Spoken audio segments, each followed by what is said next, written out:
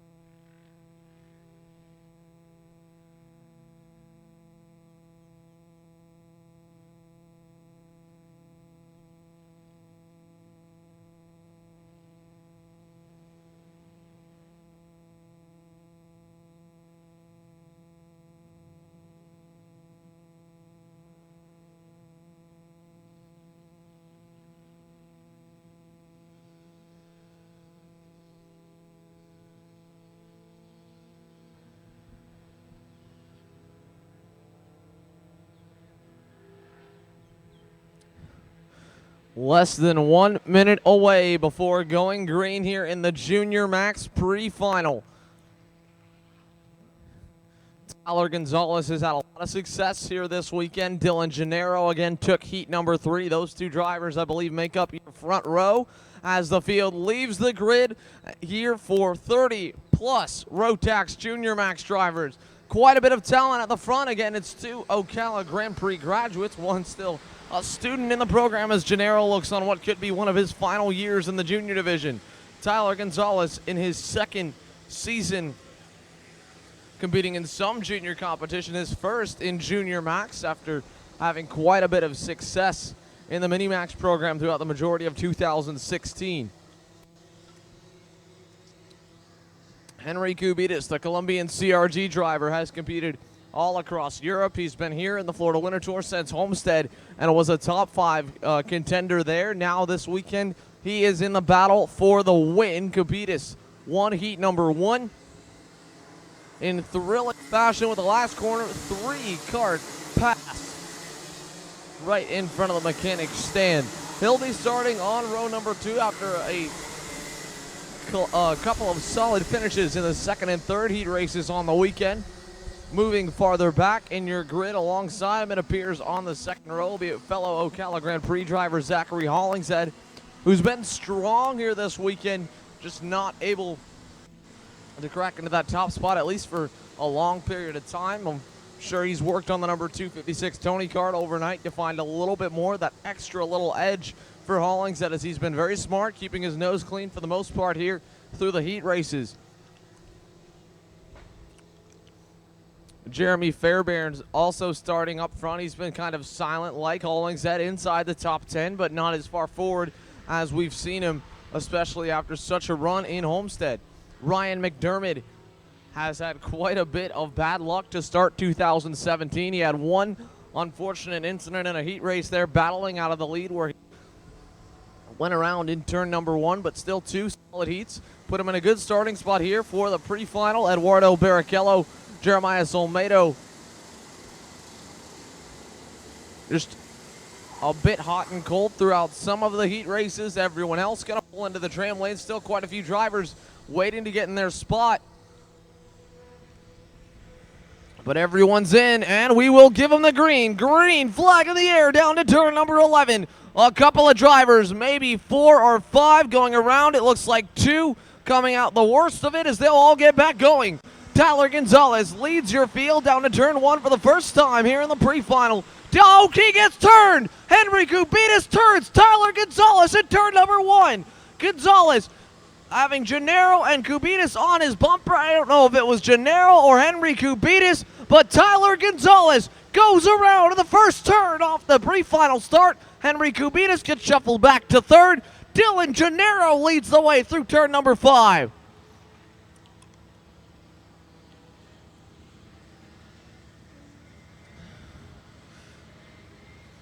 Zachary Hollingshead coming through into the 2nd spot. Ocala Grand Prix to 1 and 2. Tyler Gonzalez all the way at the tail end of the field. He's got a lot of work to do now. He runs way back in the group in a 7 to 8 car pack all the way at the tail end.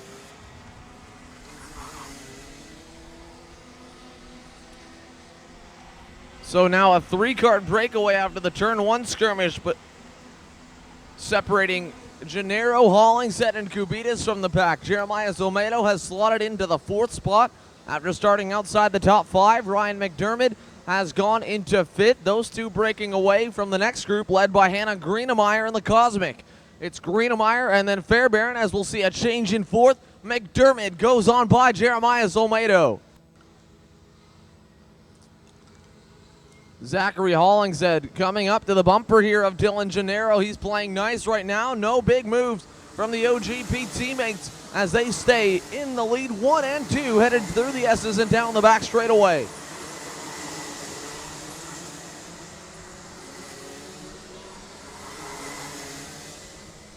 Tyler Gonzalez working his way forward. He's picked off already 4 drivers now as his climb begins here through the field in the pre-final. Into turn number 1, still a 3-car breakaway out front, and then 2 cars behind him. Oh, Jeremy Fairbairn gets turned. Jeremy Fairbairn goes around. It looks to be one of the Anderson Racing Team entries. That was as Fairbairn defended down to the inside in turn number 1. Now he'll fall back all the way behind Gonzalez. So Jeremy Fairbairn into turn number 1, trying to hold the inside to defend from farther back. He will get turned around, get back going. Both him and the other driver involved continue.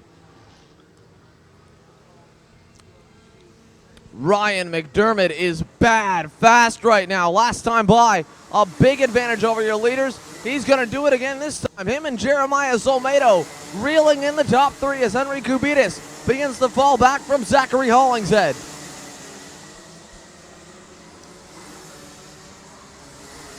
Down the front straightaway, Dylan Gennaro leads by 1 kart length back to his OGP teammate. Henry Kubitis in the Goodwood Kartways CRG still sits in the 3rd spot. McDermott that time by 3/10 quicker than race leader Dylan Gennaro.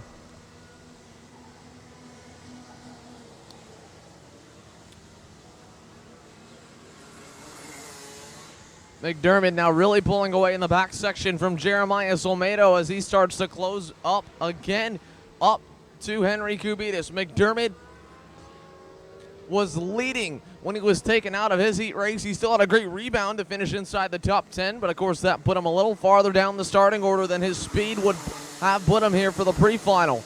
As McDermott exits turn 10, the gap a little bit closer this time, but it's not as much as you would visually see because Henry Kubitis has climbed back up to the bumper of Zachary Hollingshead. Both drivers right now losing a little ground to Gennaro as here comes Kubitis. Henry Kubitis to the inside of Zachary Hollingshead. He'll go by in turn number 1.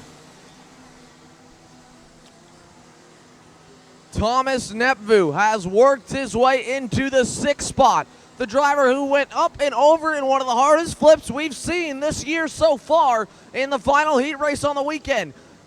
A brand new helmet, I believe a different suit as well for Nepvu here in the Burrell Art, but the PSL karting guys have thrashed at that chassis. 6th place right now, a 58.93, his best time, just 0.2 off the leader.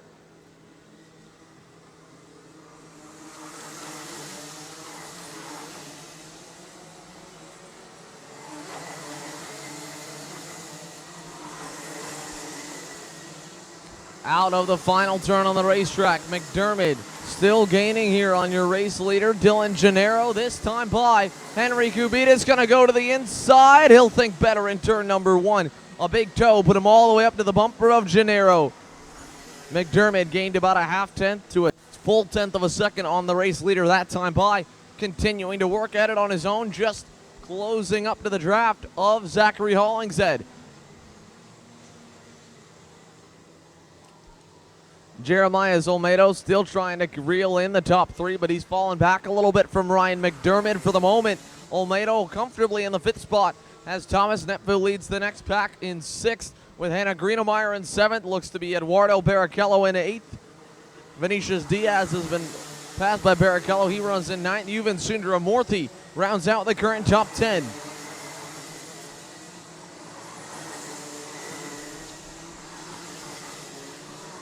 Henry Kubitis got a good run out of turn number 11. This time by, we see 8 or 9 laps to go, and into turn 1, Kubitis sits in line behind him.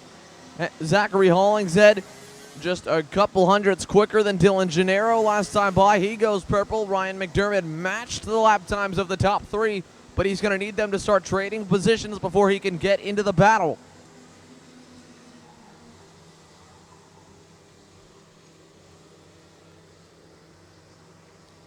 This time, Gennaro pulling about a kart length and a half to nearly 2 back to Henry Kubitis exiting turn 5. Gennaro's kart beginning to come in here in a very lengthy pre-final for these Junior Max drivers.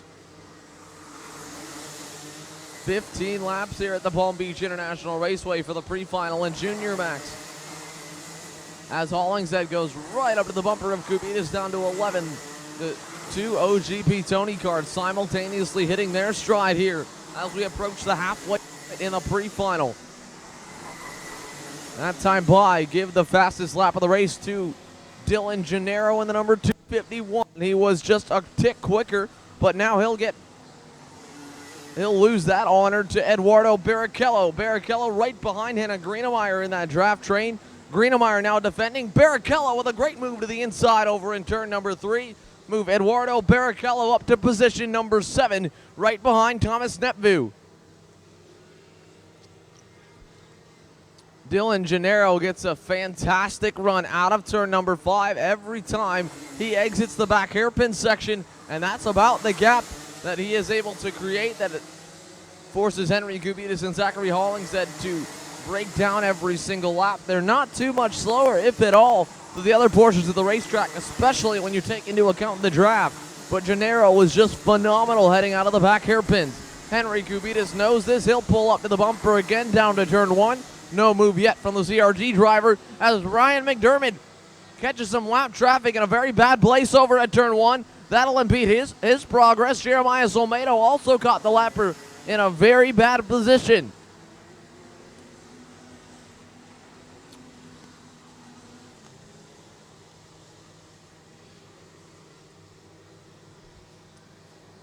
Dylan Gennaro just able to really build that speed a little bit earlier coming out of turn 5 than Henry Kubitis and Zachary Hollingshead, keeping the rear end free on the OGP Tony kart.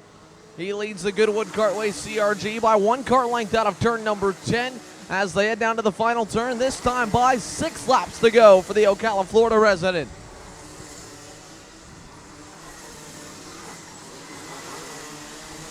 Ryan McDermott still struggling to make up that ground he just lost by trying to maneuver some lap traffic. I believe that may have been Brody Chicard in the Zanardi chassis, running 28th as we've got a battle for the lead. Kubitis and Gennaro back and forth over at turn 1. Gennaro holds it now. Hollingshead going to take advantage. He'll go down the inside of Henry Kubitis. Henry Kubitis with a late braking move in turn 1. Gennaro threw it back down the inside to hold his ground over at turn number 2.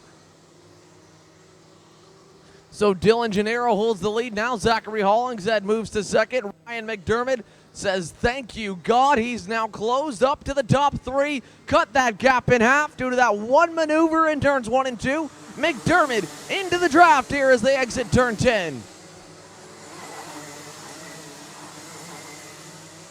Into turn number 11, Henry Kubitis thought about a counter move on Zachary Hollingshead. No move made just yet. They both still trail Gennaro by at least a kart length. Kubitis going to try and work with Hollingshead this time as they head down to turn 1. Hollingshead closing to the bumper of Dylan Gennaro. Zachary Hollingshead, a good run here this weekend. He's been very consistent everywhere he goes, both last weekend in the Rock Junior class, this weekend in Rotax Junior, keeping all 4 wheels on the ground and on the racetrack at almost all times, and being able to take advantage of some situations now. Hollingshead with the speed to contend for the win here in a heat race as he runs in second. Just a tad behind Dylan Gennaro. Into turn number 7 once again, and out through the S's, the 4-kart train coming together as McDermott closes up to Henry Kubitis. What a pre-final drive here for Ryan McDermott. The Canadian PSL karting driver is now just a kart length back from the top 3 as they exit the final turn. Hollingshead closer than he's been, but still unable to get all the way to the bumper of Gennaro for turn 1. No move made. Dylan Gennaro still leads the way out of turn number 2. Jeremiah Zolmedo has fallen way back. He's actually being reeled in by Thomas Nepvu and Eduardo Barrichello in a potential battle for the 5th spot. Jeremiah Zolmedo looked to be very quick to start here. He had some bad luck in Heat 3. He was involved in the incident where Thomas Nepvu went up and over, and in fact it knocked the radiator loose on Olmedo's kart. He was having to hold that the entirety of that heat race.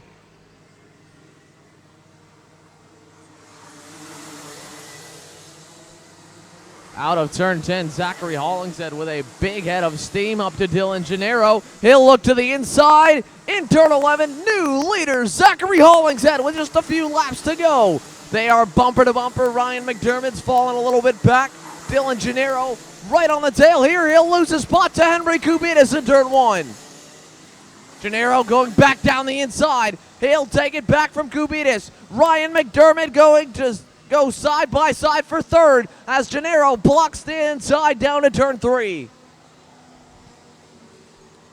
Into turn number 4, McDermott and Kubitis dueling, but that move by Dylan Gennaro to take back the 2nd spot to make sure that Kubitis could not get to Zachary Hollingshead has given Zachary Hollingshead the biggest lead he's had here in all of 2017. Hollingshead with a near half-second to 6/10 advantage or more over Dylan Gennaro as they head down the back straightaway. That is a big gap to be surmounted. They will really need to work together to even have a shot at catching him by the checkered flag. Hollingshead sees 2 laps to go here in the pre-final, but Ryan McDermott gonna challenge for second. Gennaro with a little swerve down in the braking zone. McDermott has to block in turn 2. Kubitis going to go to the inside of Gennaro now down to turn 3. McDermott all the way to the grass to block from Dylan Gennaro. Henry Kubitis now going to look for a way by as McDermott still blocks the hairpin section.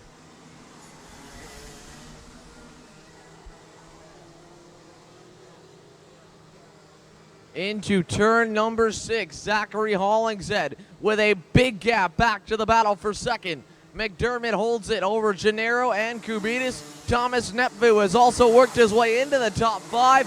What a recovery drive from a flip yesterday in heat number 3 as McDermott defends all the way down on the inside again in turn 11 from Gennaro. Here comes Henry Kubitis down the inside for a crossover. He'll get bogged down.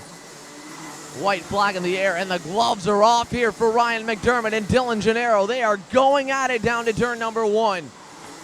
Thomas Nepfu is now caught up to that 3-card battle. No holds barred here, all the way to the grass for Ryan McDermott.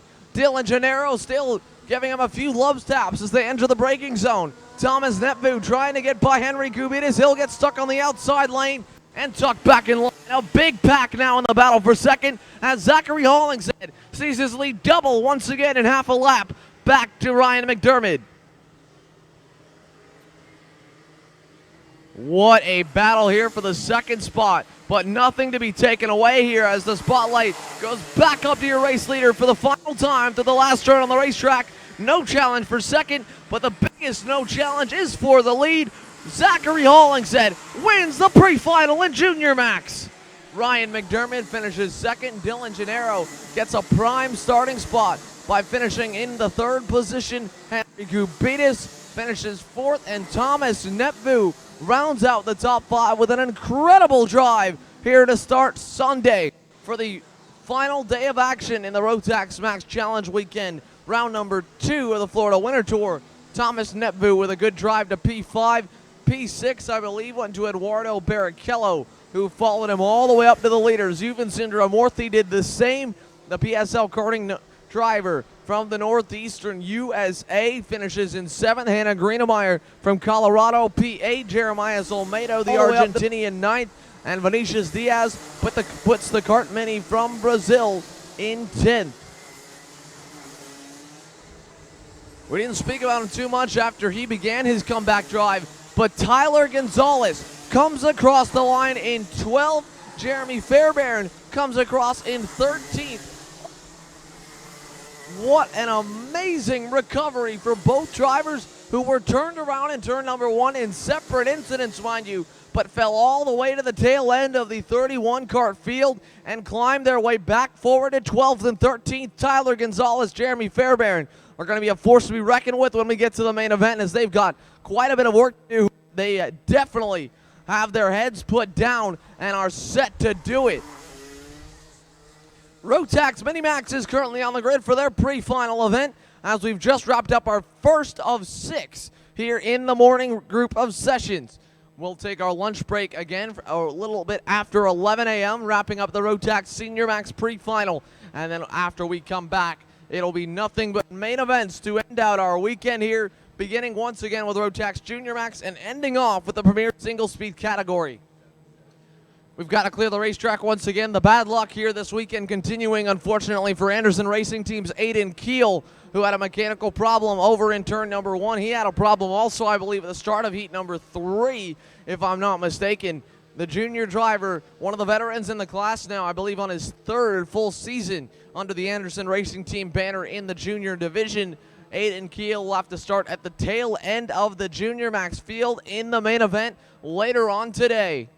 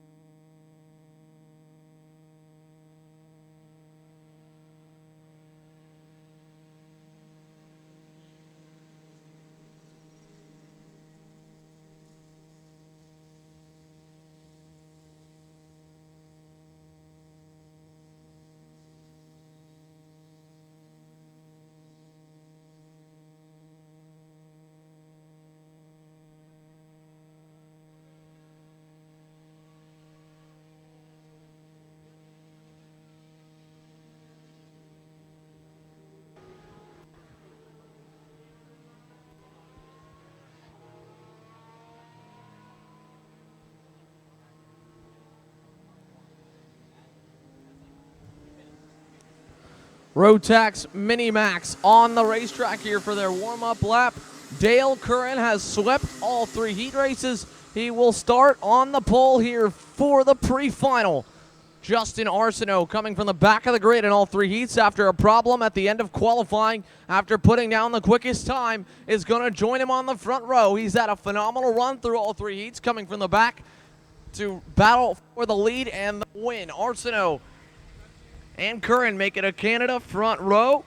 Row number 2, we'll see Aiden Fox and Kiffin Simpson. Row 3, Elio Giovanni and Chloe Chambers. And as they make their way over to turn number 3, the Rotax Mini-Max drivers getting set to get underway here at the Palm Beach International Raceway.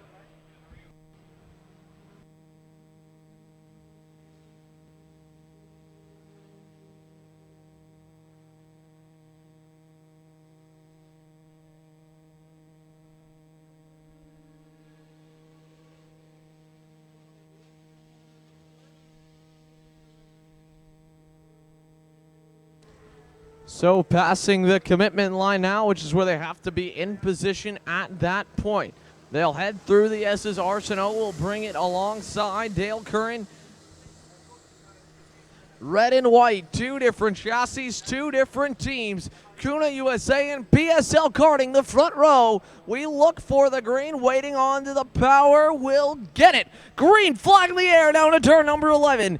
Dale Curran takes the lead. Aiden Fox unable to fully clear Justin Arsenault. Arsenault and Fox side by side for second. Curran going to have to defend down to the inside in turn 1 as Elio Giovanni goes through to P3.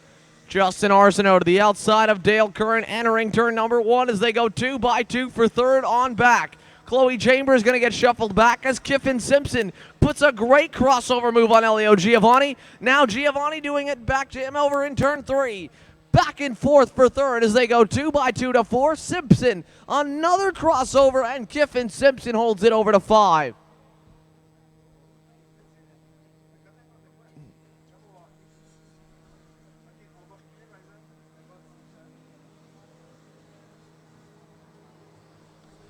Out of turn number 7, Dale Curran and Justin Arsenault lead the way. Kiffin Simpson, a good run through turn 8 and 9, but got a little bobbled up there over at turn number 10, loses some ground. He's going to have Giovanni back to the bumper by the time he gets to the turn number 11 section of the racetrack, and he does, but a great exit for Kiffin Simpson. Pulls him another kart length away down the front stretch.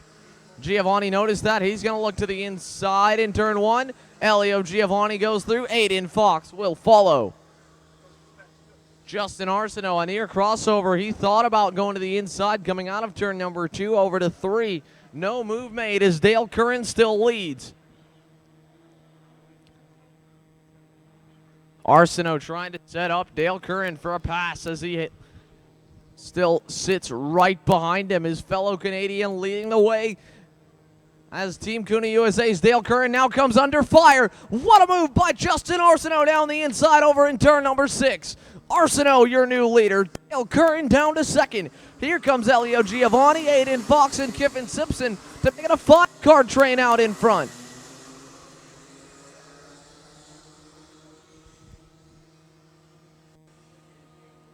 Out of the mechanics hairpin and down the front straightaway. Justin Arsenault leading the way for the first time here in the pre-final.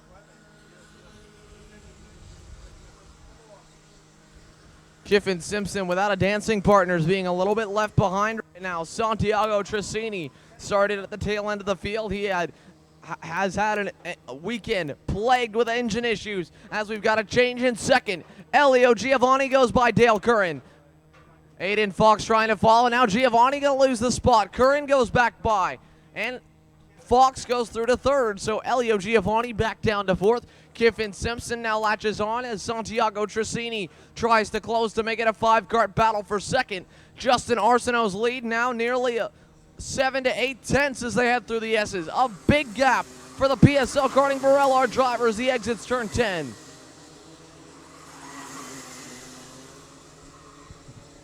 Into turn number 11, Arsenault, your leader. Curran still leads the second group as Kiffin Simpson's latched on.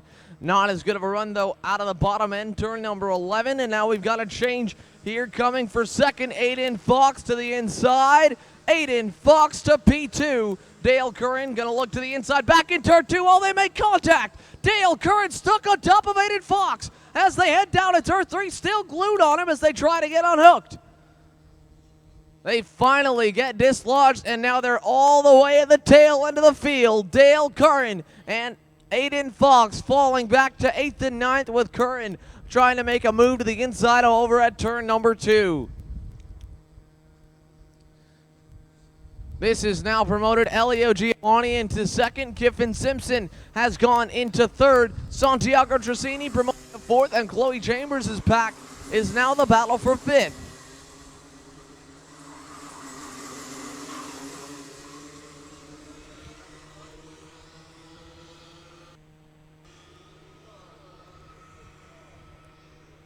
What a lead here for Justin Arsenault. After that, I'm not sure if there's anyone with the pace to run him down on their own.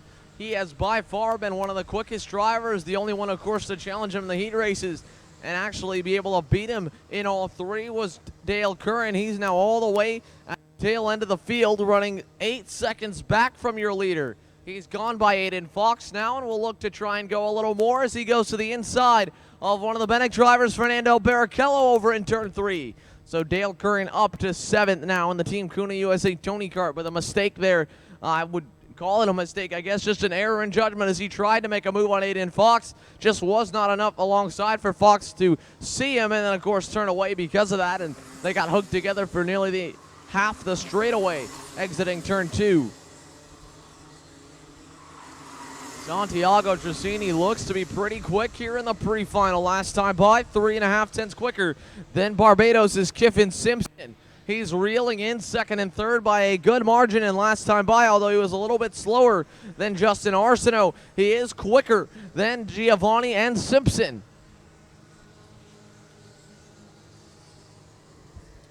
Justin Arsenault's pace at the moment is simply unmatched, a 101.66. Again, the closest driver last time was Santiago Tracini. Dale Curran ran a 61.80, about a 10th and a half off the pace of Arsenault with his pass, though. So the Team Kuna USA Tony Kart driver still with a good bit of speed as he goes back and forth here with Maximilian Opalski and Chloe Chambers. He'll come out in the 5th spot as they head for turn 6.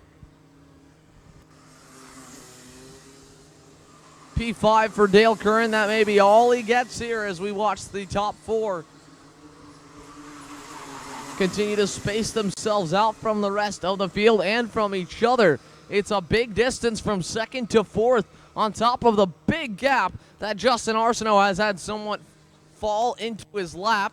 He's definitely been the most deserving driver. He's been quick. He's been clean here in the pre-final, but a lot of that lead that he has now is due to the battling and, of course, a little bit of crashing for the 2nd spot. A good battle here further back as Chloe Chambers goes by Maximilian Opalski in turn number 1. Aiden Fox tried to follow, could not get it done by 2, but now he'll make it over in turn number 3. Move Aiden Fox to P7, Chloe Chambers P6 as Dale Curran begins to scoot away from the group. Kiffin Simpson just a little bit losing touch here to Elio Giovanni. Santiago Tracini has closed up the gap to Simpson. Just 2 car lengths back for the number 123 Bennett driver.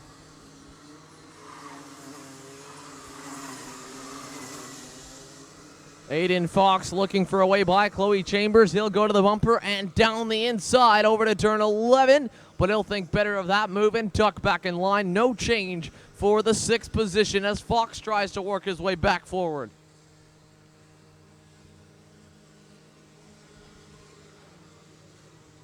Definitely a warm and humid day here in Palm Beach at the Palm Beach International Raceway for the 2nd round of the Florida Winter Tour US Rotax Max Challenge weekend. The sun has been intermittent, as you can see it now shining out over quite a few dark clouds off in the distance. There is a slight chance of rain later on this afternoon that we may see come our way, especially as we get to the 2nd half of the groups for our main events. It'll be interesting to see how that may play into account as we've got a ton of rubber laid down on the racetrack. With the rain coming that late in the day, it won't have enough time to really wash off any bit of the rubber, but it will obviously completely change the dynamic and atmosphere of racing as we watch a battle for third. Santiago Tracini trying to go to the inside of Kiffin Simpson. Santiago Tracini through to P3. Simpson unable to complete the crossover, but he will get a good run on a turn number 2. Over to turn 3, no counter move from Kiffin Simpson. Santiago Tracini's charge through the field continues as he's now in third and sets his sights on his Bennett Kart teammate Elio Giovanni over to turn 5. Santiago Tracini following in the steps of Justin Arsenault, or at least replacing his role here, as Arsenault came from the back of the field in all 3 heat races. Tracini coming from the back here in the pre-final, now into the top 3 with the potential to possibly catch second place Elio Giovanni.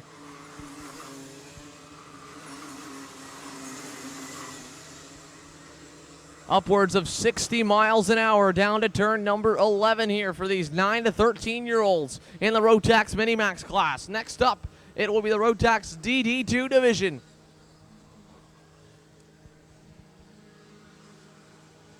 As our race day continues on live here on MaxSpeedEntertainment.com, our official Facebook page, and through Race Monitor, the official timing and scoring app of MaxSpeed Entertainment.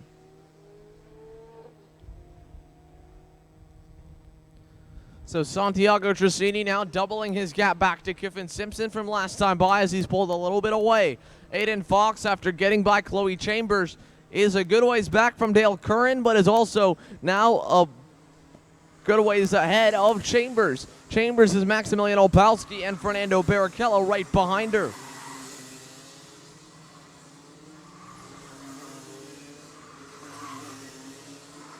Two laps to go here for Canada's Justin Arsenault to take the pre-final victory in convincing fashion.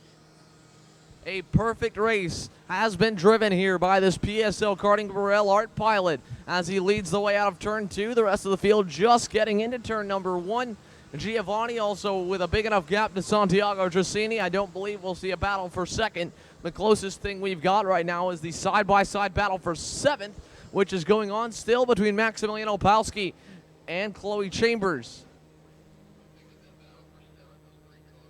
Into turn number 3. Chambers under heavy pressure now as they go to 4. Opalski looked for a move down the inside, did not make it happen. Chambers still holds up position here in 7th.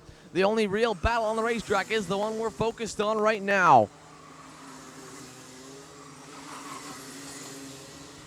Santiago Tracini's also pulled away a little bit from Kiffin Simpson, probably 4 to 5 kart lengths as they head for 11. But the white flag flying this time by. Justin Arsenault sees 1 lap to go. A reverse of the bad luck that he had to start his weekend here in Palm Beach after having a great run in the Rock Cup USA Championship weekend last week here at the exact same track in the Mini Rock class. The MaxSpeed Entertainment Florida Winter Tour Rock Cup weekend boasting numbers of nearly 200 entries. A little bit shy of that here in the Rotax Minimax class in comparison to the Mini Rock division he was in. The talent, though, still there. The likes of Santiago Tracini, Elio Giovanni, Dale Curran, and Aiden Fox all have put on a great show in the heat races. But here in the pre-final, it is one driver who has stood ahead above the rest. Out of turn number 10 for the final time before the main event. Justin Stamp here this weekend and out of the final turn on the racetrack. What a drive here in the pre-final. Justin Arsenault for PSL Karting wins in Rotax Minimax.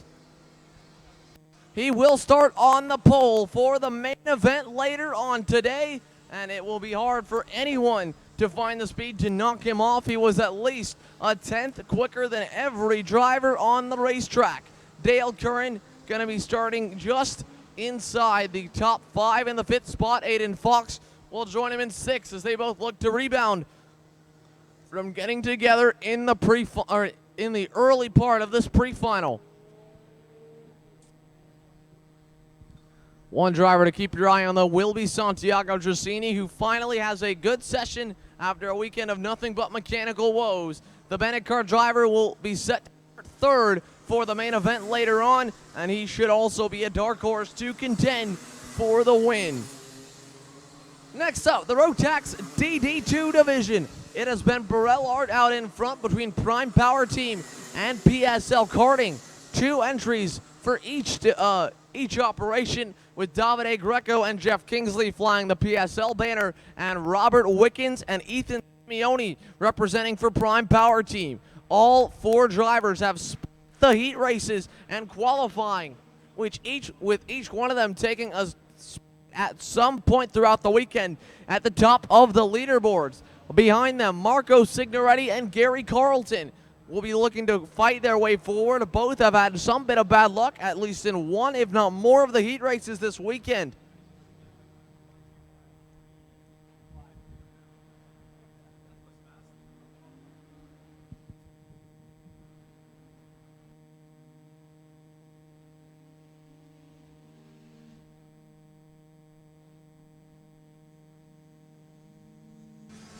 As the engines come to life here in the DD2 class and go on to the racetrack, we get set for another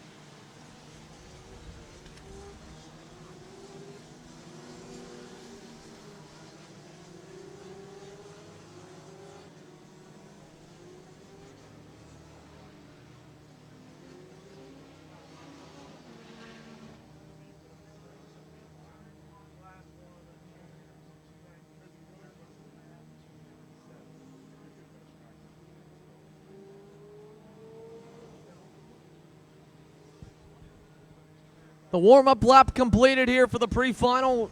Jeff Kingsley going to be looking to lead your field to the green in the PSL Karting Burrell Art chassis. He'll be joined alongside by the weekend's top qualifier, Robert Wickens, the DTM driver here this weekend. Set to start on the outside of row number 1. Ethan Simeone, Davide Greco, row 2.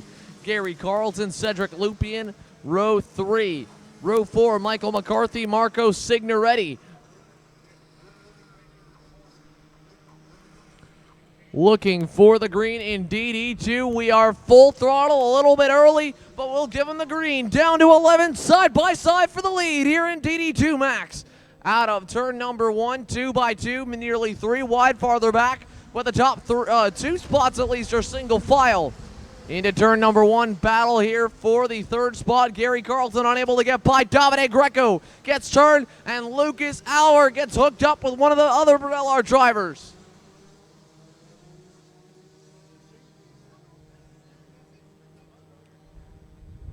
Meanwhile, your leader, Jeff Kingsley, has Robert Wickens hot on his tail. I believe that actually might be Igor Molkin that was either tagged.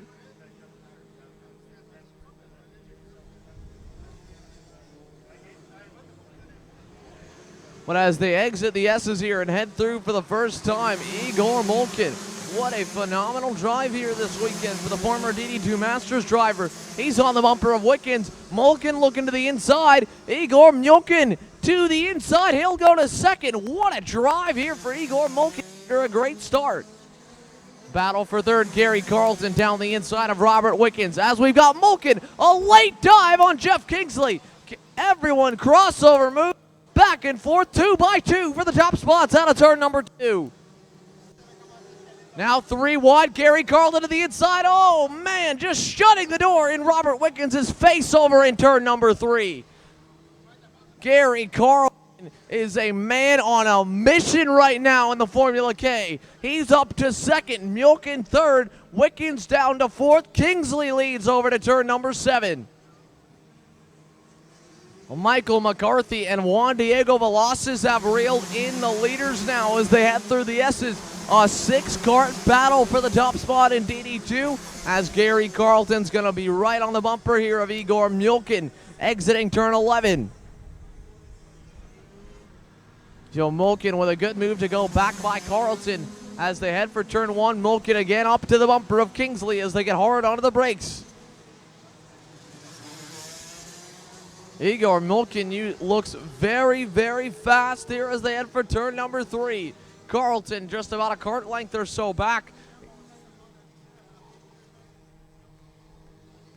Wickens still trails in fourth, not really able to run down the leaders just yet. We'll see when we see another challenge for the lead, and it will be coming soon because Mulkin is all over the rear bumper of Jeff Kingsley. Out of turn 7. Kingsley now going to lose it over an 8. What a move by Igor Mulkin into turn number 8. I don't believe we've seen anyone pass there this weekend, especially in the full speed classes. But a great drive out of turn number 7 with a surprise move. Now Kingsley going to lose the spot to Carlton. Gary Carlton got it so hot he nearly took the rear bumper off of Igor Mulkin in turn 11. Mulkin leads, Carlton second, Kingsley in third. Wickens fourth as they exit turn number 2.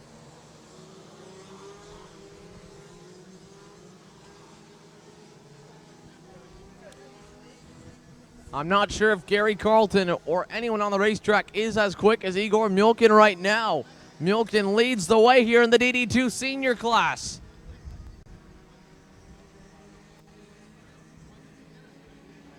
Again, it is extremely rare that you see a DD2 Masters driver move down to DD2, but finding some competition and more drivers to race with in the DD2 Masters class was practically non-existent here this weekend. But even more rare than that, do you see that driver moving down in the age group to the more competitive division to run up front. Mulkin leads the way here in DD2.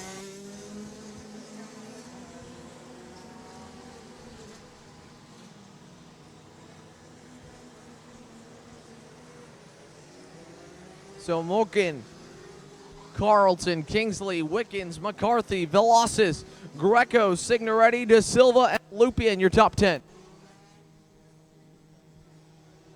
Need the driver of the number 292 to the steward's office. 292 to the steward's office. Davide Greco rebounding from his half spin in turn number 1, getting tagged with another driver. He's all the way up to the bumper of Juan Diego Velasquez. Greco with a lot of speed here in the pre-final. He should be able to crack the top 5 at this rate as he goes to the bumper. Inside, he's through to P6. Davide Greco goes by Juan Diego Velasquez with a good move in the mechanics hairpin.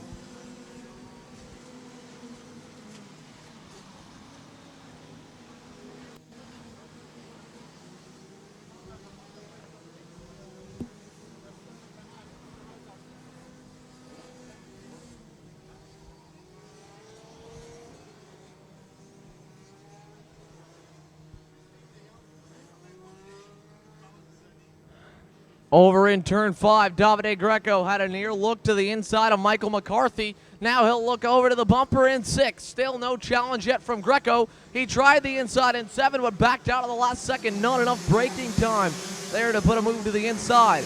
Marco Signoretti here runs right behind the group. He looks to have reeled them in a little bit as well.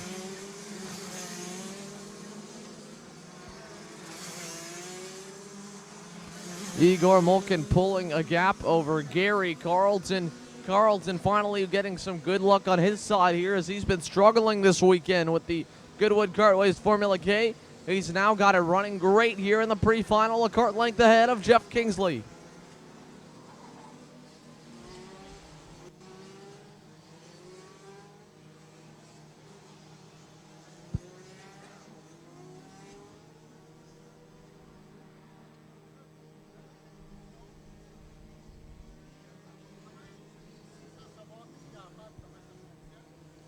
Jeff Kingsley just hanging on to the bumper right now. Gary Carlton, no big move yet from the Canadian. As Mjolkin leads the way down the backstretch to 11. Gary Carlton, another fantastic run out of the S's to double his gap back to Kingsley. This time it looks like Gary Carlton's cut into the gap a little bit of Igor Molkin's lead as they head down to turn number 1 and get hard onto the brakes once again in DD2. Change here for 7, or at least an attempt at it. Marco Signoretti unable to complete the pass on Michael McCarthy. McCarthy's been shoved behind of Juan Diego Velasquez. He currently runs in the 7th spot after holding 5th for a little bit. Davide Greco on a tear. He's in the 5th spot and not too far back from the top 4. If and when Gary Carlton can close the gap up.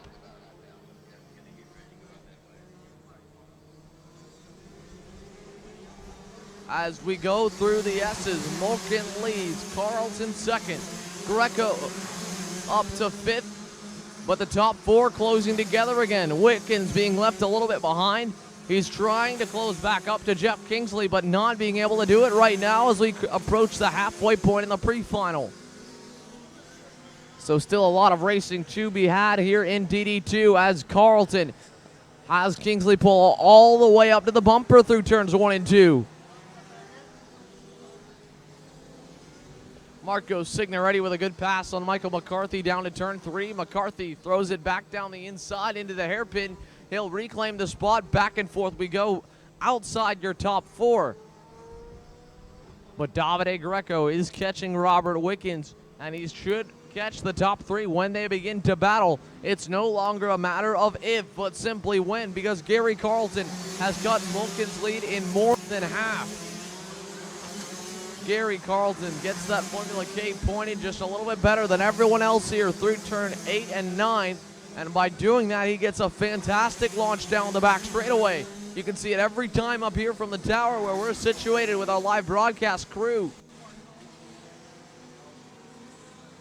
As he gets all the way to the bumper of Igor Molkin in turn number 2. Signoretti this time in turn 2 goes by McCarthy. No crossover yet. McCarthy actually over to the outside lane over the curbing.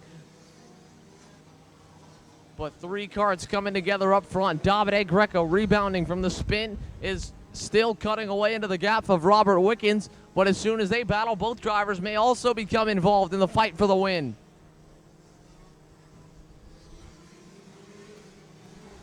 A 5 or 6 lap shootout if you'd like to consider it here in the DD2 Max pre-final. Gary Carlton trails by 1 kart length up to Igor Molkin as they head for the final turn on the racetrack. Down the front straightaway, Carlton is close. Look for a move, possibly to the inside. Gary Carlton not going to be over-aggressive just yet. He'll be smart about it and wait for the prime opportunity. Still just a kart length and a half behind Molkin, who leads.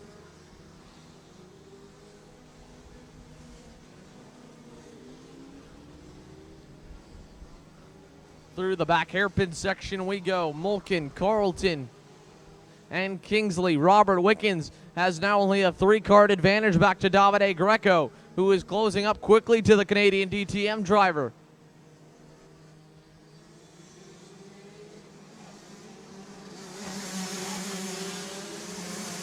This time, Gary Carlton lost a little bit of ground to Igor Molkin. Him and Kingsley fall back. Coming out of turn number 7 just a little bit. That's, of course, where Molkin's strong point is. He was able to get fully alongside Jeff Kingsley for a pass in turn number 8 because of how good of a bottom end power he's got the engine set up on that DD2.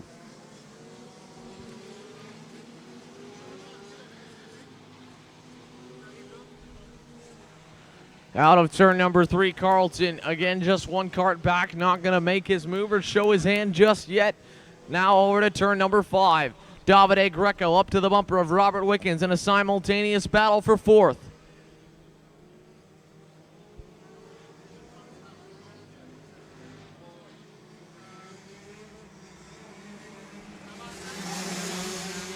Oh, Gary Carlton with a good run out of turn 10. Igor Molkin took a look back and he knows it. Carlton with a look to the inside. Gary Carlton to the lead in turn number 11. Igor Molkin down to second. He's on the bumper. Jeff Kingsley up in third. Carlton defends down to turn one. Molkin all the way around the outside, looking for a crossover in two. Gary Carlton with a great bit of racecraft to prevent that. Here comes Jeff Kingsley looking to the inside of Molkin in three. Gary Carlton leads for the first time this weekend in DD2, and Molkin under a lot of pressure. Contact. Around goes Igor Molkin on top of Gary Carlton in turn three. In turn number four, Gary Carlton, hand in the air.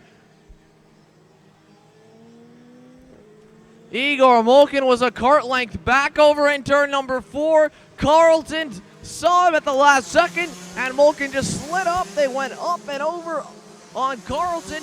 Jeff Kingsley sees the move and takes the ultimate opportunity to go to the lead. 2 laps to go for Jeff Kingsley. A big advantage back to Robert Wickens, and Davide Greco in second and third. Gary Carlton unable to continue. Igor Molkin fighting with Alex De Silva over to turn number one.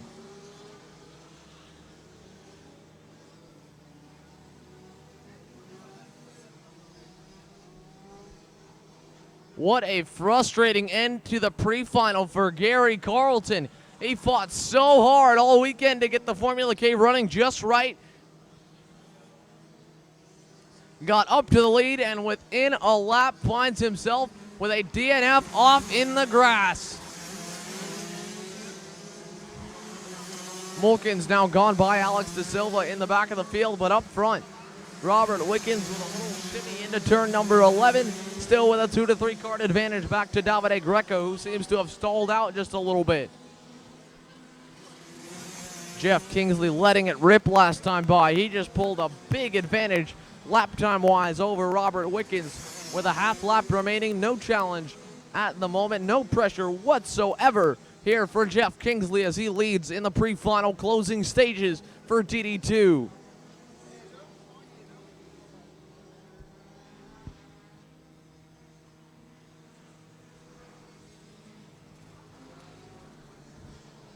Out of turn number 7 for the final time in the pre-final, putting himself in a great position for the main event. Jeff Kingsley has been quietly consistent all weekend. No ill-advised moves, nothing out of the ordinary, as Robert Wickens and Davide Greco have an issue. Or no, they're both waiting to battle on who wants to take second, while Jeff Kingsley wins the pre-final. Some of the funniest racing I'm seeing right now. They are braking to try and give up the second place spot. Juan Diego Velasquez will gladly take it. Robert Wickens and Davide Greco did not want to start in second, and I wasn't sure what was happening down the back straightaway over to turn number 11. They both started to slow down. Juan Diego Velasquez just taking full advantage. If they wanted to wait, he'll go on by, and I believe Greco got the third spot as Wickens looked up to the sky and thought, "You have got to be kidding me."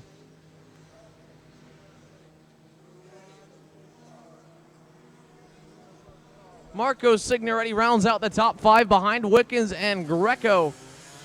Igor Molkin unofficially finishes in the 6th spot, although I'm sure the stewards will have something to say about that move there on Gary Carlton. I'm not sure from my vantage point if Molkin or Carlton were at fault. It looked like Molkin definitely went for the gap, and Carlton looked to give it to him. But again, the two came together about the center point through turn number 4, and it resulted in Molkin going up and over for a full pirouette on top of Gary Carlton's back.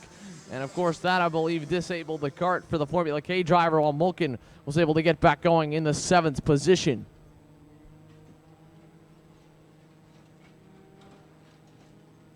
So we're going to clear the racetrack once again here. We'll get our kart recovery to retrieve the unfortunately disabled kart of Gary Carlton.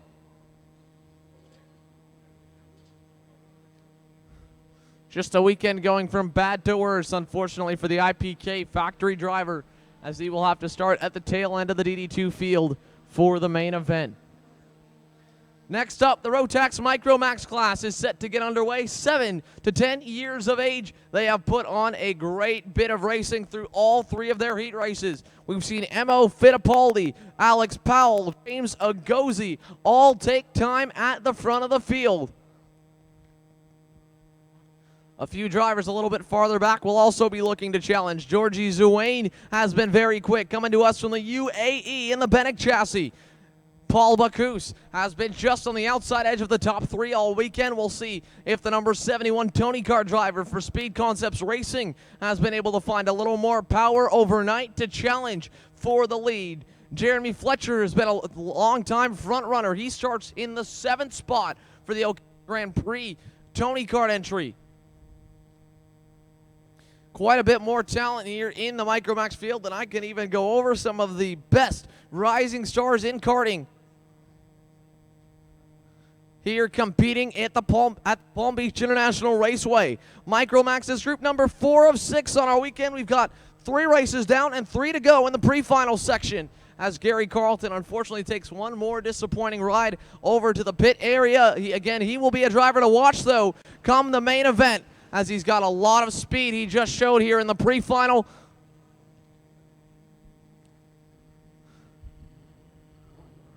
After a vicious crash with Igor Molkin. It's good to see Gary Carlton okay there. He was stretching his arm as he came by the scoring tower. Just an unfortunate turn of events for the Formula K driver. As the Micromax carts head onto the racetrack, Mo Fittipaldi leads your field of 15, I believe, maybe 16 drivers on out. Miguel Costa, another one of the names I did not get the chance to mention here as we were going over some of the front runners. He has been very quick. Of course, your winner in Micro Rock at Homestead. Costa in the Micromax class was a front runner there. He's a front runner here in Palm Beach and has been battling for the top spot on numerous occasions.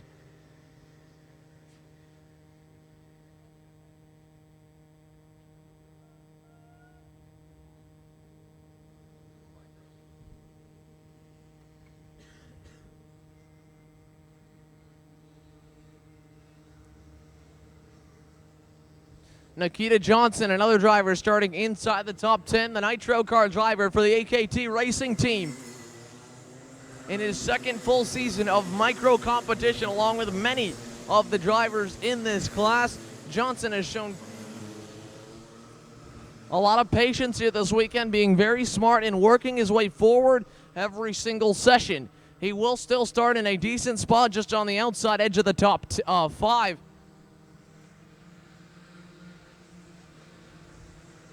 Danny Dzelski in the Vemi kart with the J. Howard MDD colors on it. Privateer here this weekend for Dzelski, but not slowing him down whatsoever. The Micromax driver still having a good bit of pace here in Palm Beach as the field files up over at turn number 3. Mo Fittipaldi's had a great run through the heats, collecting a couple of wins. He'll be looking to lead your field to the green alongside Kuna USA's James Agozi. The Benek number 48, again starting on the outside of the front row. Agozi, a front runner here in the Florida Winter Tour in the Mini Rock class as well as in Micromax. His probable last season running in the micro division before moving up to mini. Even though he's got quite a few years he could stay in the class, he's looking for more competition and a bigger pond to jump into, as he has been at the front even in the mini rock division after only 1 or 2 races and maybe a little bit of testing along with it. Mo Fittipaldi, James Agozi again make the front row, with row number 2 being Georgie Zuane and Miguel Costa. Row 3's Nikita Johnson and Alex Powell.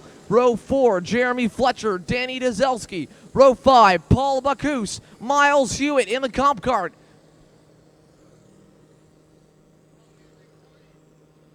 Into the tram lanes, down the back straightaway, looking for the green. An early start, no green there, too quick for your front row. So we'll wave that one off. Hopefully a little bit of better luck for fellow Formula K driver Mo Fittipaldi than his Goodwood Cartways teammate Gary Carlton just fared in DD2. But maybe they can share the same speed. Fittipaldi's been one of the quickest here this weekend. Again, he drove away from the field in heat number 3. It was phenomenal to watch, as it's something very rare with how slow some of these Micromax engines are in comparison to how big of tracks we go to, especially here at Palm Beach with two extremely long straightaways, even three with a medium-sized one coming out of turn 2 over to 3. There's a good bit of draft that plays into effect, and it really sort of keeps the field together. So when a driver is able to break away or catch up to a pack of drafting carts on his own, that tells you not only is that driver fast, he is really fast. And Mo Fittipaldi was able to do just that away from the battle for the lead that turned into the battle for second as he took the heat number 3 victory. He's definitely had to work for it, though, in some of the other heat races, with a couple finishes coming in to 3 positions to the right of the decimal point. James Agozi did not have the best of luck in Heat 3. He's actually had a bit of an up and down weekend, with a roller coaster hopefully stopping at a high point for Agozi as he goes to the outside tram lane once again. Attempt number 2, Micromax full throttle, no green that time by.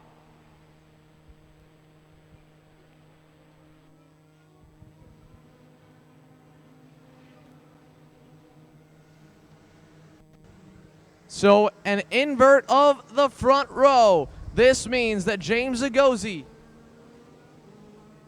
and Mo Fittipaldi will no longer be your top 2 starters. Georgie Zuane and Miguel Costa will get the opportunity to start on the pole.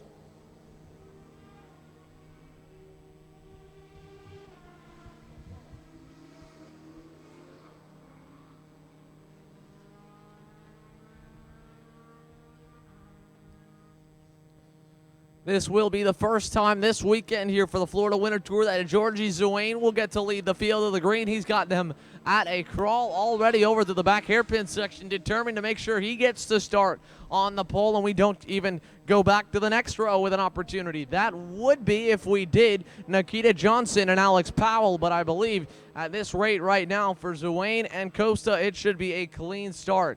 All of your starters in Micromax nice and slow, grouped together as they head over to turn number 6 to get ready to go green.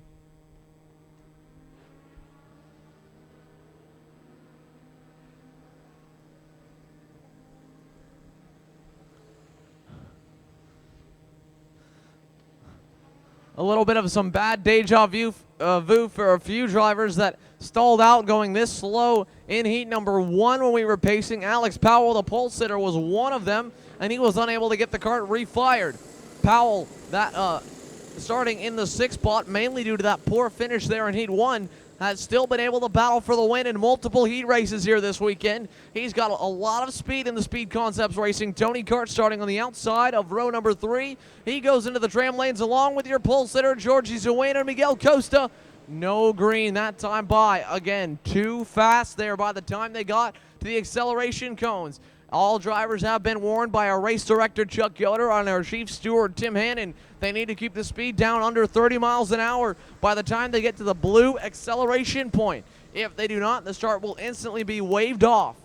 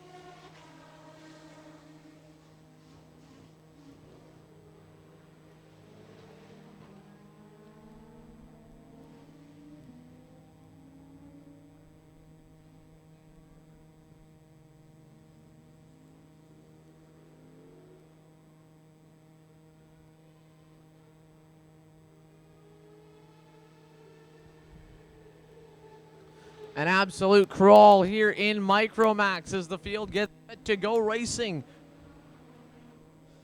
Georgie Zuane and Miguel Costa on their second attempt as the front row.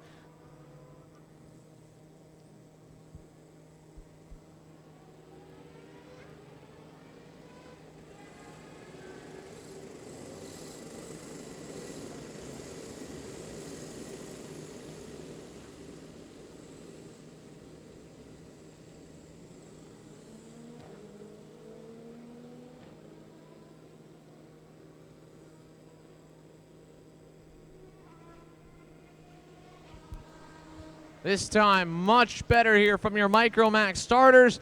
Onto the power, green flag in the air. We're underway down to the mechanics hairpin.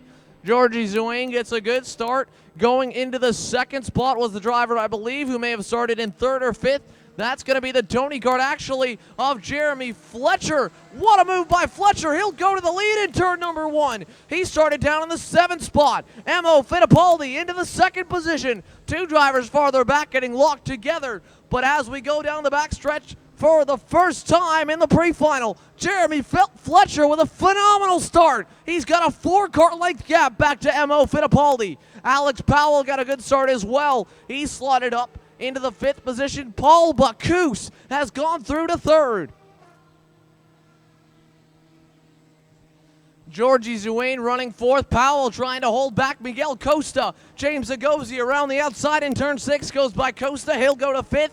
Costa down to 6th. Danny Dzelski's gone into 7th as the field files its way through the S's and onto the backstretch down to 11. Here comes Mo Fittipaldi to the inside of Jeremy Fletcher. He'll go to the top spot over in the final turn. It only took Mo Fittipaldi 1 lap to rebound from having start on the 2nd row. Fletcher now going to stay glued to the bumper of the Formula K driver as they head for turn 1. Fittipaldi, a little bit of a narrow line out of turn 2. Fletcher trying to stay in line and work together, but even then they lost a little bit of ground back to Paul Bacchus in 3rd.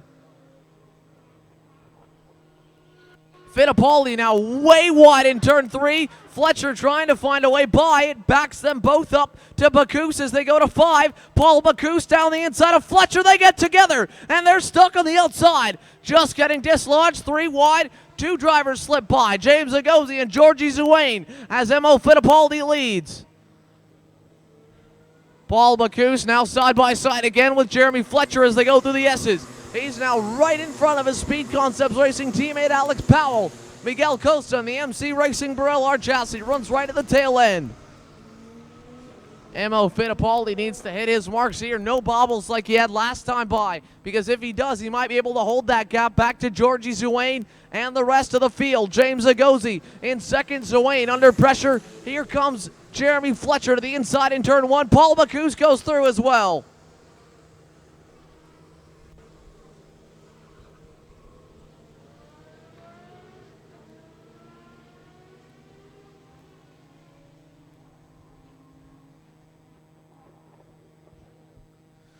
Through the back hairpin section, Mo Fittipaldi with a decent gap here back to 2nd place, James Agozi.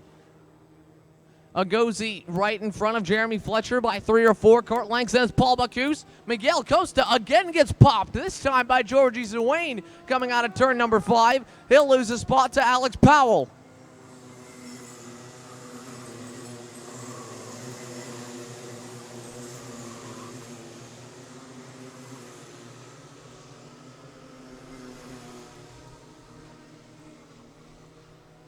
Out of the final turn on the racetrack, let's see if we have any bit of a cut into the lead for Mo Fittipaldi. I don't believe we have here, as Jeremy Fletcher still trying to close up to James Agozi.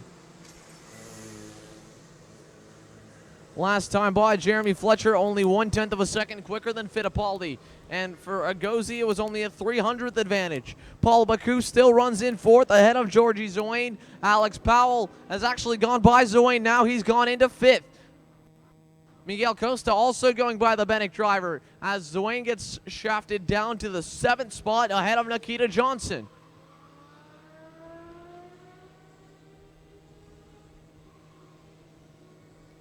Into turn number 7, Jeremy Fletcher's now caught up to the rear bumper of James Agozi. Paul Bacchus running a little bit wide out of 7, has Alex Powell closing the gap to the number 71. Powell gets a little bit tripped up and they go bumper to bumper down the backstretch to 11. Here comes Alex Powell to the inside of Paul Bacchus. Miguel Costa going to follow through in turn number 11. Jeremy Fletcher is now hooked up here with James Agozi. They're both going to try and work together to run down Mo Fittipaldi as they head down the front stretch. Costa, and Alex Powell gets nailed as he goes to the outside of Costa. Paul Bacchus goes by. Now Costa back down the inside in turn 2. Here comes Powell on Bacchus to 3. An amazing battle back for the 4th position here. Alex Powell going to fall back in line to 6. Paul Bacchus goes into it, but Miguel Costa still side by side to turn number 5. Costa to the inside of Bacchus, no move there. And Bacchus holds the spot in that 5-cart pack.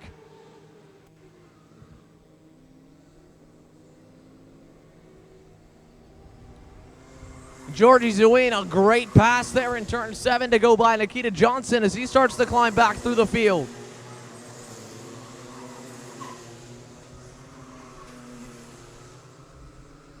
Battle for 4th this time. Costa to the inside for it over Bacchus. He'll go through in turn 11.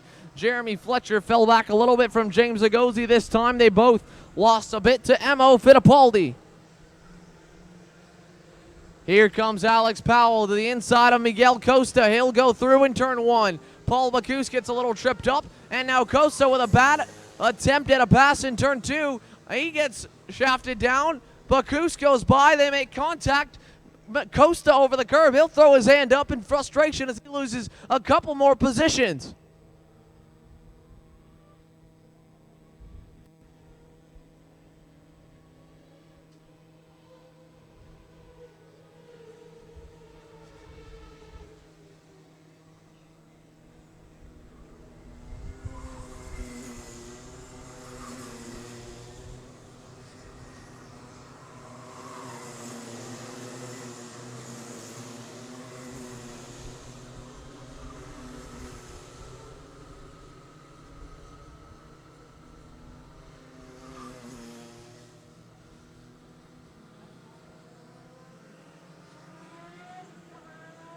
Into turn number 1 once again. M.O. Fittipaldi pulls away a little bit more from James Agozi and Jeremy Fletcher.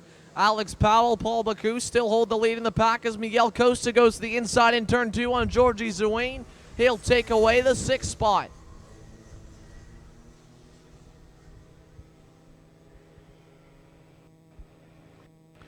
Zuin trying to fight back, not able to get it done over in turns 3 and 4, and Nikita Johnson closes up to the rear bumper of the Benek driver.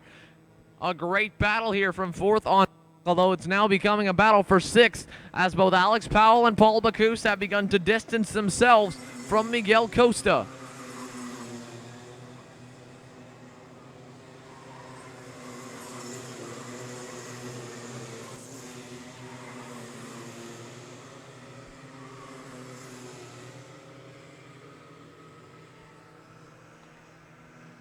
Still a bit of time here left in the pre-final. M.O. Fittipaldi leads. James Agozi, Jeremy Fletcher 2nd and 3rd.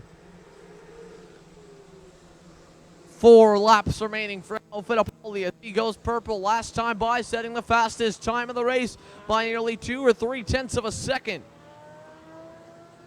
The next best time just over 2 tenths back here from Jeremy Fletcher. He hit it on that lap as well, which means they lost another 2 tenths of a second to Fittipaldi. And Fletcher's in the draft. M.O. Fittipaldi, by far the quickest driver right now here in Palm Beach.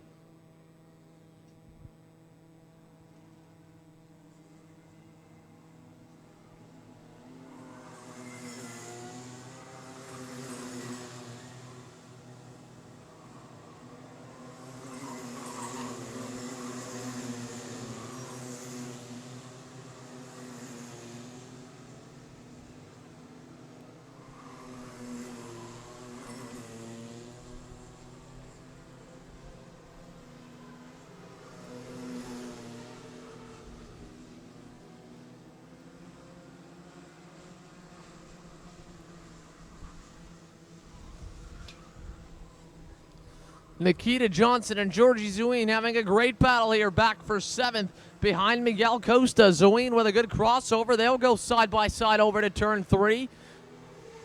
And Zuin goes back on through. Nikita Johnson still in the 8th spot. He's got Miles Hewitt in the comp cart with a good run up behind him in 9th. And I believe that might be Nico Ambiato there in the 10th position.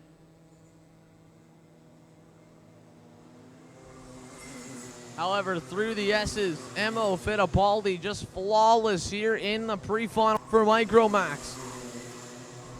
As soon as he was able to break the draft due to the battling back for 2nd He has not had a single bit of pressure. The Formula K driver just putting on a clinic here as he's pulled away at least a tenth of a second each lap.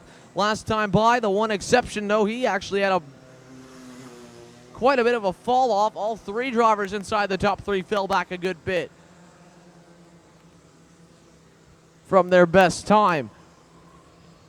But with a lap and a half remaining, it's still far too large of a gap for Emo Fittipaldi, I believe, to be reeled in by second place James Agozi. Agozi has pulled back away from Jeremy Fletcher here in the Tony Kart. Agozi aboard the Benek, and then Fittipaldi aboard the Formula K. 3 different chassis inside the top 3, and now 4 inside the top 5 as Miguel Costa goes by Paul Bacchus to take away the 5th spot.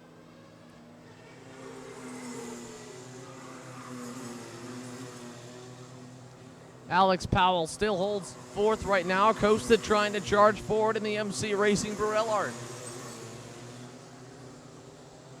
White flag in the air for race leader Emo Fittipaldi.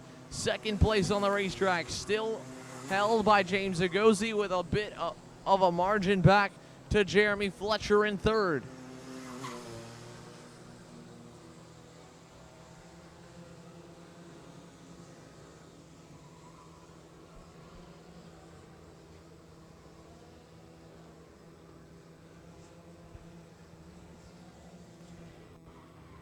Half a lap remaining here in the Micromax pre-final. Paul Bacchus still on the bumper of Miguel Costa in a potential battle for the 5th spot to round out the top 5. That spot is a prime starting position here for the main event, being on the inside versus being on the outside of row number 3.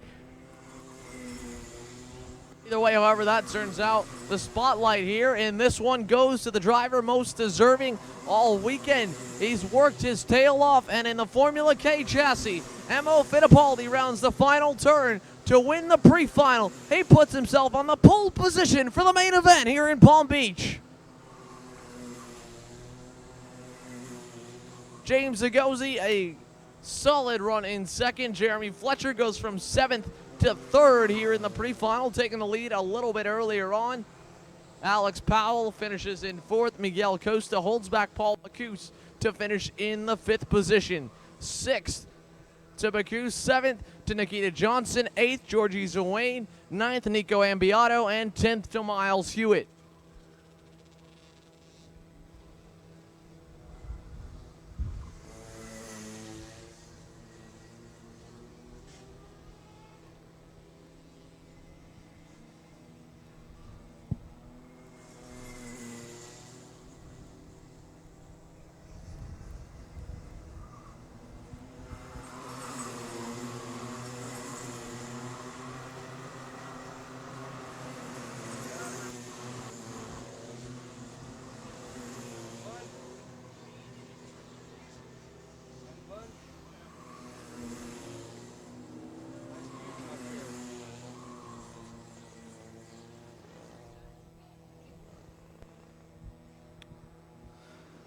Two more races to go here in the pre-final before we take our short break here on Sunday for the Rotax Max Challenge weekend of the 2nd round of the Florida Winter Tour. The Masters Max is up next on the ticket, and then again our last class here this weekend, it will be the Rotax Senior Max Division, which has been very exciting for the most part. A couple of breakaways for the lead throughout the heat races, but still a good bit of battling. And we got a preview of what we will see in the pre-final later today with a 3-kart lead pack at the end of heat number 3. Yesterday, Ryan Norberg holding back a hard-charging Austin Garrison and Matias Ramirez, with quite a few other heavy hitters in the field. It will be a good show to watch later on, so stay where you are. Don't head back to the pit area just yet, although right now the Masters Max class is always a bit of a toss-up, whether we see one driver with a big upper edge on everyone else or if we have a bit of a battle. We've had a bit of both here this weekend, but Michel Aboisa has been really good here, continuing his hot streak from Homestead. It's not been a perfect sweep, but Aboisa has by far been the best driver through every single session.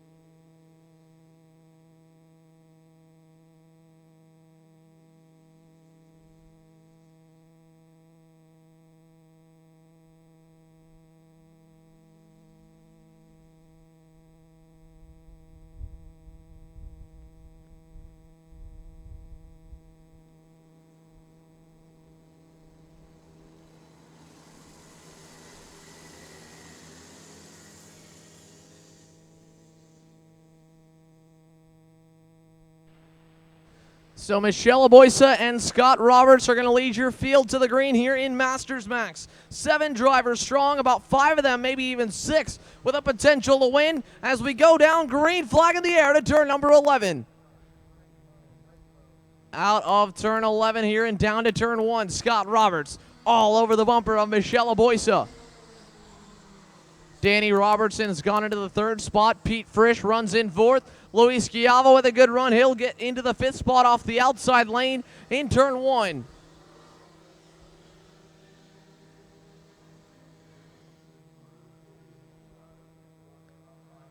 Out of turn number 4 here for lap 1, and it's a 5-kart breakaway once again in Masters Max. Scott Roberts not the best run through turn number 5. Michelle Aboisa's gap up to 2 kart lengths now as they go over to 6. Still one of the most competitive fields we've seen in the Masters Max class this season between both the Rock Cup and Rotax Max Challenge weekend. Battle for 3rd. Here comes Pete Frisch to the inside of Danny Robertson. He'll go through. Luis Schiavo tries to follow, unable to do so, as Michelle Aboisa leads lap 1 in Masters. Bumper to bumper here for the main group as Scott Roberts gets a little love tap there from Pete Frisch entering turn number 1. And it allows Michelle Aboisa's gap to get just a little bit bigger.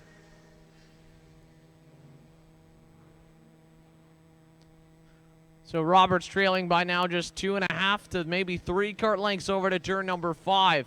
Out of 5 and into 6, they're a lap and a half complete here in Masters Max. Michelle Aboisa at the helm in the Orsilon Racing Tony Kart. Scott Roberts has had a pretty good weekend thus far. Pete Frisch and Danny Robertson doing a great job here, taking it to Roberts and Aboisa, who have been dominant in their own right in separate Masters Max events across the nation over the past few years.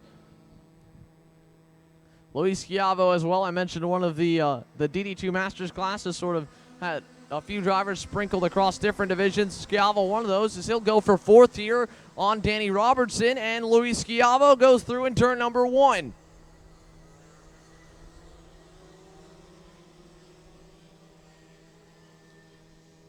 Danny Robertson going to be under pressure here through turn 3. He'll hold over to the 5th spot for the moment as Scott Roberts now begins to start to reel in Michelle Aboisa.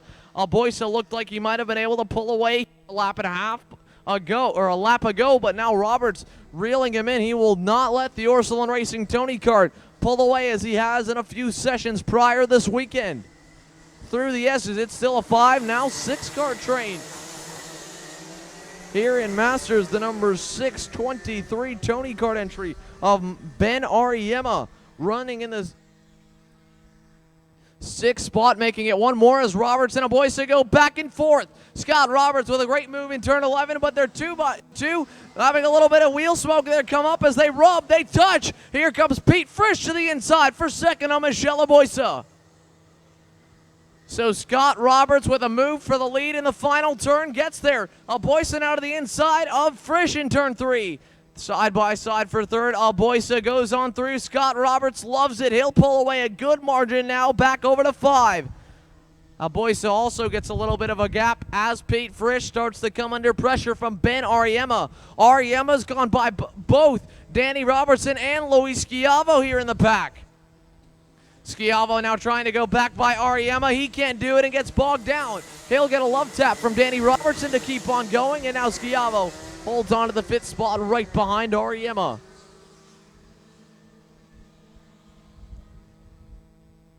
Out of the final turn on the racetrack, Scott Roberts with a big gap here, maybe half a second or more back to Michelle Aboisa. Pete Frisch still runs in 3rd as they get hard onto the brakes entering turn number 1.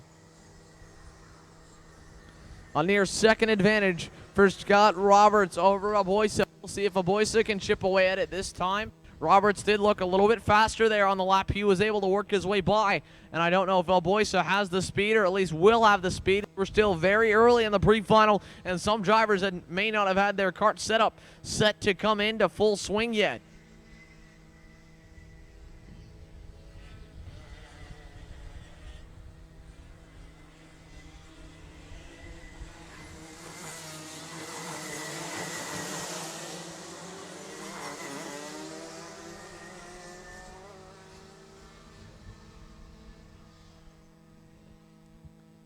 5 laps complete, 11 laps to go here in, or 10 laps to go here in the Masters Max 15-lap pre-final. And Roberts leads over Aboisa, Frisch, Ariema. Now it's going to be Schiavo. A late-breaking move over the curb in turn 1. Move Luis Schiavo to P4. Here comes Ariema back down the inside to turn number 3. Side by side for the 4th spot. Ariema goes through. Oh, Danny Robertson goes around, locking the brakes as he gives a tap to Luis Schiavo. I'm not sure if he was trying to follow Ariema or just underestimated how quickly Schiavo was able to find a place in line. But Danny Robertson falls all the way to the tail end of the field, a good ways back now in the Masters Max pre-final. Michelle Aboisa is reeling in Scott Roberts. He was only 0.8 of a second back last time by, pulling away from Pete Frisch. So Aboisa beginning to get a second wind here early on. He was quick out of the gate, lost a little bit of time to Roberts, and now is starting to close the gap back up to your race leader.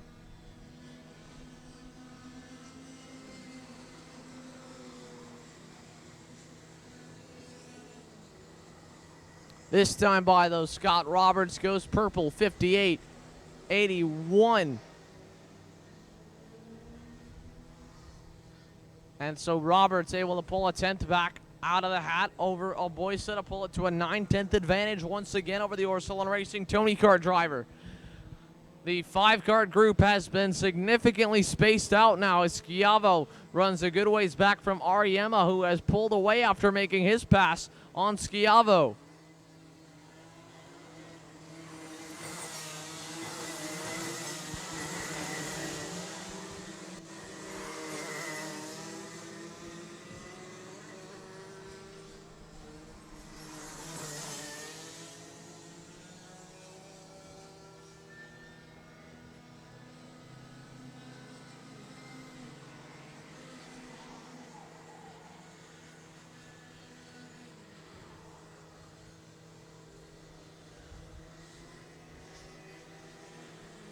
Seven laps complete, 8 to go here as we'll be getting the cross flag signal this time by in the 15-lap event. Last time it was a 400th advantage for Michelle Aboisa, barely, but he is gaining on Roberts. This time it might be a little bit more as Roberts leads the way over to turn 6. Luis Schiavo closing the gap back up to Ben Ariema once again here as they go through the S's section. And down the inside, what a move there in turn 7 for Luis Schiavo. He caught Ariema off guard, and now Schiavo takes the 4th spot, and with it, an advantage of a couple kart lengths back to Ariema. Luis Schiavo, the only non-OTK chassis in the field here for Masters Max. He's putting it inside the top 5 once again, and will look to charge his way up to Pete Frisch in 3rd. Roberts taking a look back over to turn 3. He sees now that the gap is shrinking for him back to Michelle Aboisa. USA versus Brazil here, 1 and 2 with America out in front, but the Brazilian Michelle Aboisa is closing the gap to Scott Roberts as they head to turn number 6. Pete Frisch has fallen way back here from Aboisa now, and he may actually be reeled in a few laps if Schiavo continues to improve his pace and hold Ben Ariema behind him.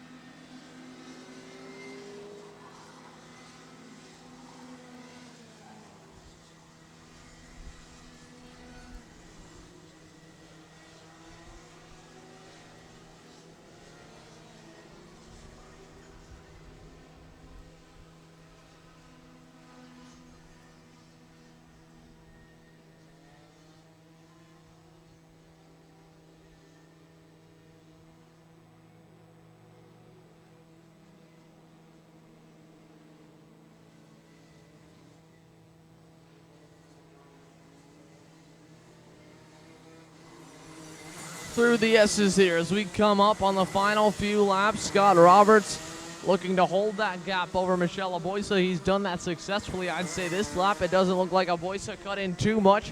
He is still trying to push for more in Masters Max as he's gapped away from Pete Frisch. but unfortunately for Aboisa, a 300 disadvantage last time as he still sits 6/10 back.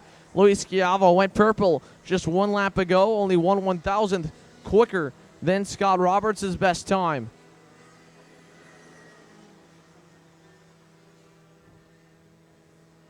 But 10 laps complete, 5 laps to go in Masters Max as Schiavo is reeling in Pete Frisch. He will run a little bit low on time, though, as we're 4.5 laps away from the checkered flag, and Frisch still has a pretty comfortable margin back to the Intrepid driver.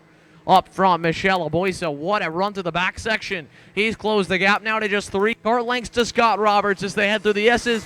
We will see a battle for the lead at this rate here. Aboisa with a decent run, although Roberts beats him coming out of turn 10. But he is definitely into the drafting distance here for the lead. Scott Roberts leading by just 3 to 4 car lengths with 4 laps to go in Rotax Masters Max.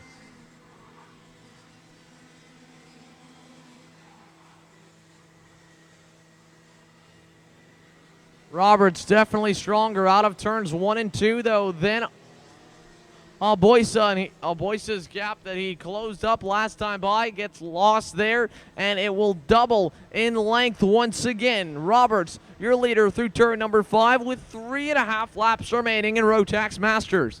Back in the potential battle for third, it may actually be the time on the side of Luis Schiavo, or at least enough to let him get there, because he is closing rapidly to Pete Frisch now. The multi-time Team USA member, Luis Schiavo, just a few karts back here from Pete Frisch as Aboisa sees Scott Roberts begin to scoot away a little more here down the front stretch.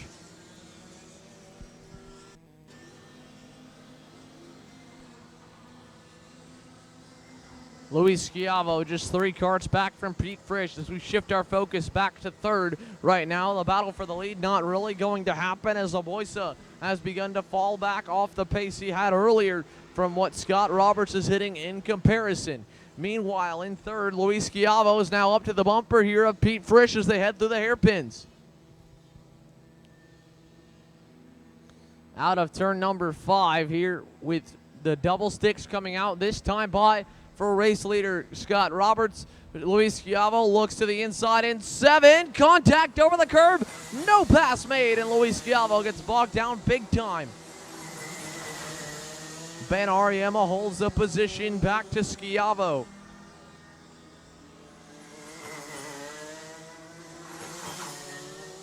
Two laps to go now for Scott Roberts, and Luis Schiavo has to start from the drawing board once again, trailing by 4.5 kart lengths to turn number 1. Ben Ariema is also on his tail, so if Schiavo makes another mistake or at least another failed attempt at a pass, he may have to deal with Ariema trying to find a way by. They head down to turn number 3 on the penultimate time around the Palm Beach International Raceway before the main event. Schiavo with a half kart advantage back to Ariema and a 2 kart gap to cut into up to Pete Frisch.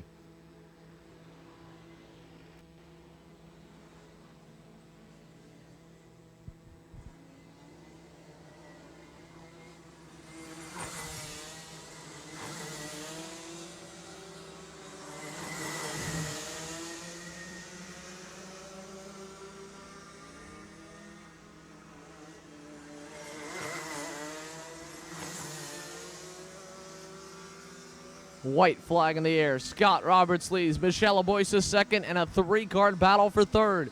Schiavo just a bit behind Pete Frisch. He'll lock the brakes up big time down to turn number 1 as he continues to push up to the OGP Tony Kart driver. Ben Ariema with a little bit of a run out of 2. He'll try to close, but Schiavo throws the block down to 3. No move there for Ben Ariema. Unfortunately for Schiavo, this kind of defending is going to keep him from closing more so up to Pete Frisch, as Frisch still holds the spot by a kart and a half, maybe 2 into turn number 6. Schiavo going to get one final try as they head through the S's, though. Scott Roberts, a look back and a comfortable margin will give him a good lead. No need to defend down to the final turn. Scott Roberts drives a flawless race in Masters Max. He wins the pre-final.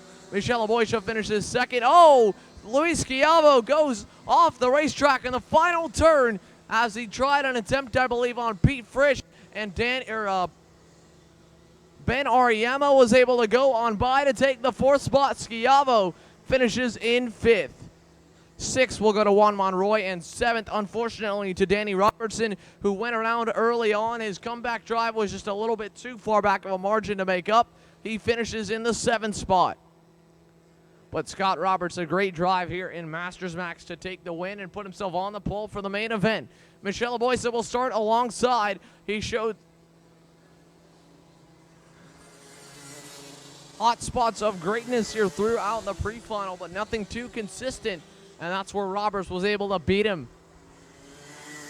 In the battle for 3rd, Schiavo definitely had the upper hand in terms of raw speed, but he struggled on 2 different attempts to find a way by Pete Frisch, and unfortunately got bit a little bit coming out of the final turn of the racetrack, running wide into the dirt and allowing Ben Ariema to go on by.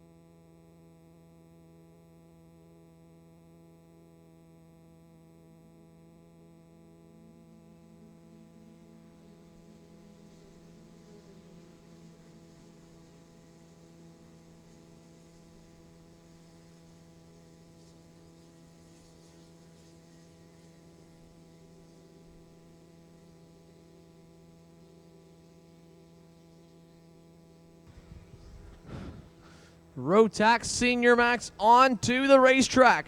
Matias Ramirez, winning 2 of 3 heat races, has put himself on the pole here for the pre-final. Jet Nolan's been quietly consistent, just behind the top 3 for the majority. He was able to actually join in on the top back for a little bit in the final heat race, but was unable to stay there. Austin Garrison has been working on the comp cart to get it rolling a little bit better every session this weekend. He's been steadily improving his speed to close the gap up to PSL Karting's Ryan Norberg. Norberg blew an engine into heat number 1, battling for the win, and that unfortunately has marred him back to the 2nd row for his starting position in the pre-final after 2 solid heat races, including a victory in heat number 3 and a 2nd place in heat number 2.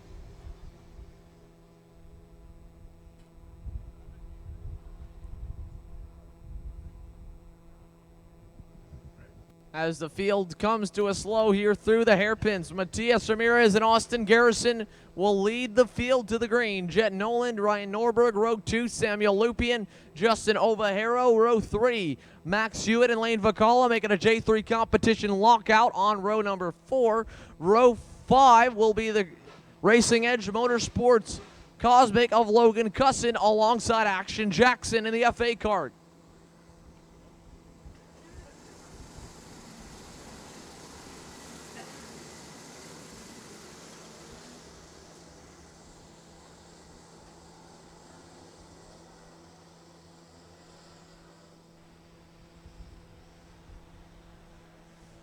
And we're on to the power. Green flag in the air for Rotax Senior. Side by side for the lead. Garrison going to give it up to Matias Ramirez.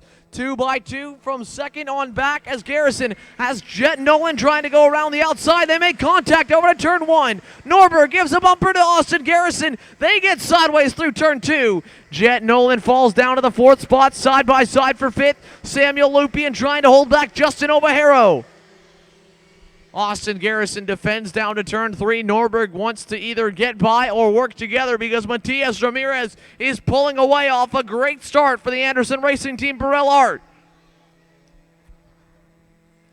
Garrison and Norberg have pulled away now from Jet Noland, who had to really fight off some pressure through turns 3 through 5, but they're still a good ways back from Ramirez. Behind Noland, it's Lupien, Ovejero, Vacola, Max Hewitt, and Arthur Least has actually gone by Hewitt. Arthur Least started near the back of the field here. He's all the way up inside the top 10. Now he'll go to the inside of lane Vacola in turn 11. What a start for the RPG Tony Kart of Arthur Least, as we've got a change for second. Norberg goes by Austin Garrison. Least actually going by Justin Ovejero down the straightaway. He's now up to the bumper of Jet Noland, who loses the 4th spot to Samuel Lupien. But holy cow, Arthur Least and the Rollison Performance Group Tony Kart has climbed up to the 6th spot after 1 lap of competition in the Senior Max pre-final. Victor Franzoni's another driver to keep your eye on. He had to start deep in your field here for Senior Max. Franzoni currently running right behind Action Jackson in a big train of cars as Arthur Least pulls up to the bumper of Jet Noland. The Brazilian in his first full season in Senior Max, cutting through the field like a pro right now. Out of turn 11, Arthur Least to P5.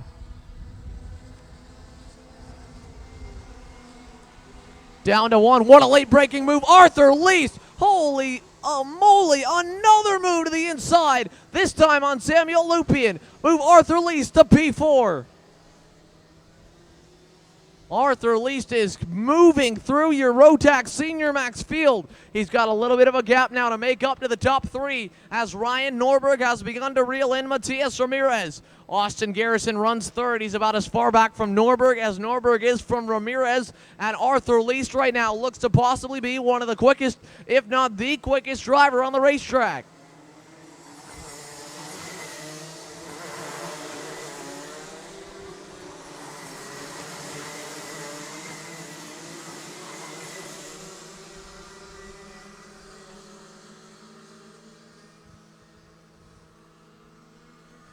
Into turn number 1. Matias Ramirez that time by.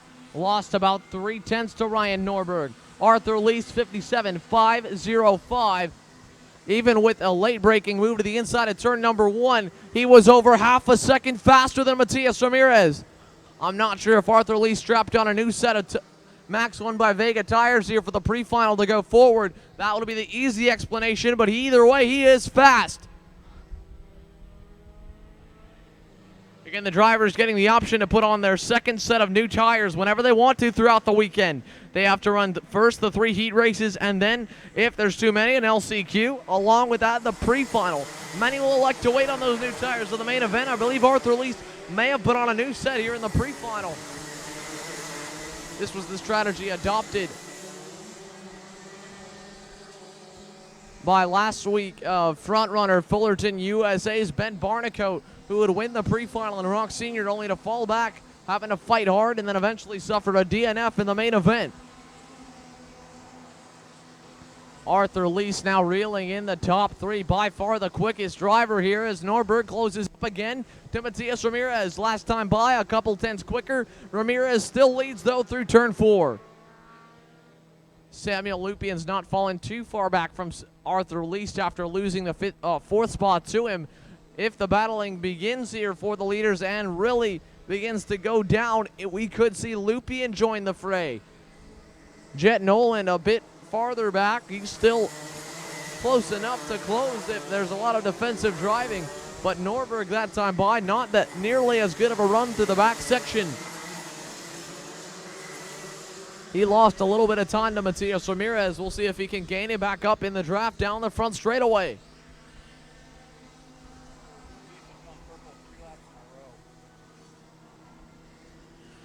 Arthur Least, once again the fastest driver on the racetrack as he sets the best time of the race. Closing up to Austin Garrison. Arthur Least has come from the tail end of your Rotax Senior Max field to go to 6 at the end of lap number 1, up to 4th, and now he has reeled in the leaders. The Brazilian driver having a rebound drive after 2 DNFs due to crashing in heats 2 and 3. Neither event due to a fault of his own. Correction, not a crash there in heat number 2. He had a engine problem that forced him to pull into the pit lane after losing quite a bit of overall power. It's a good battle farther back, but it's about to be an even better battle for the lead. A kart length and a half separates Matias Ramirez to Ryan Norberg as they head down the front straightaway, and Arthur Lease closes up now a half kart length back from Austin Garrison. Ramirez knows Norberg is there as Norberg closes up to the bumper over to turn number 3. Into turn 4, here comes Norberg. A slide job, side by side. Ramirez holds the outside. He'll hold the lead to turn number 5. This brings Austin Garrison back up into the fight. Ramirez holds the spot as they head for turn number 6. Into turn number 7, no one close enough for a dive there in the commitment cone hairpin. Through 8, 9, and 10, Ramirez leads Norberg second. Into turn number 11, Austin Garrison sitting still in third. Arthur Lease actually fell back a little bit from Austin Garrison last time by. Down to turn number 1, Ryan Norberg, a big head of steam. He'll look to the inside. Ryan Norberg through to position number 1. Austin Garrison slots still in third, lets Ramirez in line. Ramirez a big run out of 2. He'll go right to the bumper down to turn 3. So Norberg defends. That brings Garrison and Lease bumper to bumper, a 4-kart train in Rotax Senior Max's pre-final.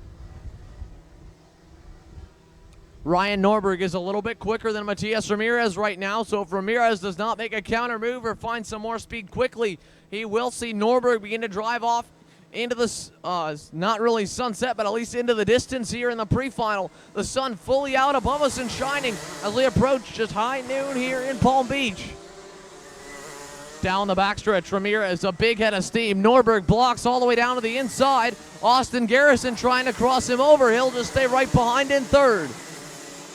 Into turn 1, Norberg all the way to the far side of the racetrack. Arthur Lease going to go to the outside. Arthur Lease around the outside in turn 1. Oh, 3 wide for second. Lease through to P2. But Austin Garrison crosses him over. He'll go back down the inside to turn 3. Wild man Arthur Lease went 2 spots higher, passing around the outside. I believe the first time anyone's done that in a pack of just 4.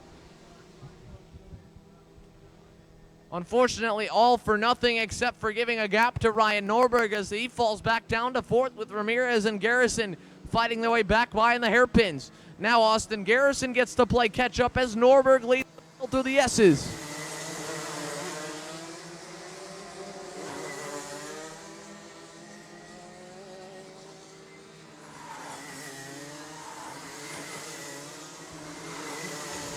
Out of turn 11, Matias Ramirez got a good run up to the bumper of Garrison, but he's going to work with him right now as Garrison moves back up the racetrack to number 1. Ryan Norberg smooth and steady here in the PSL kart as he leads. Samuel Lupien got up to the draft due to all the battling for second, but he's still just hanging on by a thread right now as they start to pound out some more quick times.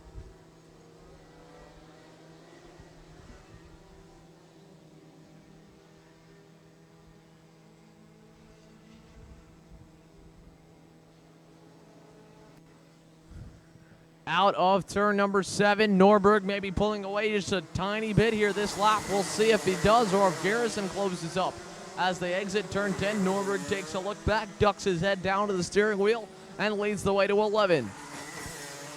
Garrison needs a good run out of the final turn. He got a decent one here as Ramirez will try to help him again down to the first turn on the racetrack. No, Matias Ramirez down the inside. Garrison lets him in line. So Matias Ramirez now going to try and reel back in Ryan Norberg. 4.5 laps remaining for PSL Karting's Ryan Norberg. Last time by, Garrison cut a 0.5 into the gap. They need just a little bit more per lap to reel him in. They're still 0.4 back, maybe more now after the pass by Ramirez. As they head for turn 6, Norberg leads.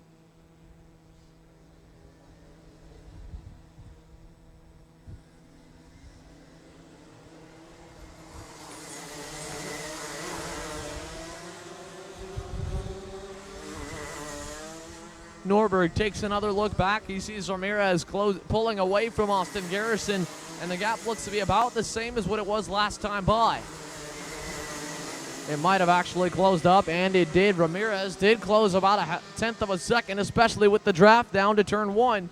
Arthur Lease pulling up to the bumper of Austin Garrison. Ramirez cutting the gap in half from what it was last time by at a turn 2.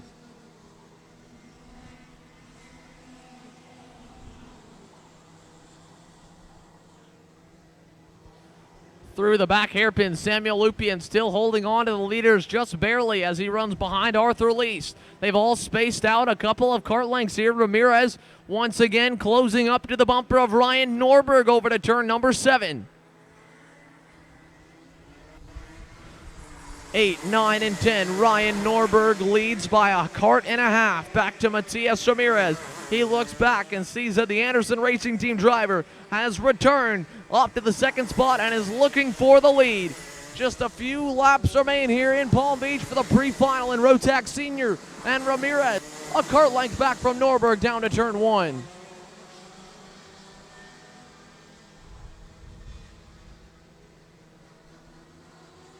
Austin Garrison, Arthur Lease fading a little bit here at the end of the final. Ramirez and Norberg putting Burrell Art 1 and 2. These two put on quite a show in heat number 2, going back and forth and having a finish down to less than 1/100th of a second with a drag race crossover move in the final turn on the racetrack. Will we see the same here in the pre-final as they both battle it out for the win, or will we see Garrison, Lease, and or Lupien be able to get into the battle when Ramirez makes his first move? Because that could be the last lap, it could be this lap. As we've got 2 to go at the stripe this time by, a half kart length separates Matias Ramirez from the lead. Out of turn 11, another good run from Matias Ramirez. 2 to go. He's a half kart back, down to the inside. Here comes Matias Ramirez for the lead in turn number 1. Ryan Norberg falls down. Look for the crossover out of 2 and get it side by side. Ramirez, though, with a little move to shut the door, and he leads into turn number 3. Norberg back to the bumper over to turn number 4 as Matias Ramirez leads once again in the Senior Max pre-final.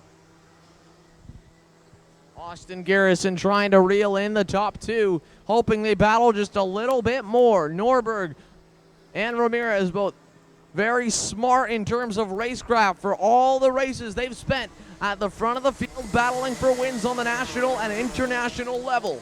As Ramirez leads out of turn number 10, he takes a look back. 1 kart length, the advantage back to Norberg. 5 karts all in one battle, 1 lap to go here in the Rotax Senior Max pre-final. Ramirez defends down to the inside. Norberg gonna follow, now he'll go to the outside in turn 1. Ryan Norberg trying to cross up Matias Ramirez out of turn 2. This time he does it side by side for the lead. Ramirez shuts the door once again in Ryan Norberg's face as they head for turn 3. Here comes Austin Garrison up to the bumper of Ryan Norberg. Arthur Lease also closes up. Ramirez still leads the way out of turn number 5.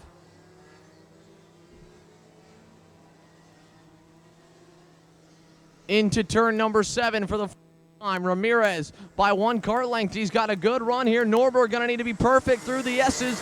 He looks decent, but I don't think it'll be enough. Ramirez still a kart length ahead down to the final turn. No challenge. Matias Ramirez plays his cards right, puts himself in the right position. He will win the Rotax Senior Max pre-final. Ryan Norberg, a hard-fought second. Austin Garrison third. And what a drive again by Brazil's Arthur Lease to come from the back of the field so quickly up to the bumper of the leaders and battle getting as high as second before finishing in the 4th spot. Samuel Lupien from Canada rounds out the top 5.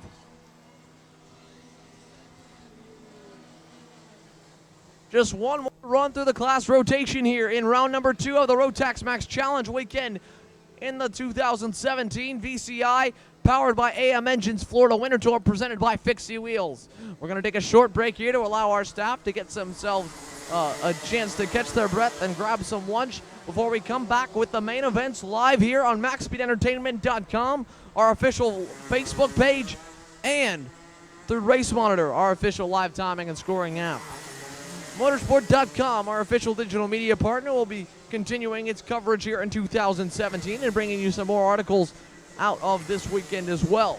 Well, for everyone with the Max Speed Entertainment officials, here I am, Xander Clemens, up in the booth. We'll be coming back in about an hour with the main events live here for Max Speed Entertainment's Florida Winter Tour.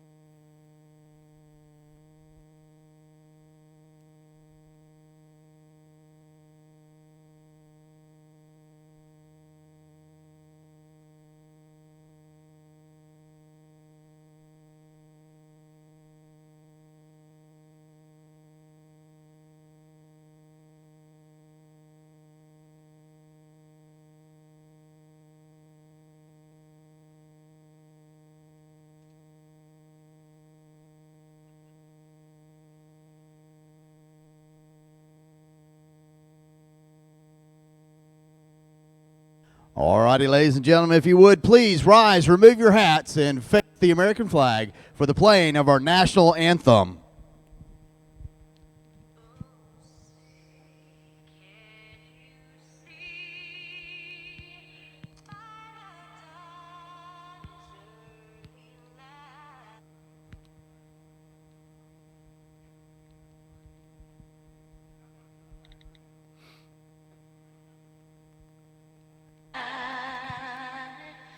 What so proudly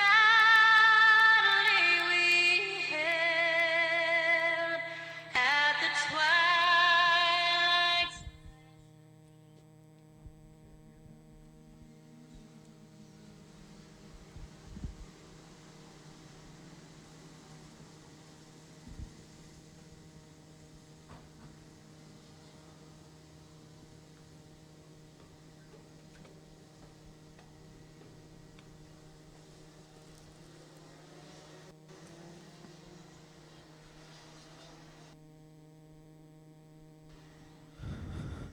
We are back on track here. Main event time for the 2017 VCI powered by AM Engines Florida Winter Tour presented by Fixie Wheels Rotax Max Challenge Weekend number 2. Ryan McDermott, Zachary Halling, Thomas Nepvu, Dylan Gennaro, Eduardo Barrichello, and Ewan Sundaramurthy, and more, all set to do battle here for the main event in Junior Max. Live here at the Palm Beach International Raceway. We are bringing you all of the action, whether it's on Facebook, our official website, or Race Monitor, our official timing and scoring app. Either way, we've got all the action coming your way here, beginning with the Junior Max Division, 12 to 15 years of age, as they begin to complete their warm-up and slow the field down heading into turn number 6. Zachary Hollingshead was your winner in the pre-final after a good bit of help in the battle for second between Dylan Gennaro, Ryan McDermott, and I believe Henry Kubitis, who has been sent deep in your field. I believe he got a penalty for the contact with Tyler Gonzalez that sent Gonzalez around. Gonzalez also starting a little deeper than where he finished the main event, so both Kubitis and Gonzalez going to be starting deep in the field. 2 drivers to keep your eye on. Jeremy Fairbairn also got turned around in the pre-final. He was able to fight his way back into the top 15. He still has a good ways to go before he'll end out wherever his speed can take him.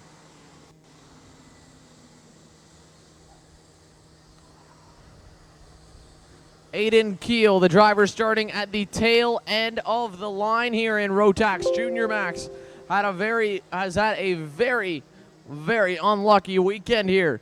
The Anderson Racing Team Burrell, our driver, had a mechanical problem once again in the pre-final after having issues at the end of heat number 3, or even the beginning of heat number 3. He starts last in the 30-plus Junior Max field. Hollingshead and Gennaro will bring the field nice and slow. We were still a little bit out of order, so we waved off that first attempt at the start. But we'll try to do it again here. Ocala Grand Prix with a lockout on row number 1. Ryan McDermott and Thomas Nepvu for PSL Karting make up row 2. PSL's Ewan Sundaramurthy makes it 3. Burrell Arts in the top 5, starting on the inside of row 3, alongside Eduardo Barrichello. Hannah Greenemeyer, Jeremiah Solmedo make up the next row. I believe that's Emma DeLauder, along with Vinicius Diaz following them.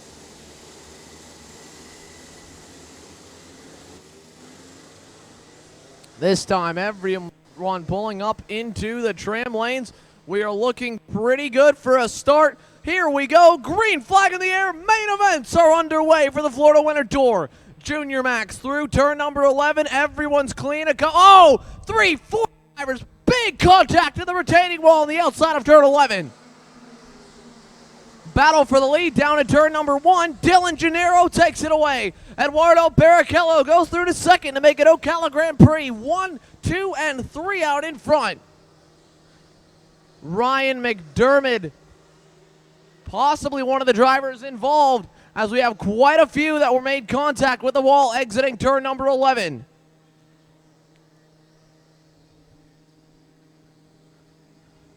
We'll confirm that this time by Henry Kubitis and Tyler Gonzalez started outside the top 15. They are now up to 6th and 7th on the racetrack. Jeremy Fairbairn has gone into the 8th spot. A hectic start here in Junior Max with drivers unfortunately taken out at the beginning.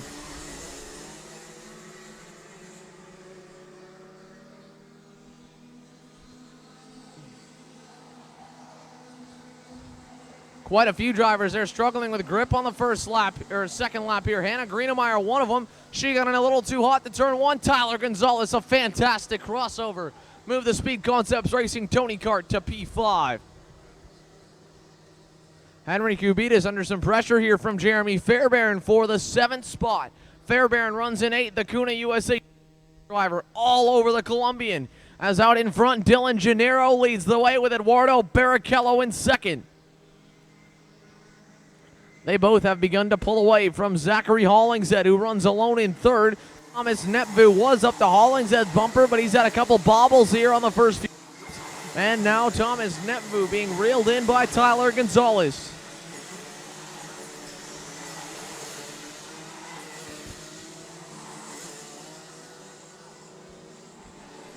Into turn number 1, battle for the lead. Eduardo Barrichello down the inside. Barrichello to P1 for the first time this weekend. Eduardo Barrichello leads the way. Dylan Gennaro in 2nd.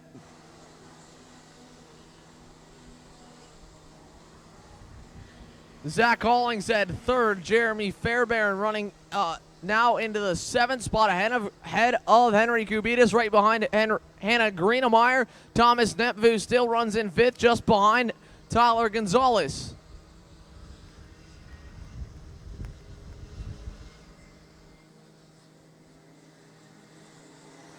Through the S's, Eduardo Barrichello leading his first laps at the head of the Junior Max field, where it counts here in the main event for the Florida Winter Tour Rotax weekend number 2.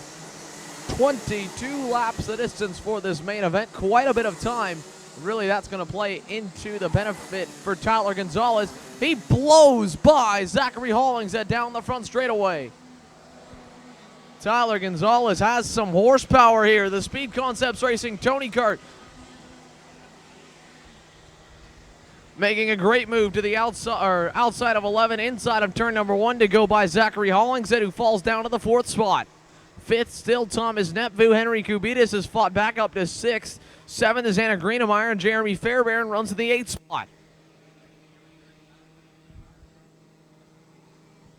Ryan McDermott is currently back with Jeremiah Solmedo. I believe both drivers were at least slowed down early on, and they're in a heated battle with Arias Duke Medjin, who started at the back of the field after a DNF in the pre-final.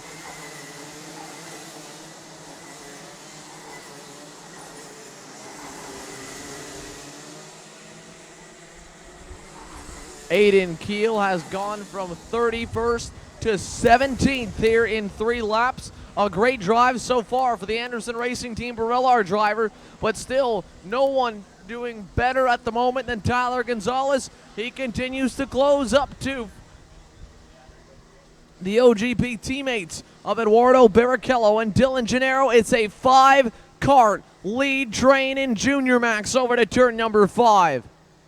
Henry Kubitis could run them down if they really begin to battle. We'll see how the OGP drivers, 3 of the 5 inside the top 5, decide to race here. Dylan Gennaro battled extremely hard for 2nd, but played much nicer with his OGP teammate Zach Hollingshead in the pre-final, and that was a big contributing factor as to why Hollingshead was able to get away. He was definitely one of the quickest in the event, but Gennaro going toe-to-toe with McDermott, Netvu,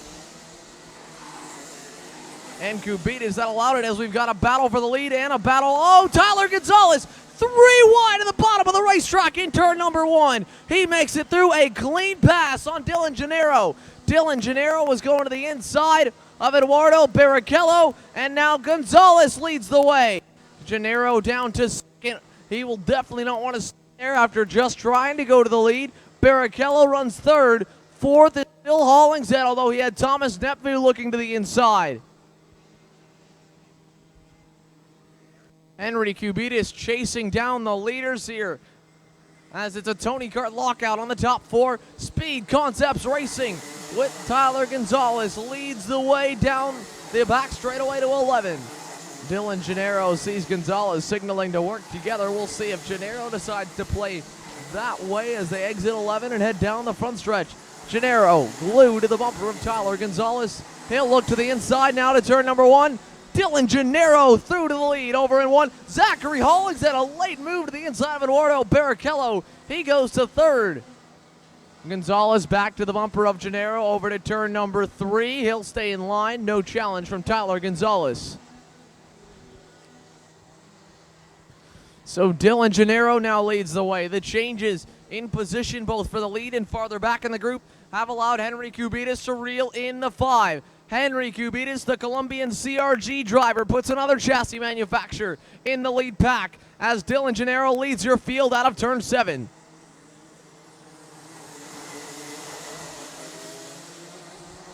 Dylan Gennaro looking very fast here early on in the main event as he pulled a couple kart lengths away from Tyler Gonzalez in the back section. But in Junior Max, the draft is very important, and it's bringing Gonzalez back. Here comes Tyler Gonzalez. He'll give a few bump drafts there to Gennaro into the braking zone for turn number one, but we will stay in line. Gennaro still leads out of 2. Over to turn number 3, Dylan Gennaro, Tyler Gonzalez again first and second, Hollingshead third, Barrichello in fourth, fifth Thomas Nepveu, sixth Henry Kubitis.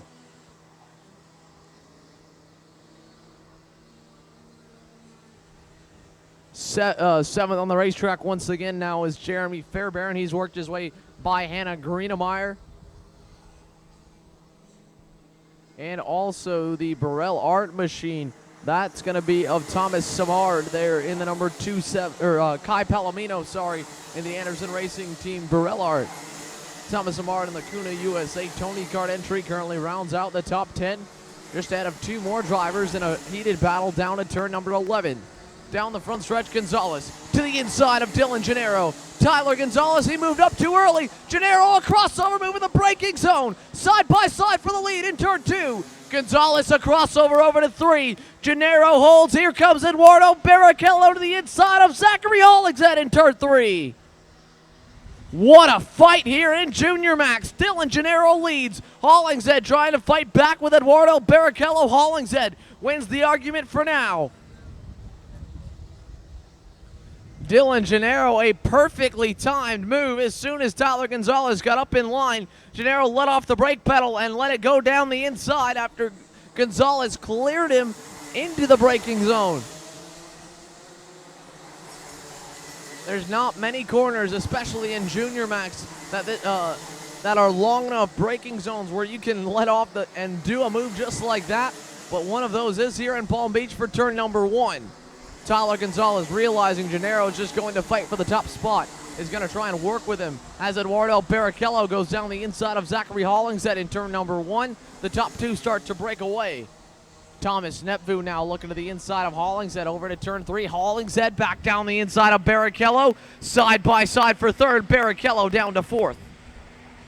Now Thomas Nepveu going to fall victim potentially to Henry Kubitis as Nepveu remains in the 5th spot. That's given Hollingshead a little bit of a gap in 3rd with Barrichello 4th, Kubitis in 6th. A 2-card breakaway. Tyler Gonzalez playing it smart, not really being rattled by all the battling for the lead. Dylan Gennaro, on the other hand, simply making sure he stays out in front. Both drivers 1 and 2, now with a pretty decent advantage back to the battle for 3rd, which once again heats up as Eduardo Barrichello goes back down the inside of Zachary Hollingshead. Barrichello, his hand in the air, signaling to Hollingshead, let's work together as they go down to turn number 1. Now Gonzalez, not sure if he'll do a crossover. He'll stay right behind Gennaro exiting turn 2.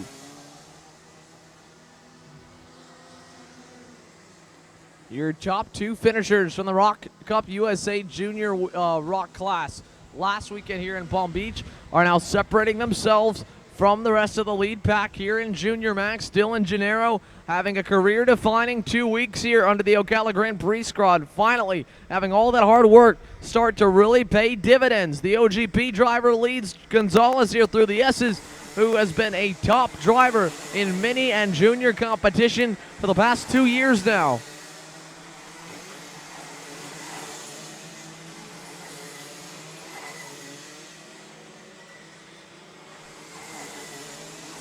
Down the front straightaway, Gonzalez still just working with Gennaro. Eduardo Barrichello has now pulled away from fourth place, who has become Thomas Nepvu. Nepvu's actually gone on by Zachary Hollingshead.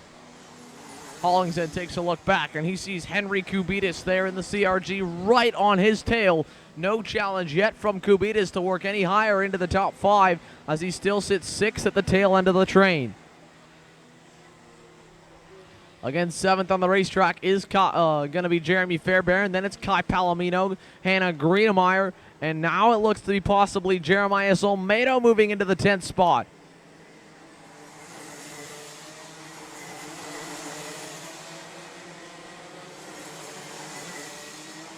And I don't believe it here, folks, but Aiden Keel has gone into 11th. The Anderson Racing Team driver having a great comeback drive to the field. He started last. He is continuing to climb. Keel still has a little bit of ground to make up to catch Jeremiah Olmedo over the 10th spot, and a good bit more to go any higher, but it's still a great move here, picking up 20 positions thus far in the main event with a lot of time remaining.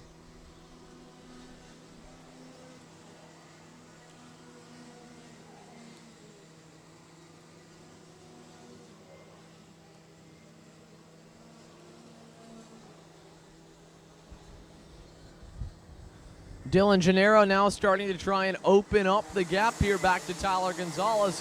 Gennaro's been very strong through the S's the past 2 weeks. Now he's got a kart length advantage back to Gonzalez over to 11. The draft, though, will eat that gap up as they exit the final turn on the racetrack. And we'll see as the times come by this time if Eduardo Barrichello is making any headway up to the leaders. Last time by, a 10th and a half quicker than Dylan Gennaro was Eduardo Barrichello. He still trails by 1.2 seconds, but could be cutting that down, and he's bringing Thomas Nepvu with him.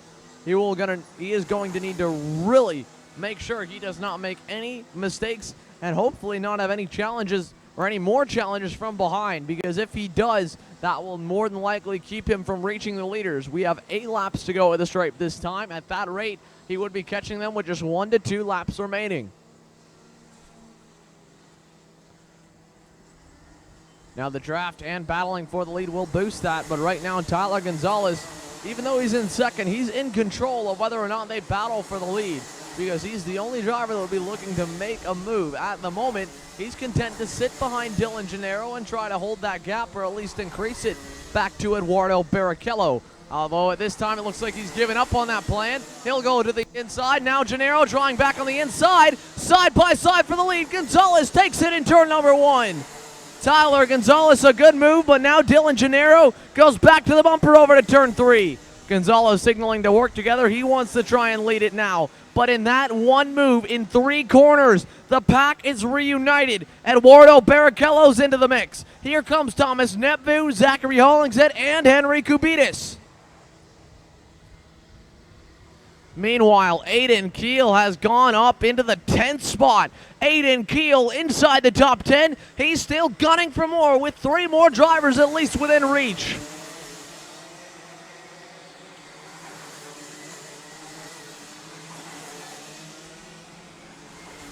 Out of the final turn, your leader, Tyler Gonzalez. Dylan Gennaro runs second. Eduardo Barrichello third. They are nose to tail down to turn 1. Gennaro locking the brakes up. He'll go down the inside. Dylan Gennaro back to the lead.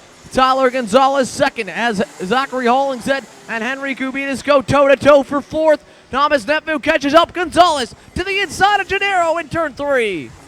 I don't believe Gennaro thought Gonzalez would actually fight him that early. And now they go side by side for second, where Gennaro has to fight off Eduardo Barrichello.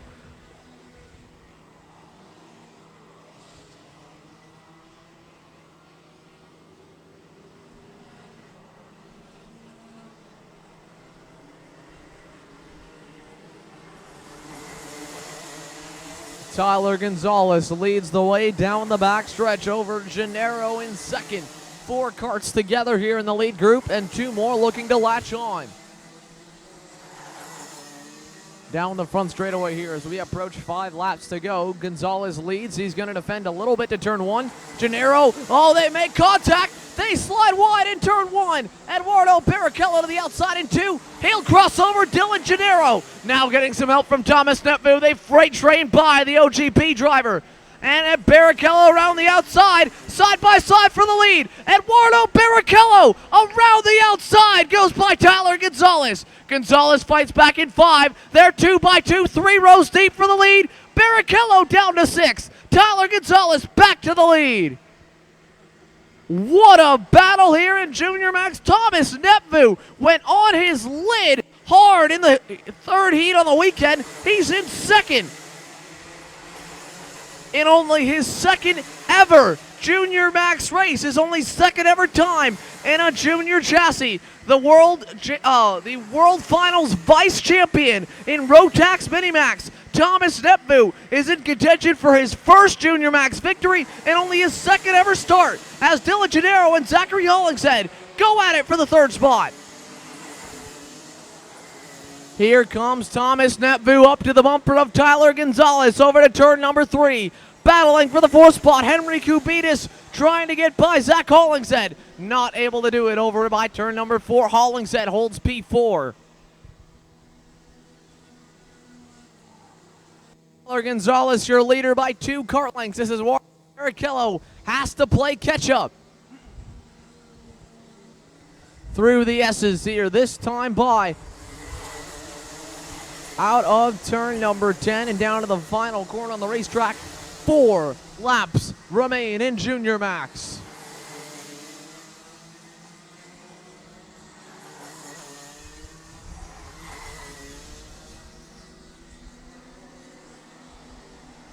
Thomas Netvu hard on the brakes. He'll go a little bit wide in turn number 1. Actually won't lose too much time out of it. Maybe gain about a half car length up to Gonzalez. Tyler Gonzalez still leads, Netvu 2nd, but Thomas Netvu is right there. Dylan Gennaro trying to catch up to the top 2, needs a battle to happen. Zachary Hollingshead holds the 4th spot with Kubitis and Barrichello right behind him.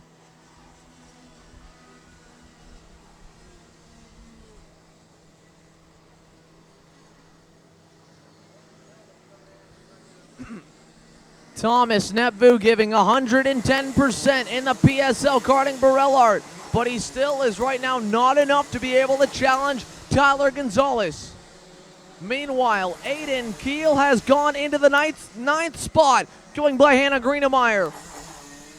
22 positions gained for Aiden Keel as Thomas Netvu comes up to the rear bumper of Tyler Gonzalez. Netvu that time much stronger through turns 1 and 2. A good bottom end run here pulls him up to the bumper again over by turn number 3.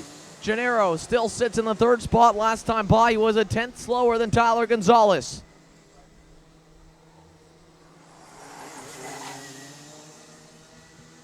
Thomas Netvu fighting hard. Tyler Gonzalez trying to keep him at bay. He's pulled away a little bit out of the hairpins this time.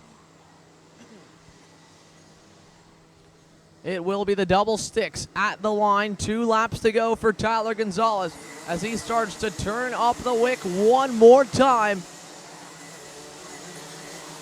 The gap doubled from what it was last time into turn number 11. Out of the final corner on the racetrack, 2 laps remain for Tyler Gonzalez.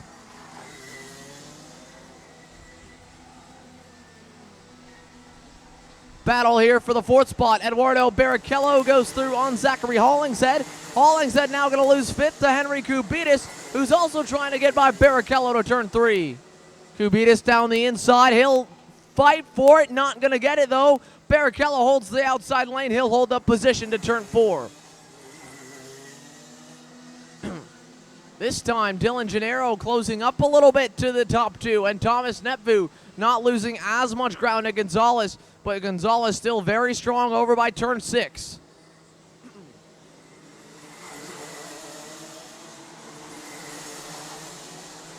Tyler Gonzalez takes one look back not needing to defend just yet as Jeremy Fairbairn looks to latch onto the pack, battling for fourth. Now there goes Kubitis to the inside of Barrichello. He'll go through in 11. Barrichello now side by side for fifth. Zachary Hollingshead back by Barrichello there for the fifth spot. He'll take it away. Fairbairn onto the bumper. He would love to challenge for a little bit more. Our focus, though, stays with the leaders. Thomas Netbu is 1 kart length back from his first ever junior victory and his second ever start. Tyler Gonzalez wants to keep him there to complete a full weekend sweep from Rock to Rotax Jr. in the main events to go 2-4-2-2 consecutive wins on the national and international even level here at the Florida Winter Tour for Tyler Gonzalez. He's got 1 corner to go. Netbu is close. So close for Thomas Netbu, but it will not be enough. Tyler Gonzalez leads by 2 car lengths into the final turn. And out of turn number 11, what a weekend, what a drive. Tyler Gonzalez wins in Rotax Jr.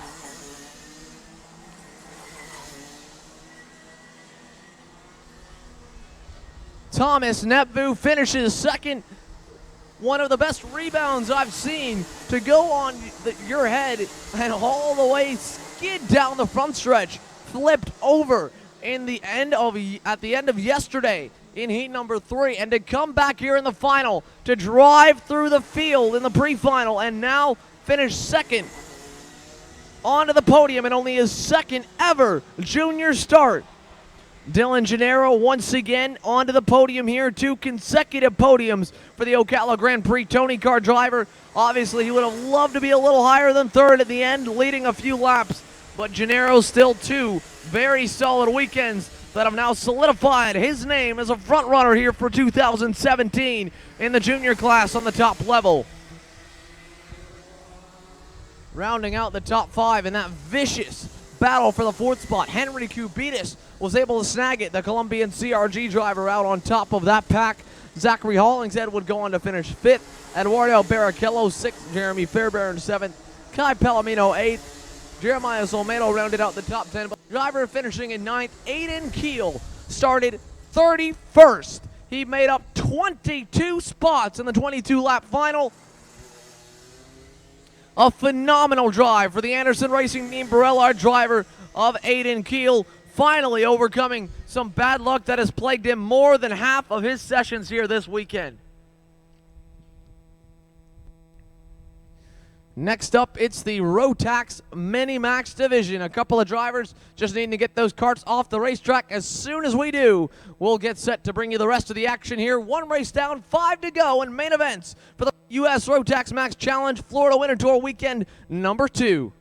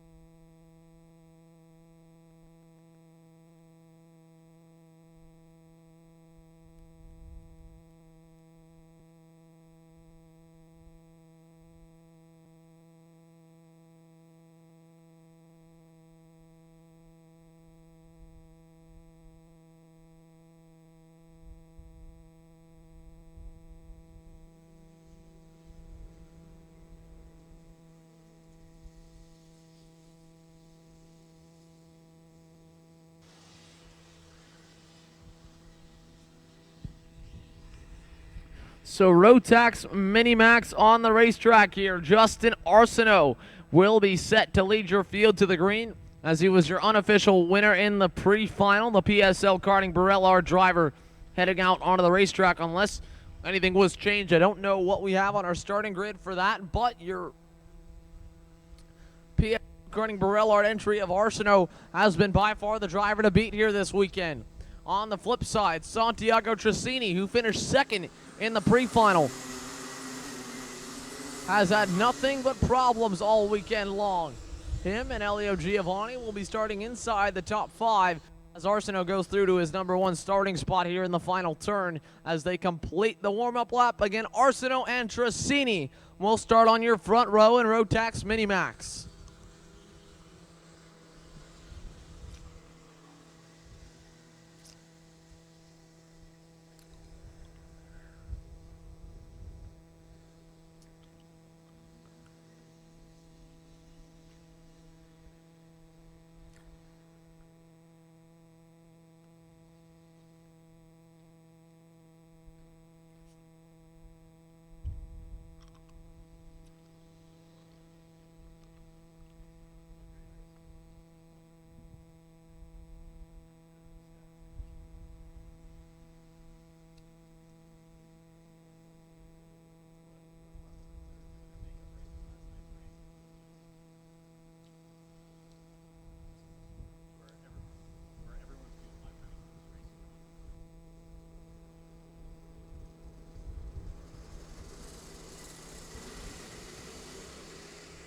So Arsenault and Tracini, Arsenault and Giovanni here, the front row. Tracini driving to third in the pre-final.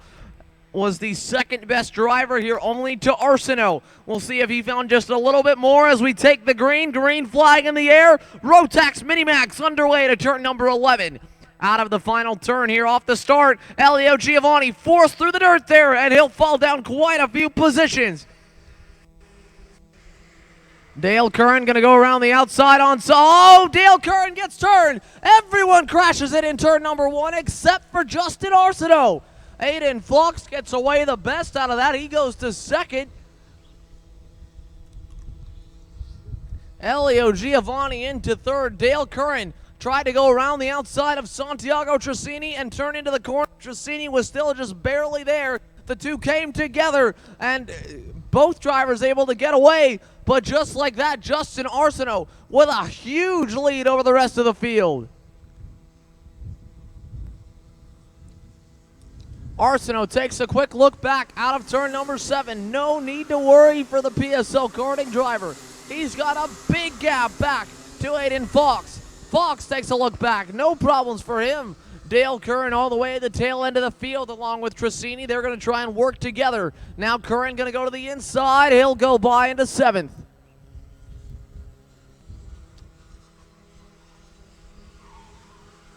Correction, that's Justin Arsenault goes around out of the lead in turn 1. He's got to play catch up. Aiden Fox goes through to the lead. Justin Arsenault had one of the biggest leads after lap 1 that we've seen. He locked up the brakes coming into the corner. He goes around on the concrete. Aiden Fox, for the first time this weekend, leads the way here in Mini-Max. As soon as Arsenault got that big of a gap, I thought it was just about game over on the rest of the field. No one has been able to even match his pace, much less beat it thus far. And with that, we have a race. Aiden Fox has not been the fastest driver all weekend, but he has been pretty quick. He now leads the way out of turn 10. Elio Giovanni was the driver who got the worst of the incident with Dale Curran, I believe. Tracini was able to get going. He still sits in third. But Aiden Fox leads his first lap in the main event here this weekend. Justin Arsenault trying to play catch-up there after that one bobble in turn 1, and you can tell he's taking it much easier into the braking zone this time. Dale Curran going by Maximilian Opalski there in turn number 1, but he'll lose a lot of ground on exit. Kiffin Simpson also going to go by down the inside of turn 3. Justin Arsenault already to the inside in 3. New leader, Justin Arsenault, as they go over to turn number 4. Very quickly reeling in Aiden Fox, and just like that, Arsenault's back in the lead. One of the most off-the-wall main events that we have seen in 2017. No, the most off-the-wall event we have seen in 2017. Justin Arsenault gets a big lead as they crash for second in turn number 1. Then he spins out in turn 1 on the next lap. And now he's back into the lead ahead of Aiden Fox.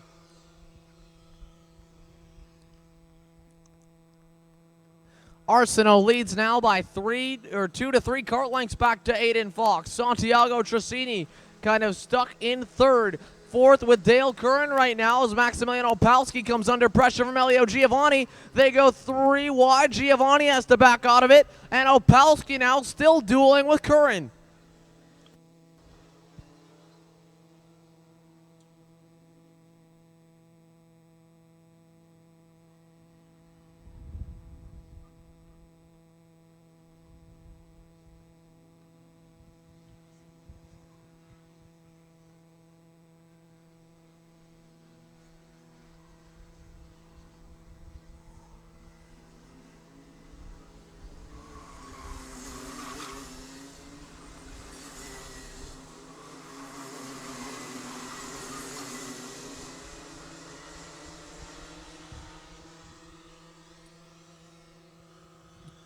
Another lap complete here and another kart length or 2 added to Justin Arsenault's advantage back to Aiden Fox. Santiago Trissini was the second quickest driver in the pre-final. I don't know if he has anything comp kart of Aiden Fox at the moment or if he even bent anything in the incident with Dale Curran over in turn 1 off the first lap.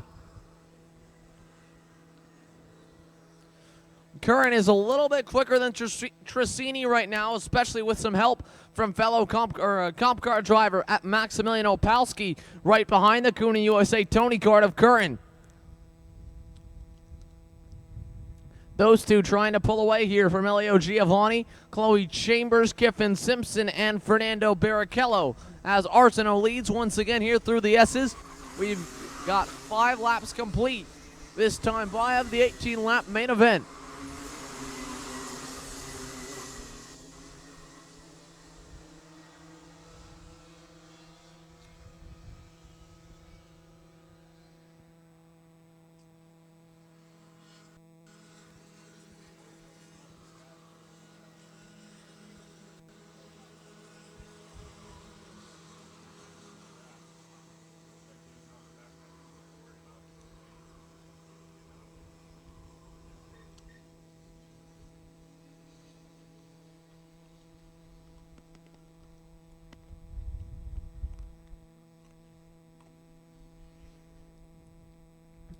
Out of turn number 5 for Arsenault. He's been pulling away at a minimum 1/10 of a second from Aiden Fox, who is by far the second quickest driver on the racetrack. Dale Curran last time by was a second slower than Justin Arsenault, and now he's going to fall even farther back as Elio Giovanni has gone by Maximilian Opalski and will now be looking to either go by Curran or run down Trissini. All drivers have the potential to do it. I don't know what happened this lap here to Santiago Trissini. He has fallen way back now and is falling into the clutches of Dale Curran.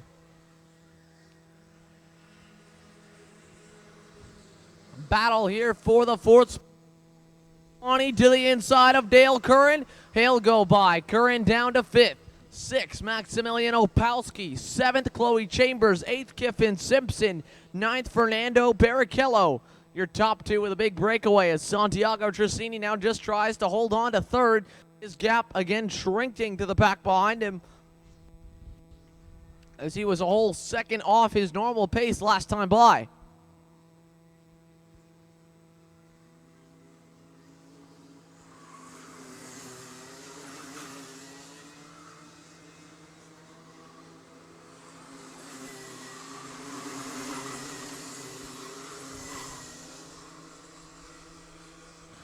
Down the back straightaway here, they are almost in the draft of Santiago Trissini to make it an even bigger battle for the 3rd spot. As Arsenault and Fox are safely away up in the lead, the battle for 3rd will be heating up soon. Giovanni cuts another 10th off of Trissini's time, even with the pass being made that lap on Dale Curran. Curran now going to go back to the inside of Giovanni over in turn number 3. Dale Curran back to P4. Giovanni to P5. Now to P6 as there goes Maximilian Opalski on through.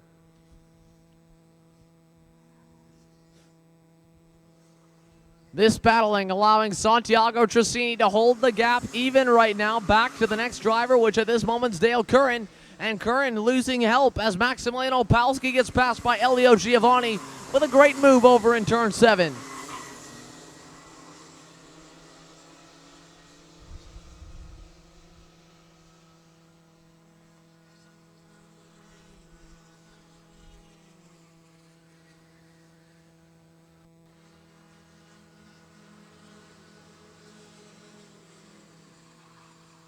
Into turn 1. Oh, around goes Maximilian Opalski. Elio Giovanni has to go wide. He falls all the way to the tail end of the group. Opalski just got a little bit too hot, closing up to the bumper there of Dale Curran, and he goes around. Move, I believe, Kiffin Simpson now into the 5th spot, and move Opalski all the way down to 9th.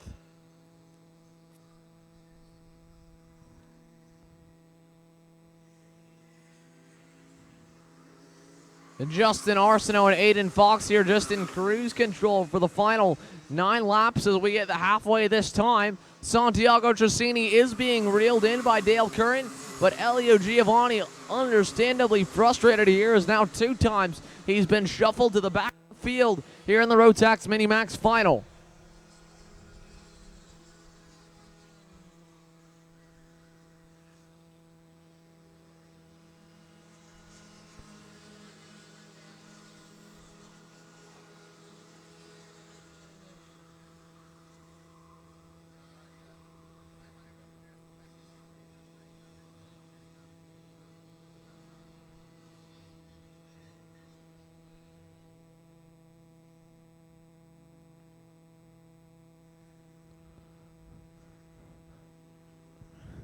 Just missing out there on the pass for 3rd. Dale Curran has gone on by Santiago Trissini. Trissini now off the podium. Dale Curran, a great recovery after going around halfway at least over in turn 1 on the first lap to be back onto the podium here in the 3rd spot. He's way too far, nearly 10 seconds back from Aiden Fox and Justin Arsenault, so unable to run those 2 down. This will be as high as Curran goes without a mechanical failure or something else out of the ordinary. But a great drive, nonetheless, by Dale Curran to come back from the tail end of the field. Trissini still is close. He runs in 4th. 5th, Kiffin Simpson. 6th, Chloe Chambers. 7th, Elio Giovanni. 8th, Maximilian Opalski. Fernando Barrichello, problem earlier. He pulled into the pit lane a few laps early, only completing 7 total circuits around here at the Palm Beach International Raceway. Next up will be the Rotax DD2 final, which was very exciting in the pre-final, especially with Igor Mulkin and Gary Carlton getting together, going for the lead. The Rotax Minimax races have been great battles for the lead all throughout, but again, that was sort of ruined when the contact was made between Dale Curran and I believe either Santiago Trissini or Elio Giovanni in turn 1 off the start. That unfortunately plagued both drivers and really slowed down everyone behind them.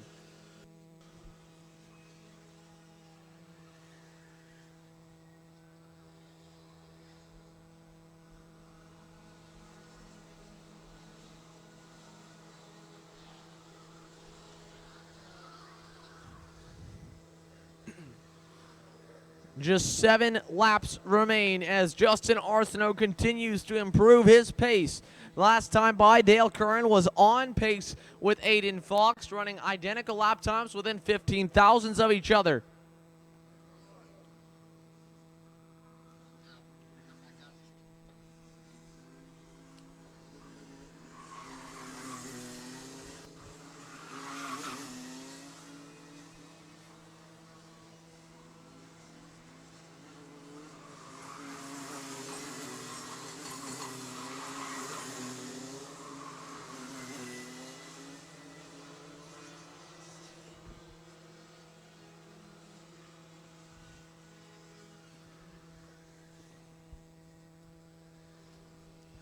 Elio Giovanni climbing his way back forward. He's worked his way past Chloe Chambers there back for the 7th spot, or 6th spot, as he tries to close back up to Kiffin Simpson.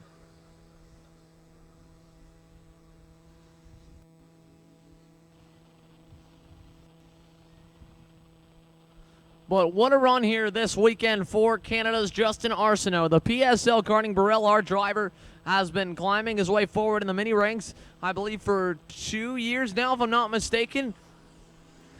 My first event as the announcer here for Max Speed Entertainment was back for the U.S. Open of Las Vegas. There in the Mini-Max class, Arsenault was running just inside the top 10, closing towards the top 5. And that's about where he was in Homestead for both divisions. He was close to the top 5 runners, but not necessarily on their speed.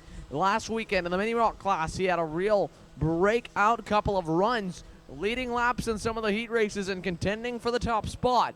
And now here in Rotax Mini-Max, Justin Arsenault looking for a big-time victory here in the Florida Winter Tour. And he's got an advantage to do it. He has definitely worked hard to get there this weekend, coming from the back of the field in the 3 heat races, winning the pre-final. And now here in the final, he is continuing to push to be the fastest driver and stay that way every single lap. No one's been able to best him for any lap in particular that I can find. Even last time where he was about 2/10 off his best, he was still a 0.5 ahead of Aiden Fox's best lap. This time by the stripe, just 4 laps remain for the young Canadian of Justin Arsenault. As we look farther back, Aiden Fox, another driver who had a good weekend in the U.S. Open of Las Vegas, even a little better than Justin Arsenault did. Fox was up inside the top 5 in a couple different places. I don't believe he made the trip to Homestead. I may check on that. But again, this weekend here for Aiden Fox, a strong one in the number 144 with a near 8.5 or 7.5 second advantage back to Dale Curran in 3rd. Dale Curran, of course, had his big-time victory come back in Homestead. He swept the 3 heat races, beating Justin Arsenault. Even with Arsenault running him down, Curran was able to outrace him, put himself in the right spot, and take away all 3 wins. Unfortunately for Dale Curran, the contact in turn 1 has really made his race impossible to win, but he's still doing a great job to keep his head down and pull away from everyone to make it a clear driver in the 3rd spot. Santiago Trissini, like I mentioned multiple times this race, has had nothing but bad luck here this weekend and motor problems. Trissini has been a long-time front runner now in the mini and micro classes, and now entering as either 2nd or 3rd full season in mini competition. Trissini has had just not the best start to 2017, whether it's been wrecks, bad luck, engine problems, or all 3. In the case of this weekend, he's still fought hard here in the pre-final and final. Just finished 3rd in the pre-final, and now to come here into the main event and to run as good as he is, it is definitely impressive that the young driver was not taken down or really just beating himself up over the weekend or letting anything take his spirit and momentum down. He has remained focused. He still runs solidly in 4th, although he's got a lot of pressure here from Kiffin. Kiffin Simpson's another interesting driver to talk about. The kid coming all the way from Barbados to compete here at the Winter Tour. He'll now look to the inside of Trissini. Kiffin Simpson goes into the 4th spot here with coming to 2 laps to go in the Mechanics Hairpin. Now Trissini back to the inside over at turn number 1. This being a great battle here in Mini-Max. Santiago Trissini down the inside, Kiffin Simpson in turn number 1. Simpson up, down to 5th. Elio Giovanni, a recovery drive into 6th, his 2nd time coming through the Rotax Mini-Max pack. Over to turn number 4 here. Trissini out in front of the 3-car group with Simpson behind. Kiffin Simpson coming to us all the way from Barbados. His first weekend on the Mini Rock and Mini Max packages. We're back at Homestead for the race. And then here in his 2nd set of weekends on each motor package. He is showing to be very strong and competitive here in the States. Simpson back to the bumper of Strazzini. He'll stay there for 11. No move yet as the white flag flies here for your Rotax Minimax class. Side by side down the front straightaway. Trassini versus Simpson. Trassini down to the bottom. Simpson to the outside. Elio Giovanni going to go on through. And the battle will continue back for the 4th spot. Simpson trying to cross over to Giovanni. He'll go side by side to turn 3. Trassini blocking all the way down to the bottom of the racetrack.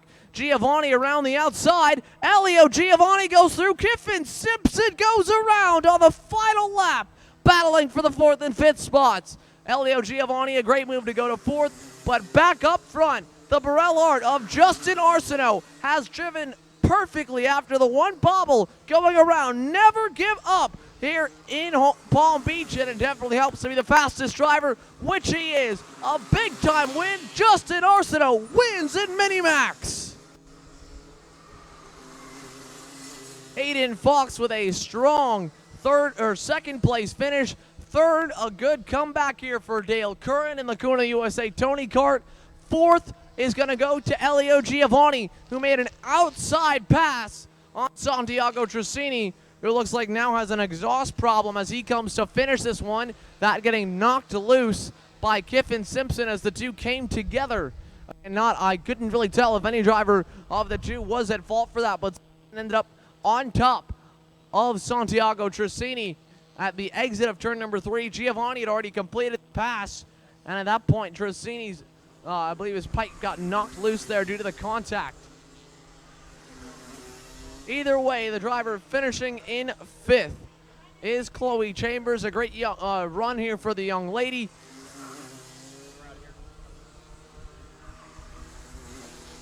Correction, 6th place here for Chloe Chambers. 7th went to Maximilian Opalski, and an unfortunate 8th place run here after going around on the final lap went to Kiffin Simpson.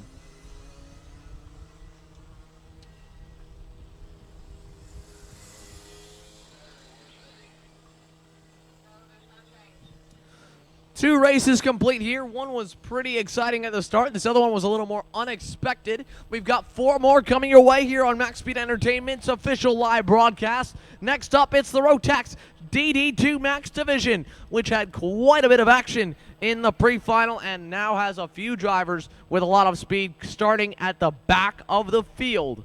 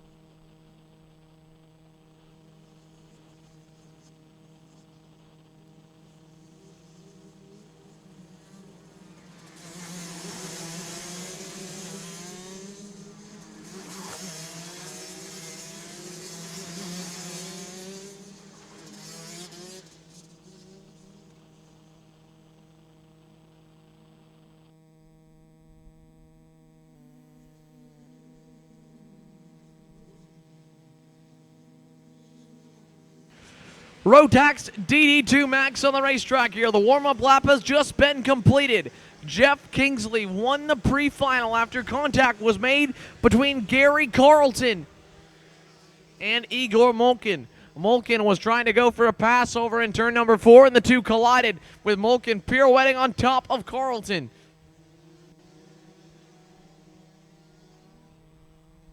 Molkin did go on to finish the race, but I believe he has received a penalty, and he will be starting behind Gary Carlton here for the final.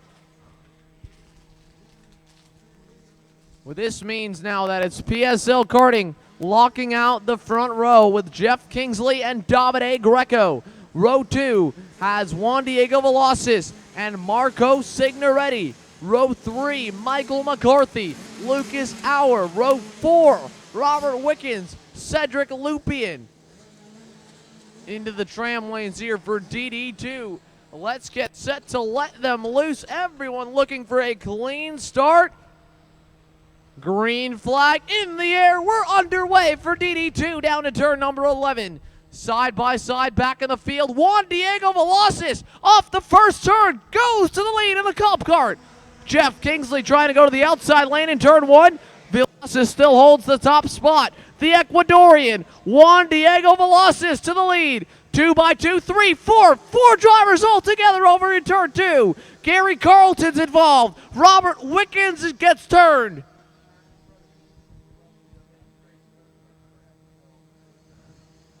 What a race here. 6 drivers in the lead pack, and 2 of the fastest drivers this weekend, Gary Carlton and Robert Wickens, get involved in an incident over at turn 2. Juan Diego Velasquez leads the way. Jeff Kingsley second. Davide Greco third. Michael McCarthy fourth. Lucas Auer in fifth. Marco Signoretti sixth. Down to turn 11. Juan Diego Velasquez defending from Jeff Kingsley, trying to back him up. But Davide Greco is Kingsley's teammate. I doubt he's going to try and impede the process. Kingsley to the outside over at turn 1. He'll try and outbrake Velasquez. Side by side for third as well. Michael McCarthy goes by Davide Greco. Pops him a little bit on the way by. Luke Auer goes through to third. Juan Diego Velasquez continues to defend over into the hairpin section. Jeff Kingsley still second. Lucas Auer third. Marco Signoretti fourth. Michael McCarthy fifth. They're all backing up behind Juan Diego Velasquez.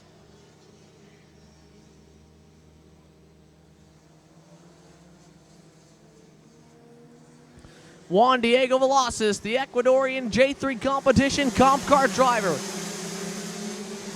leading the way down the back straightaway. Here comes Kingsley all the way down to the grass. Not going to make the move there. Velasquez continues to defend. He holds the lead. Down to turn number 1. Velasquez versus Kingsley. Kingsley this time going to give him a little love tap. Lucas Auer around the outside trying to get by Jeff Kingsley. Kingsley has to give him the space there out of 2, but he'll hold the position. Now Velasquez able to go back to his normal line with a little bit of a gap back to Jeff Kingsley. It's backed up all the way to Ethan Simeone and Cedric Lupien there at the tail end of the group. They've got Igor Molkin behind him, so it's an 8-car lead train and nearly 9. Juan Diego Velasquez leads in DD2.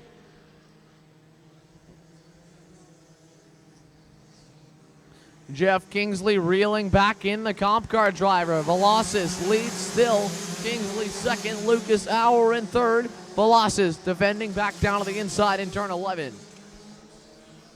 Jeff Kingsley trying to cross him over. He'll do it. Side by side. Crossover move. Jeff Kingsley to the lead down the front straightaway. Lucas Auer going to go through as well. He'll go by Juan Diego Velasquez. Now Michael McCarthy goes by. The floodgates have opened. Juan Diego Velasquez down to 4th.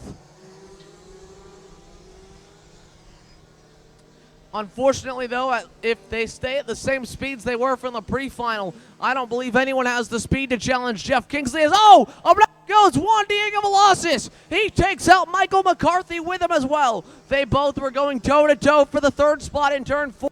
And Michael McCarthy is now stalled out at the exit of turn 4, trying to beat the nose cone back onto the kart to get it back going.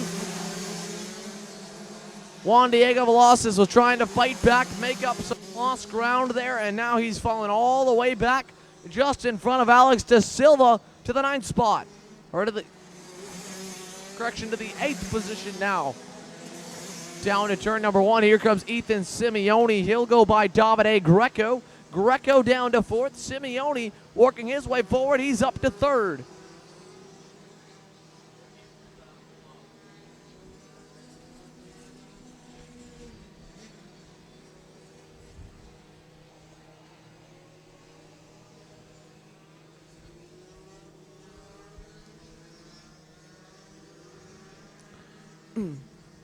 So Jeff Kingsley leads here over Lucas Auer, Davide Greco, and Ethan Simeone trying to make their way up to 2nd.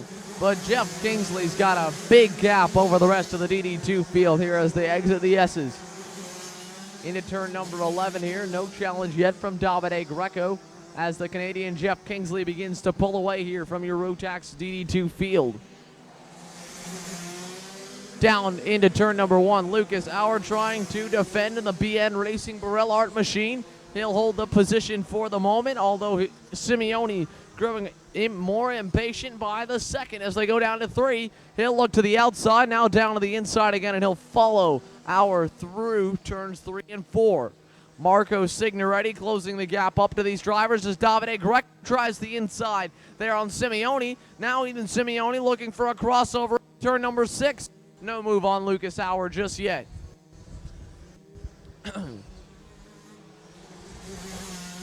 A great battle for the 2nd spot here. 4 carts and now nearly 5 as Cedric Lupian tries to join the fray.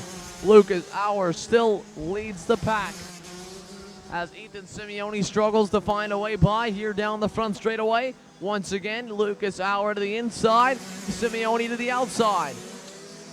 This time, Ethan Simeone going to have Davide Greco make contact. Davide Greco over the top of Ethan Simeone as Greco tried to go to the inside. He gets back going. Now Simeone probably with a bent steering shaft and a completely dislodged nose cone. Ethan Simeone throwing his hands in the air. He's frustrated now as he lets Juan Diego Velasquez go by. The nose cone completely off the go-kart here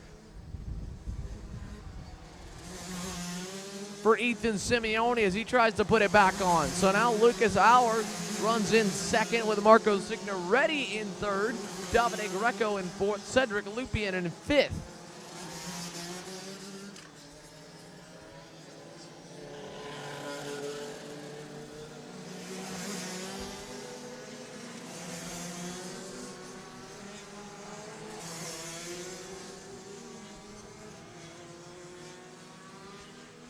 Robert Wickens pulled in with his damage early on here after getting back going from that turn 2 incident. Gary Carlton was the first driver to get back going, or the last driver to get going. He's in 9th now with all the incidents going on the racetrack, and it's again severely spaced out our pack. It's just Lucas Auer versus Marco Signoretti for 2nd and 3rd. I'm not sure if Davide Greco was any damage from going up over the top side of Ethan Simeone.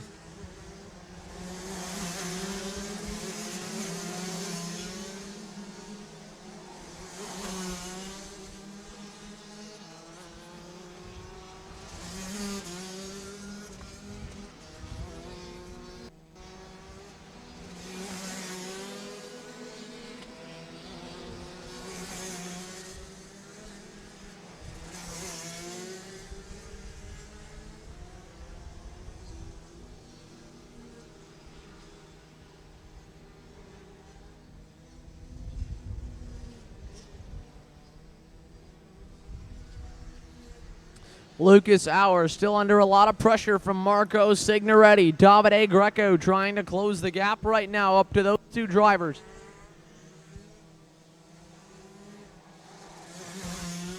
And he's doing so just ever so slightly here. The PSL Karting Burrell Art closing up to the Energy Corsa North America entry of Marco Signoretti. Down into turn number 11, challenge for 2nd. Signoretti to the inside of Lucas Auer in turn 11. Back down the front straightaway, though, to turn 1. Signoretti defending down to the grass. Auer going to follow. Now he'll go all the way to the outside of the racetrack. Trying Gross Signoretti over, not going to do it out of turn 2. Marco Signoretti holds the spot. But he's still got to defend all the way down to the grass again over at turn 3. Hour to the outside. Davide Greco now joins the fray. 3 carts battling for second as Jeff Kingsley continues to pull away. Out of turn 5, Davide Greco nearly side by side with Lucas Auer. Marco Signoretti still holds second. Greco in 4th. 5th, Cedric Lupien as he starts to close up to this pack of 3.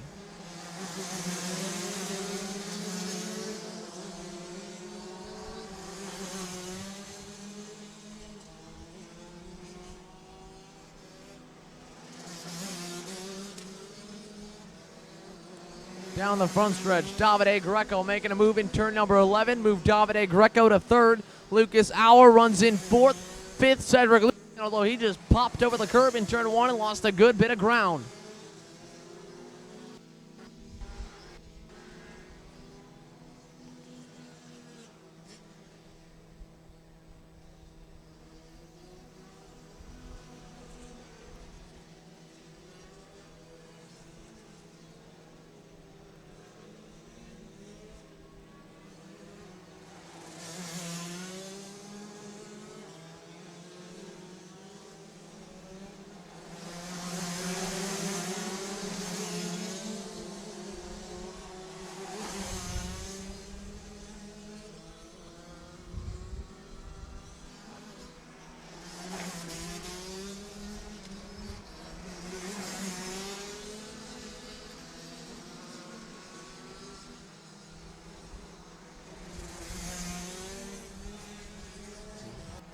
Out of turn number 2, Marco Signoretti having a lot of pressure from Davide Greco. Greco trying the inside, unable to get there. It's a 4-cart pack with Cedric Lupien at the tail end. Jeff Kingsley, a huge lead over the rest of the DD2 field now as he exits turn 7. The rest of them just getting out of turn 5. Marco Signoretti still holds second for the moment. Davide Greco just needs a good run out of the S's to challenge over at turn number 11.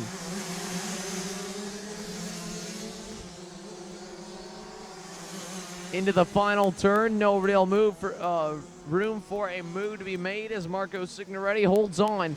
But here comes Davide Greco up to the bumper over at turn 1 to the inside. Davide Greco looking for a second. He'll get it in turns 1 and 2. Marco Signoretti trying to pull a crossover, not going to do it there as they head down to turn 3.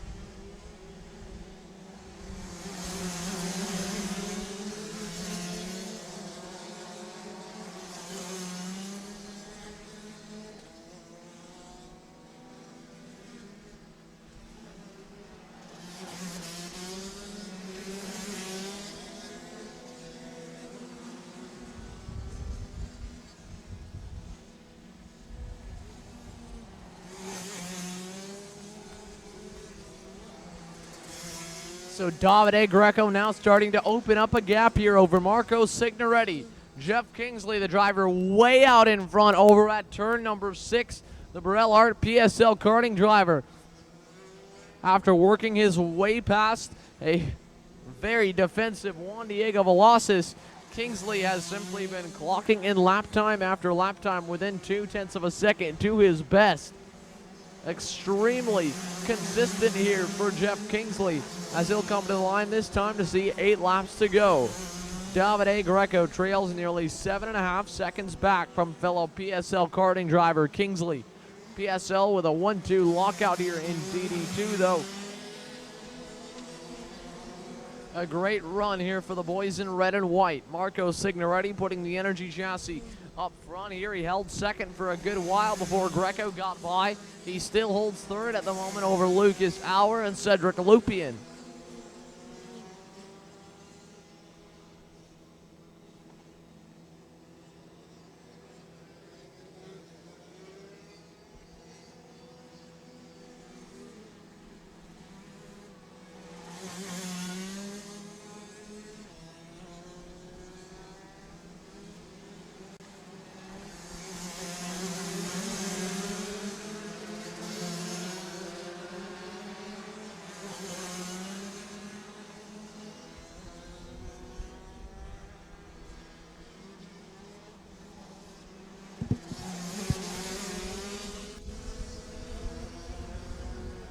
Into turn number 1 here. Davide Greco pulling the gap now to about half a second over Marco Signoretti. Lucas Auer, another half second back from Signoretti at the line, with Cedric Lupien closing up to his rear bumper. That could be the next potential pass here for the 4th spot as Auer starts to defend away from Lupien. They're losing a lot of time now as Lupien goes to work on the bumper of Lucas Auer over to turn 6. Cedric Lupien hasn't really been much of a threat this weekend, but now onto the bumper of Auer, and with some of the crashes up front, they're inside the top 5 with the potential to challenge for a podium and the laps to do it in. We've still got a good bit of time left in this DD2 main event as Jeff Kingsley leads the way down the front stretch. Battle for 4th. There goes Lupien to the inside of Lucas Auer. Cedric Lupien to P4, but he's going to have to fight for it over in turn 1. Auer all the way to the outside lane. And Lupien takes it away with a good move in turn number 1 to not allow Auer to get the best of him and make him overshoot the corner. Cedric Lupien, though, under a lot more pressure to turn 3. Auer going to force his way down the inside. Lucas Auer back to 4th there in the back hairpin section. Lupien having to start all over as they both see Marco Signoretti and Davide Greco driving off into the distance.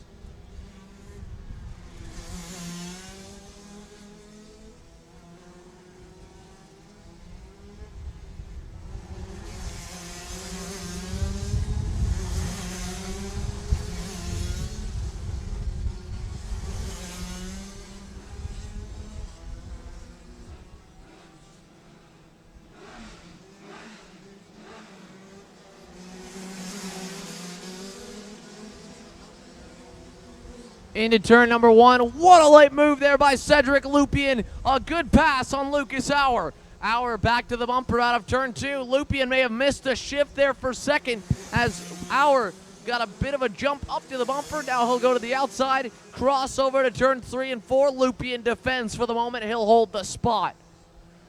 A smart move there by Cedric Lupien to make his bid in turn number 1 and then defend all the way down, this time successfully being able to hold Auer back through the hairpins. Into turn number 7. This is where Cedric Lupien can open a gap if he can hit the S's right.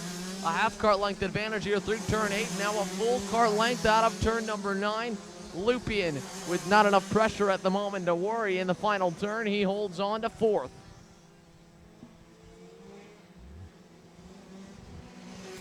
So Cedric Lupien with a 1 cart length advantage back to Lucas Auer in the battle for 4th right now. That's the only battle we have currently on the racetrack. First, Jeff Kingsley. Second, Davide Greco. Third, Marco Signoretti. 4th, again, the battle you're watching right now between Cedric Lupien and Lucas Auer. 6th is the Burrell Art chassis of, I believe, Igor Mokin. 7th, Juan Diego Velasquez. 8th is Gary Carlton. 9th is Alex Da Silva. Everyone else, and 10th is James Armas. 11th, Benjamin Heights. Then Ethan Simeone, Michael McCarthy, Robert Wickens. All drivers suffering DNFs here in the main event for DD2.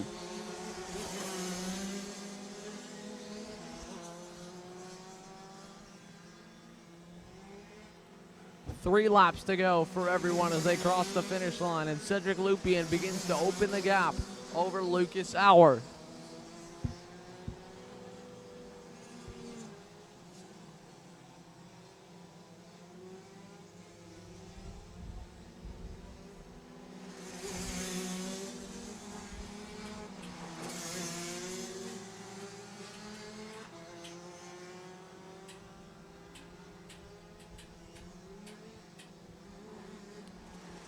Through the S's, Jeff Kingsley, your leader with 2.5 laps to go.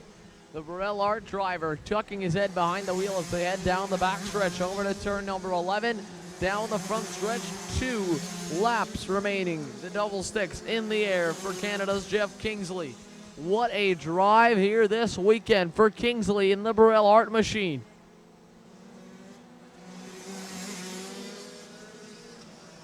He was fast back in Homestead. He's been consistent this week. Probably the only driver in of the top 5 qualifiers to not have a single problem right now, or be involved in any kind of an incident. because Jeff Kingsley here has just been quiet enough inside the top 5 to not really cause any trouble. He's kept his nose clean. He's been smart and aggressive when needed, but he hasn't been over aggressive.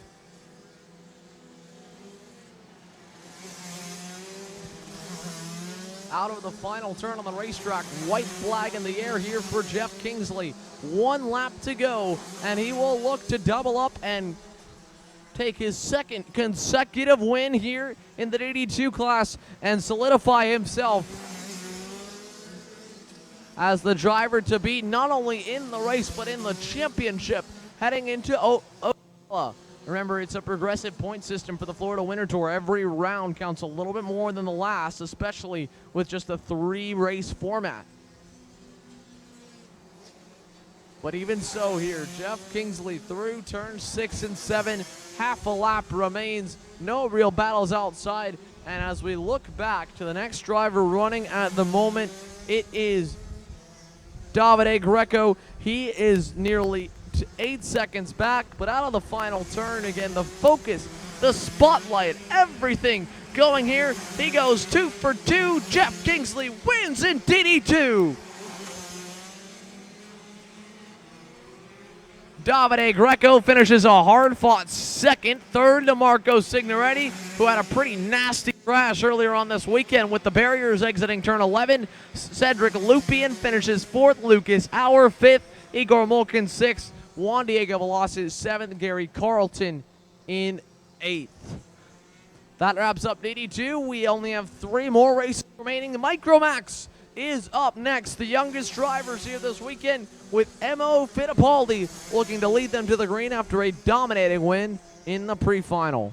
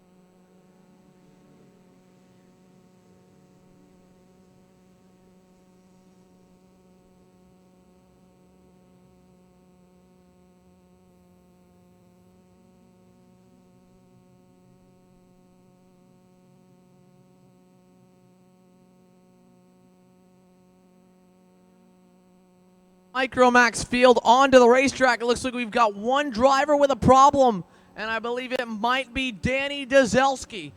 He's just now got the kart refired. The Vemi kart driver trying to get the kart up to full song here as he heads down the front straightaway. The field heading through the S's at the moment. Oh, and off goes the chain guard there from Danny Dazelski into the middle of the racetrack over at turn 1. That'll be picked up real quick. Not sure if he'll still be allowed to continue without it.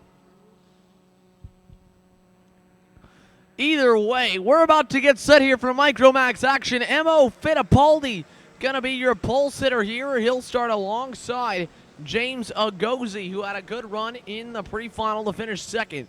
Jeremy Fletcher will start third after coming from 7th on the grid for the pre-final. Quite a few other fast drivers here as we start to slow them down in the back hairpin section. Danny Dazelski pushing full speed here to try and catch up to the pack. He's all the way in the last turn there over at turn 5. He's still got a lot of catching up to do, and they're going pretty quick at the moment.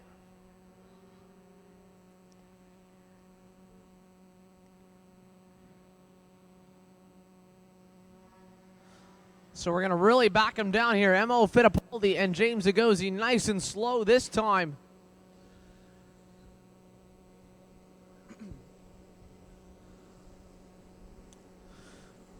As they lead the field over to the tram lines. Danny Dazelski not going to make the start here if we go on this attempt. Into the lanes, it looks like we will be trying it this time. Mo Fittipaldi, James Agozi, Micromax, group number 4 looking for the green. We'll get it. Green flag down to turn number 11. Side by side back in the field as Fittipaldi goes out the early lead. Jeremy Fletcher into second. Here comes Fletcher looking to the inside down to turn 1. No move yet from the OGP driver. James Agozi going in deep on the outside lane. He'll slot into second as he goes by Fletcher over in turn 2. Now Fletcher under pressure from Miguel Costa and the Burrell Art Machine. Battle for the lead. Here comes James Agozi to the inside in turn 3. Agozi, your new race leader. Mo Fittipaldi down to second. Jeremy Fletcher able to get back by Miguel Costa, and Alex Powell follows him through. Costa down to 5th. Paul Bacchus now on the bumper of the Burrell Art driver. Georgie Zuane and Nikita Johnson round out the 8-part lead pack. James Agozi leads the way here in the main event after not leading a single lap in the pre-final.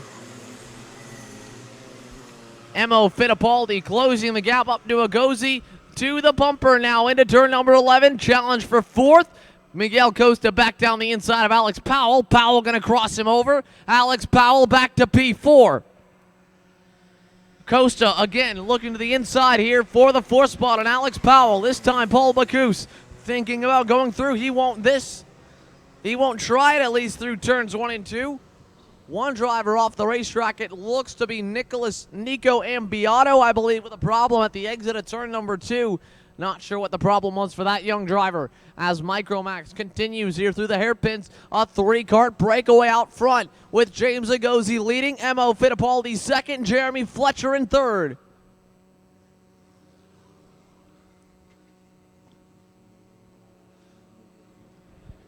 Behind them, Miguel Costa's finally settled it with Alex Powell for the moment. He leads that pack.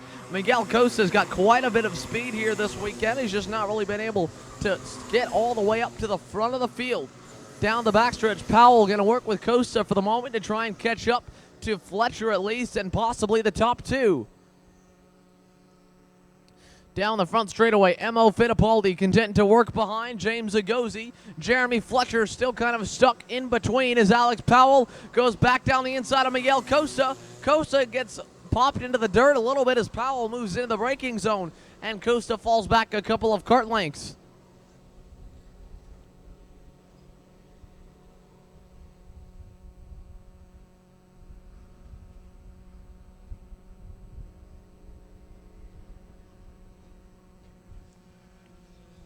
Alex Powell quickly reeling in Jeremy Fletcher now to catch for third and try and possibly either pass him or push both up to the top two. It is still James Agozi leading over M.O. Fittipaldi. Agozi having a good run here in the final session on the weekend, the one that counts the most. The Kuna USA Bennick driver over M.O. Fittipaldi, but now Fittipaldi looking to the inside, down the back straight away into 11. And M.O. Fittipaldi back to the lead in the Formula K. M.O. Fittipaldi, son of Formula One legend Emerson Fittipaldi, here in his second full season of international and national level go-kart racing. Fittipaldi leading the way here in Micromax, having his best weekend so far. No battle inside the top five right now. Paul Bacchus and Nikita Johnson going at it, though, as they head down to turn 3. Johnson going to try and go back down the inside of Bacchus after Bacchus got by in turn 1. And Johnson goes on through, so a good battle here just for the 5th spot as Nikita Johnson holds it in the Nitro Kart for the AKT Racing Team entry. At the moment, it's still Goodwood Kartways out in front with the Formula K for M.O. Fittipaldi. Team Kuna USA runs second. Ocala Grand Prix in third. Speed Concepts Racing runs fourth as Fittipaldi and Agozi still try to get away. Alex Powell's closing up to the rear bumper here of Jeremy Fletcher as they go down to turn number 11 and head down the front stretch. This time, it looks like Fittipaldi's starting to pull away a little bit from James Agozi. James Agozi knows he needs to get by Fittipaldi now. If Fittipaldi can gap him even on a straightaway, as we've got a good pass there by Georgie Zuane all the way from the UAE. A great move to the inside of Florida's Paul Bacchus.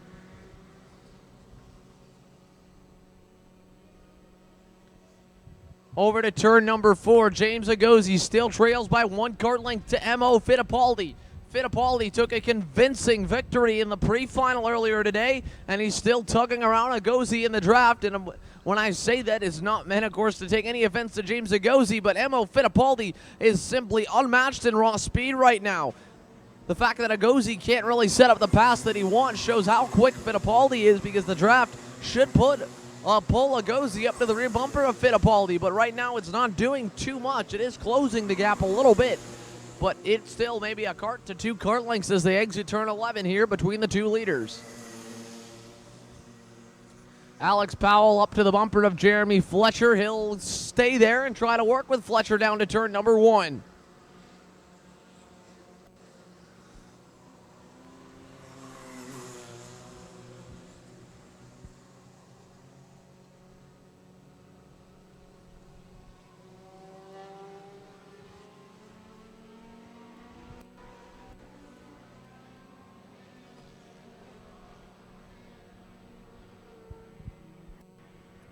Out of turn 5, M.O. Fittipaldi still unable to shake James Agozi, who just sits about a kart to 2 kart lengths back throughout the entire circuit here at the Palm Beach International Raceway. They've pulled away from 3rd place Jeremy Fletcher and 4th place Alex Powell. Powell did look like he might have the speed to challenge them, but he just started a little bit too deep in the field to do that. Miguel Costa runs alone in 5th, Nikita Johnson 6th, Paul Bacchus 7th. Right ahead of Georgie Zuane in 8th. Then it's Miles Hewitt in the comp kart in 9th.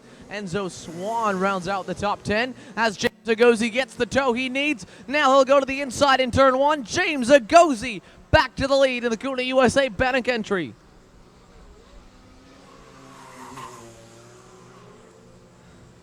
M.O. Fittipaldi 1 length behind now as they head into the back hairpins. Jeremy Fletcher and Alex Powell hoping for a little more battling to get into the lead pack as they run 3rd and 4th, just nose to tail right now. Fittipaldi playing nice, not making a quick counter move like we've seen in some of the races past already today. Over to turn number 6, Fittipaldi still right behind Agozi, no move yet, over to 7. Through the S's and onto the back straight away. James Agozi, M.O. Fittipaldi, 1 and 2. Jeremy Fletcher, Alex Powell, 3 and 4. A big break back to Miguel Costa and Nikita Johnson in 5th and 6th. Fittipaldi still pushing Agozi around now to turn number 1. M.O. Fittipaldi still glued to the bumper. No change for the lead at James Agozi, showing the way here in Micromax. Emo Fittipaldi, a little bit of a bobble there through turns 1 and 2 is going to cost him a little bit of time as he falls back to nearly 2 carts back into turn number 3, just clipping the curbing just the very sliver of the inside over at turn number 1. Either way, they both are still pulling away a good margin per lap from Jeremy Fletcher and Alex Powell.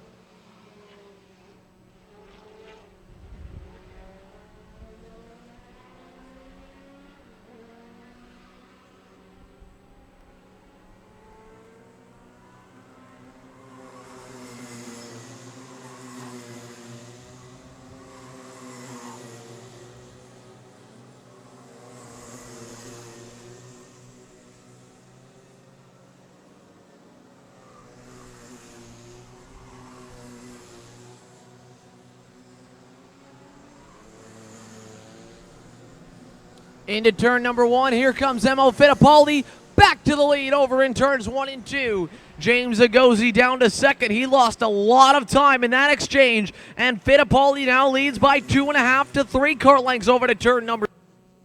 Jeremy Fletcher, Alex Powell still trying to dig hard and close the gap to the top 2. The more they battle, the more they will catch them. Right now off raw speed, they're not enough to get there, but if they can let them battle and then get ahead of them to have them push them around, they can be a threat for the win. At the moment, that relies on James Agozi reeling back in Emo Fittipaldi, and Agozi is going to need to be absolutely perfect here the next couple of corners to make sure he closes in the draft and doesn't fall out of it.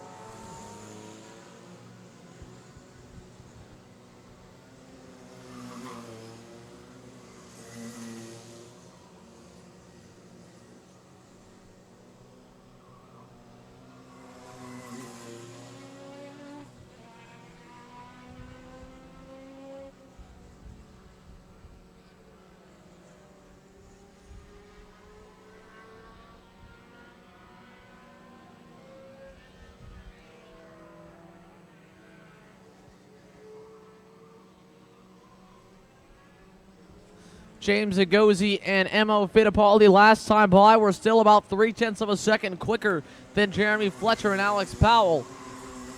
Fletcher pulled away from Powell here through the S's this time, and the gap looking like it's lengthened once again. But we'll confirm that as they come across the line. Emo Fittipaldi has just 8 laps remaining here to hold on for a main event victory in the Florida Winter Tour. They pulled another 0.2 away from Fletcher and Powell that time by. And Agozi not really able to close too much. He did close a little bit up to Fittipaldi. He's going to need to do that a couple more times before he has the chance to really challenge once again. The Formula K driver leads the way. 3 and 4 by a cart and a half.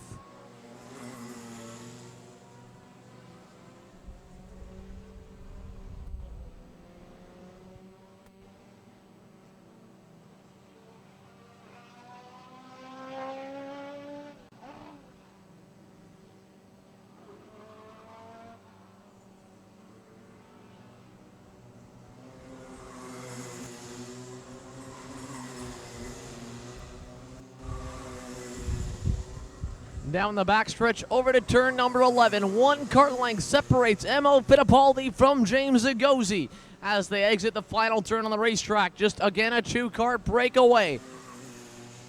Down to turn number 1, Agozi all the way up to the rear bumper of Fittipaldi, but no move yet as we see them pull again a good bit away per lap from Jeremy Fletcher and Alex Powell, who are just a tick off the pace of your race leaders.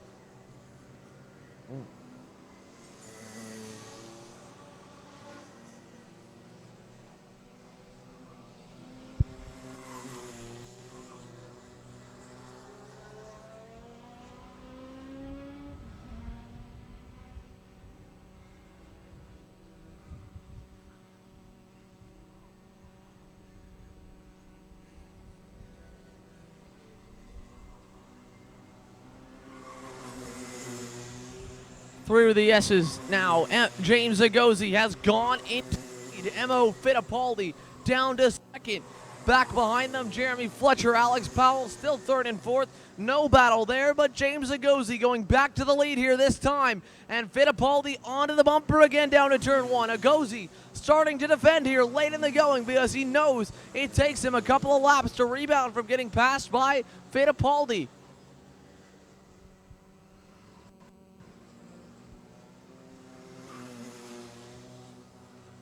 Into the hairpins. It's a two-car advantage now as he pulled it out a little bit out of the second turn. 5 laps to go at the stripe for James Agozi over Mo Fittipaldi. Jeremy Fletcher, Alex Powell just battling for the last podium spot at this point, unless there's a crash for the lead, which again, you cannot rule that out. We've seen quite a bit of that in our Mini Max and DD2 Max divisions. But even so, Mo Fittipaldi and James Agozi have not only been playing nice, but they've been playing smart. They've been very patient with each other. They haven't forced the issue just yet.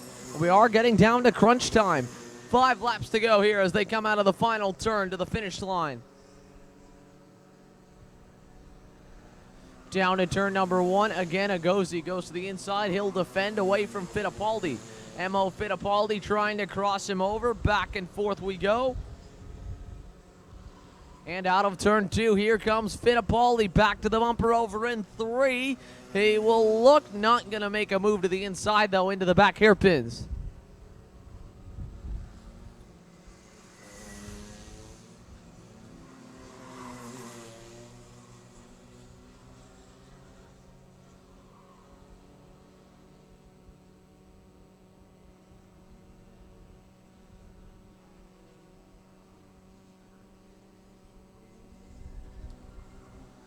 Out of turn number 10, which has been Fittipaldi's best corner on the racetrack. He gets such a good run down the backstretch. Now he'll go to the inside. Mo Fittipaldi back to the lead in the mechanics hairpin. James Agozi down to second. 4 laps to go here at Palm Beach in Micromax, and it's a duel out in front. Agozi back to the inside over in turn number 1.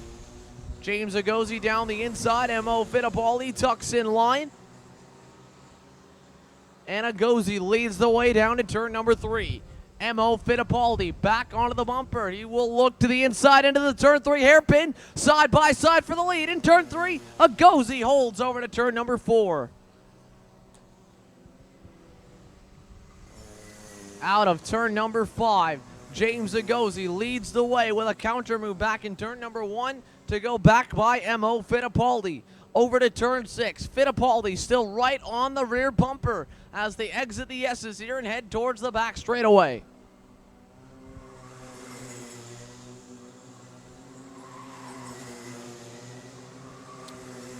Into turn 11. Fittipaldi this time going to wait to make his move on Agozi. 3 laps to go as they come out of the final turn on the racetrack. Down to turn 1. Agozi not really defending this time. Fittipaldi not going to make his move this time either. Agozi leads the way into turn number 1. Alex Powell has been sitting behind Jeremy Fletcher all race long. He has not made a single move to try and take the 3rd spot away. Not sure what his reasoning might be, but especially now seeing the leaders are out of reach, there's no reason not to. Although, if he does it enough and really backs them up, then it could bring Nikita Johnson and Miguel Costa into the situation.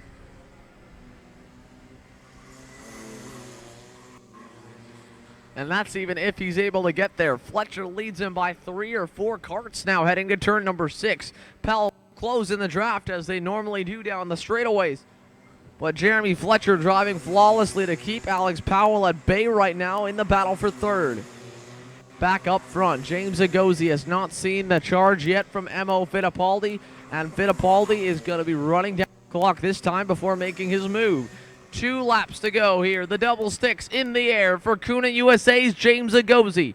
Mo Fittipaldi to the outside over to turn 1. Side by side over to turns 1 and 2. Fittipaldi trying to cross over. James Agozi, he will not do it, but he will get a big run down to turn 3. Agozi looks back. Here comes Fittipaldi all the way down to the inside, side by side again in turn 3. And again, James Agozi holds the outside, and he holds the lead.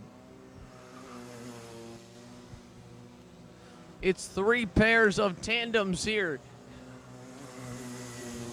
at Palm Beach International Raceway in the Micromax final. Miguel Costa's gone by Nikita Johnson to take over the 5th spot. It is still not seeing a change here for 3rd. And again, James Agosi's fended off every effort from Emil Fittipaldi so far. Fittipaldi with a good run out of the S's. It's just a kart length back down to the final turn. He'll stay in line for now. White flag coming as it goes into the air. We have 1 lap to go in Rotax Micromax. James Agosi all the way down to the grass. Emil Fittipaldi to the outside of the racetrack. Agosi holds the lead. Fittipaldi trying to cross him over. A perfect setup. Emil Fittipaldi makes it work. Emil Fittipaldi to the lead over to turn number 3. Here comes James Agosi back down the inside, trying to make it work. They both run wide. Fittipaldi leads by a kart length over to turn 4.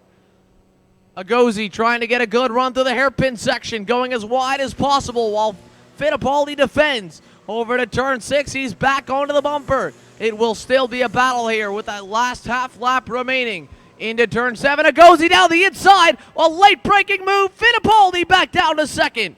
James Agosi leads. He's just got 1 more corner to hold Fittipaldi back, but it's one of the best ones to pass in and one of the hardest to defend into. Here goes Fittipaldi to the outside. Agosi follows him up the racetrack. Emil Fittipaldi around the outside. He's still there on the exit. Not going to do it. James Agosi wins in Rotax Micromax.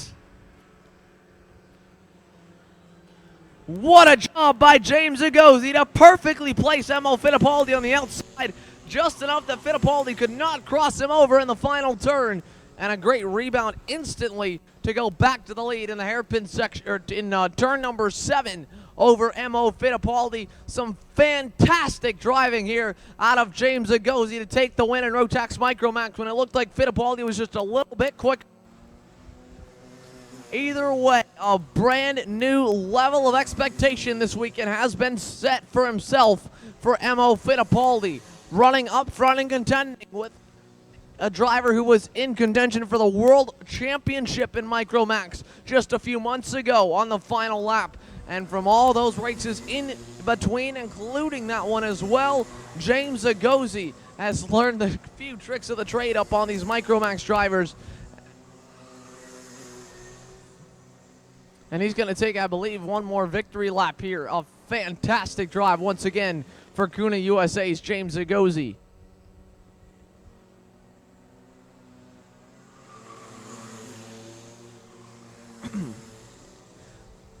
A full victory lap here for the checkered flag, and well-deserved for Kuna USA's James Agosi as he wins here in Rotax Micromax with an amazing battle in the final couple of laps with Emil Fittipaldi.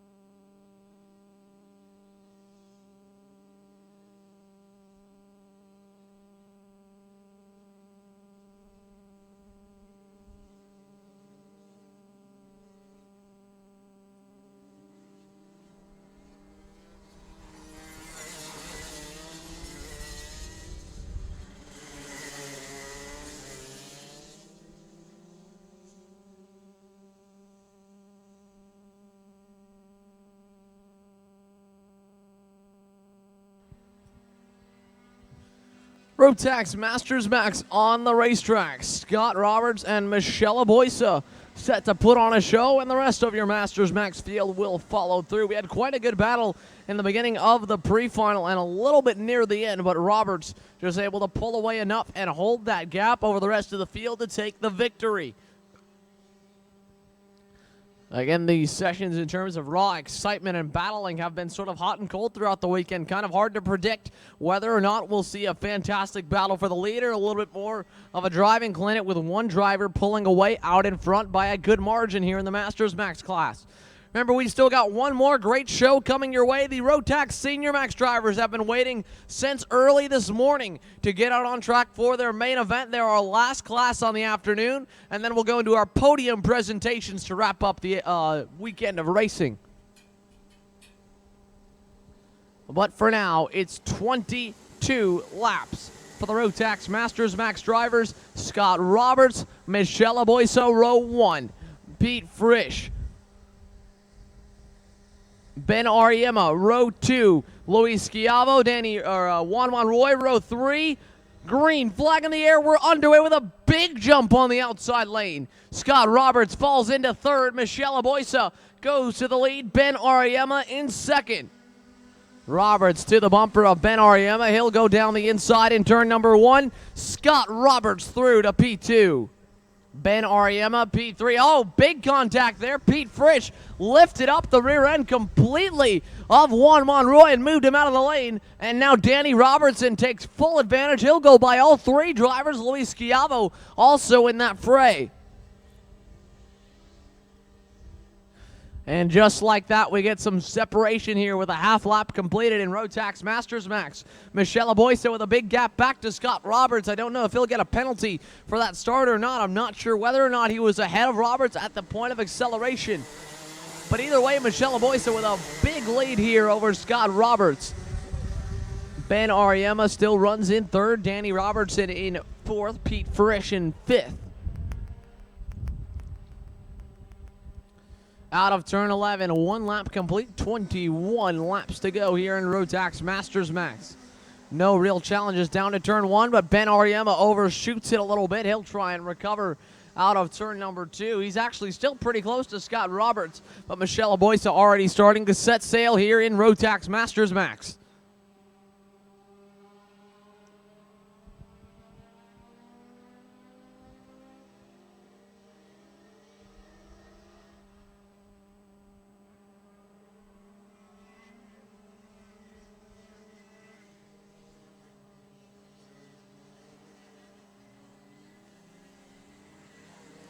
Through the S's and down the back straightaway. Michelle Boysa starting to pull away big time here from Scott Roberts and company.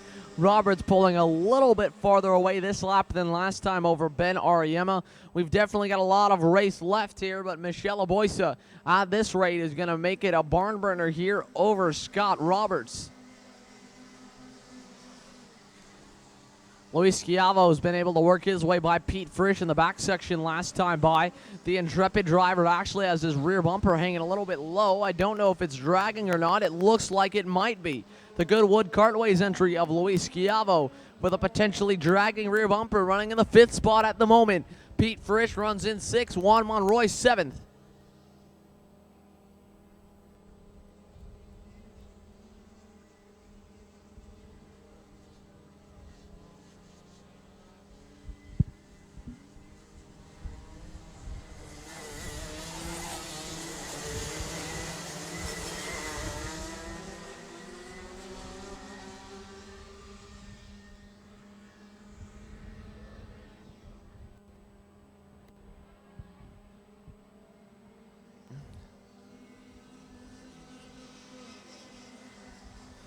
Down into turn number 1, Michelle Boysa went a little bit wide. Scott Roberts actually gained a little bit of time on him.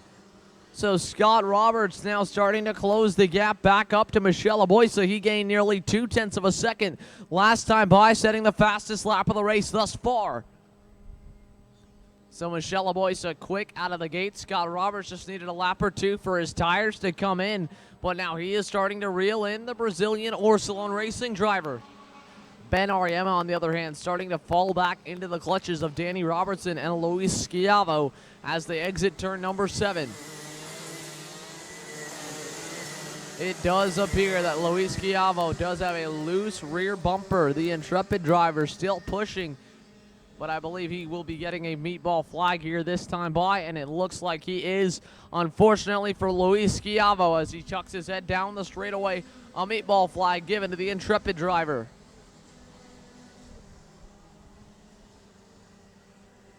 That time by, Scott Roberts took another 2/10 cut out of Michelle Aboisa's lead as he starts to close up to the number 608 Tony Kart entry.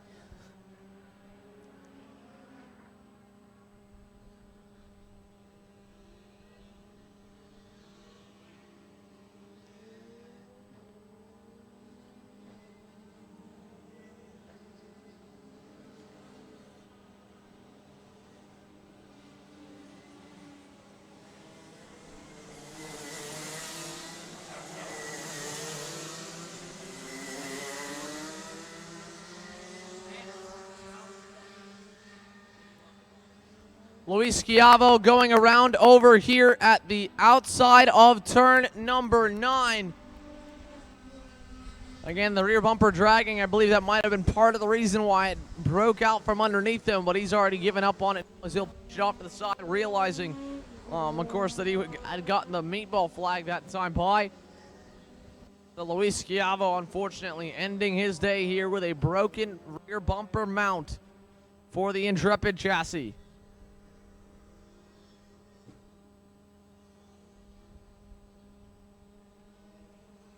Meanwhile, up front, Michelle Aboisa is being reeled in by Scott Roberts. Once again, a kart length and a half here now between the top two.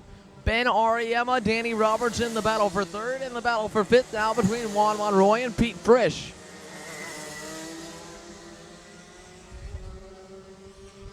Out of turn number 11, Scott Roberts is there. A 2-kart battle for the lead here in the main event for Masters Max. Down to turn number 1. No move yet from Roberts. He knows he has Aboisa where he wants him for now. And out of turn number 2, he goes right to work on the rear bumper of the Orsalon Racing Tony Kart.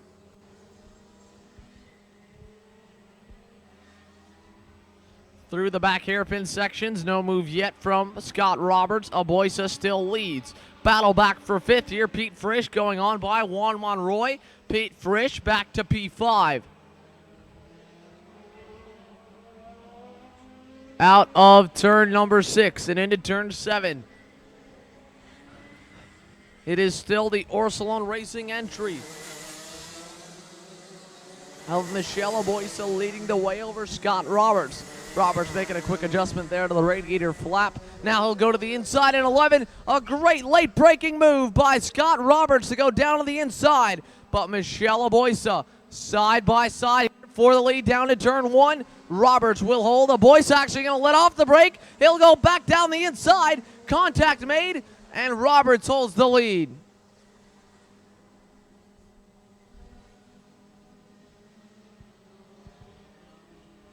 Over into turn number 3. Roberts really defending hard from Michelle Aboisa. Aboisa trying to find a way by as Roberts holds the spot now by a kart length out of turn number 5.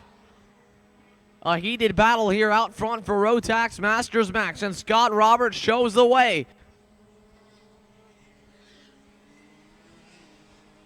Through the S's, Roberts and Aboisa nose to tail. Aboisa with a good run out of turn number 9 and into 10. Now down to 11. Here he comes back down the inside. No move by Michelle Aboisa. He'll back out of that one. A good run in the draft should still close him back up to Scott Roberts to make up for lost time. Into turn number 1. Aboisa deep on the brakes. A big bumper to Scott Roberts. He'll move him up the racetrack. They both go wide, and Aboisa goes back to work here right behind him. Over to turn 3 now. Aboisa to the inside. Scott Roberts to the outside in turn 3. Side by side for the lead. Aboisa throw. Oh, they make contact. Around they go. Scott Roberts and Michelle Aboisa go around battling for the lead.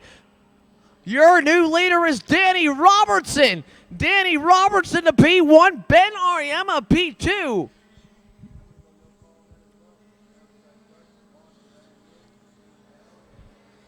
So Michelle Aboisa falls to 4th. Scott Roberts falls to 6th. Danny Robertson, your new race leader in Rotax Masters Max.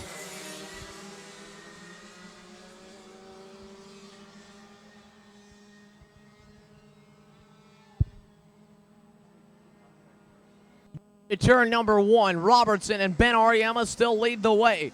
Pete Frisch 3rd.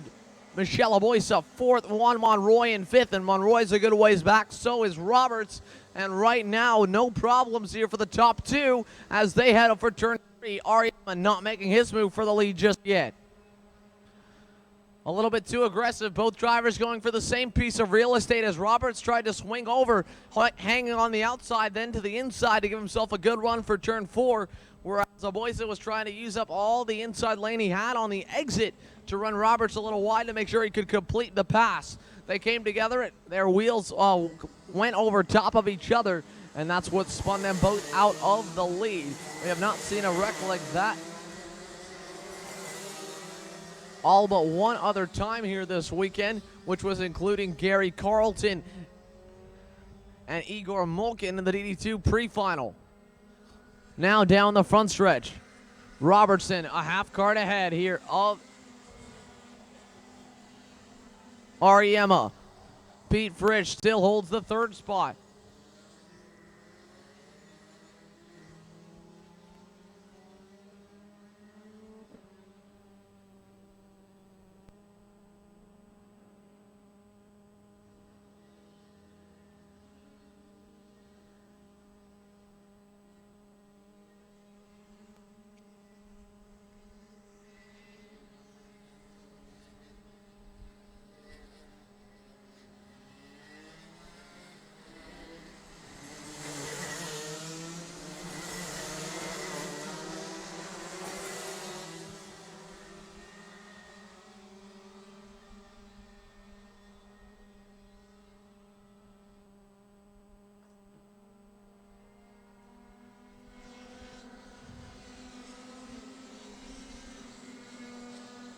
Into turn 1, Michelle Aboisa hard on the brakes. He'll go to 3rd. A good move there by Aboisa. He goes by Pete Frisch there to take over position number 3. I don't know if Aboisa is bent up at all from the incident last time by. He was still 3 tenths quicker than Danny Robertson. So was Pete Frisch. They both are gaining on the leaders a good bit per lap, and they've still got 10.5 laps to catch them.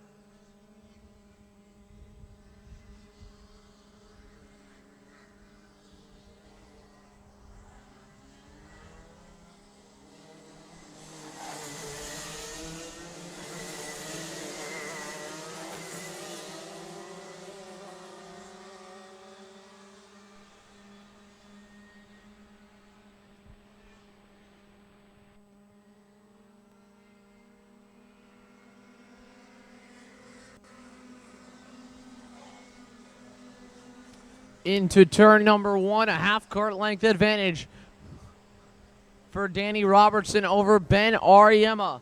Down to turn 3, here comes Ariema looking to the inside, no move for the lead.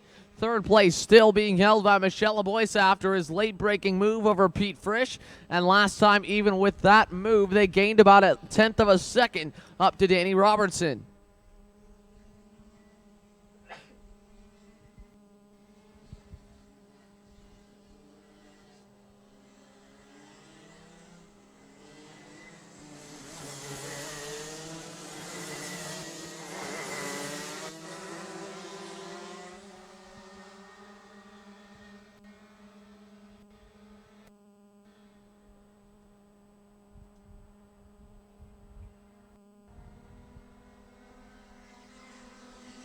Into turn number 1 here. Danny Robertson still leading. This time he pulled out a little bit of a bigger margin back to 2nd place. Ben Ariema this time. Ben Ariema actually going to go all the way to the inside and commit to it in turn 3. He will not be able to get it done though. Danny Robertson holds the lead.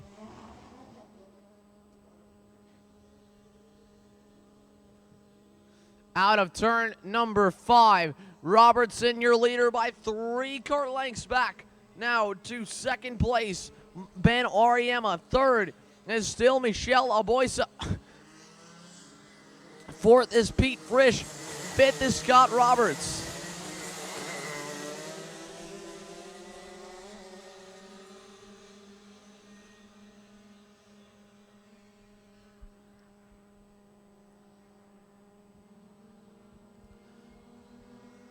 Eight laps to go here in Rotax Masters Max. The gap down to just 1.3 seconds from Michelle Aboisa up to race leader Danny Robertson. Pete Frisch is still coming along for the ride as Ben Ariema tries to close back the gap after his attempt for the lead did not fully go through. He lost a couple of kart lengths and a bit of time to not only the drivers in front but the ones behind them, and now he's losing ground out of turn number 5.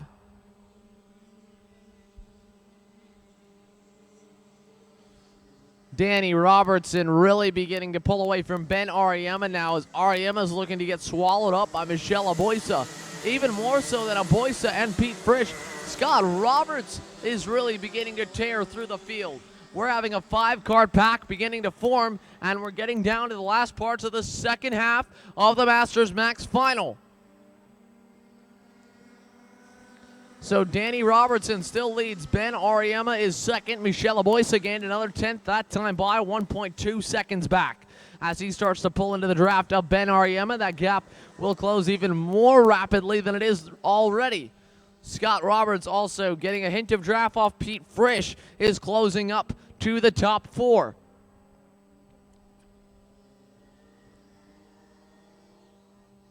Danny Robertson leading the way on the Tony kart here. Behind him with Ben Ariema.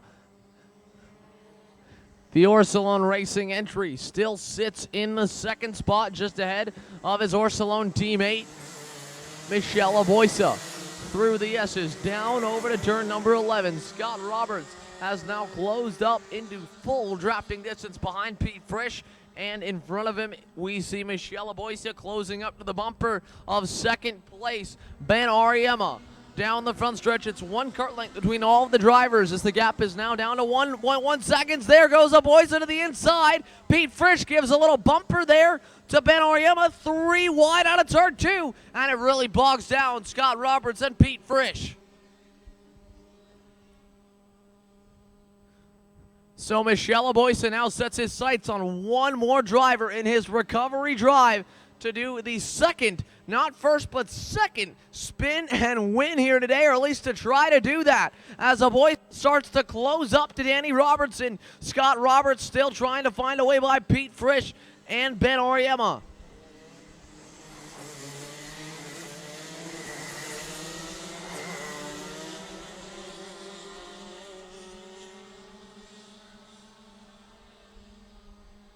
Into turn 11, change for third, Frisch to the inside. Ariema crosses him over, Scott Roberts still right behind. Into turn 1, here comes Frisch. Once again to the inside of Ben Ariema. He gets a little bit of help there from Scott Roberts, and Roberts goes on through as well. Michelle Aboisa gained 0.3 of a second to Danny Robertson last time ball. They've got 4.5 laps remaining, and it will be a fight to the for the win as Roberts now goes through to third. Pete Frisch holds on to fourth. Masters Max here getting set to put on one more show, one more battle here before our last class on the weekend. Rotax Senior Max rolls onto the racetrack. And it's Danny Robertson leading by just a couple of kart lengths back to Michelle Aboisa. Scott Roberts is also going to be catching the top 2, especially when they begin to battle. Michelle Aboisa is now within drafting distance. Scott Roberts just a 1.5 seconds back from the leader, Danny Robertson, and closing that every single lap.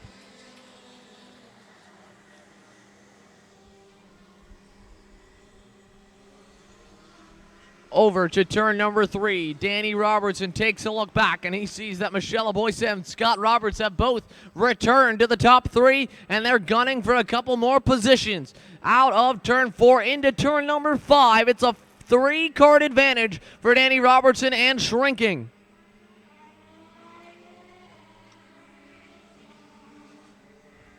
Time is just barely on the side of Michelle Aboysa as we're going to see 3 laps to go this time. He is going to be getting up to the bumper of Robertson at this rate very soon, but he will not have too many opportunities to get the pass completed before we run out the timer. And of course, I say that timer figuratively. It's full circuits as measured by the start and end of each race session here in Palm Beach. 22 laps the distance in Masters Max, and at the end of it, we've got 3 drivers coming together here in a battle for the win. Michelle Aboysa, one of them. He was leading early on, got tagged with the driver in third, Scott Roberts, as they came together. Now Aboysa has rebounded from the spin. He's up to the bumper of Danny Robertson over to turn 4.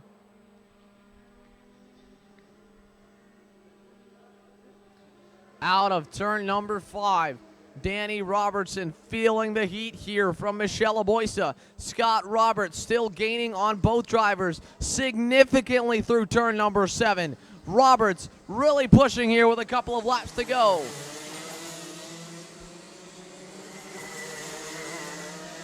Down the back straightaway into turn number 11. Michelle Aboysa down the inside of Danny Robertson. Michelle Aboysa to the lead with 2 laps to go.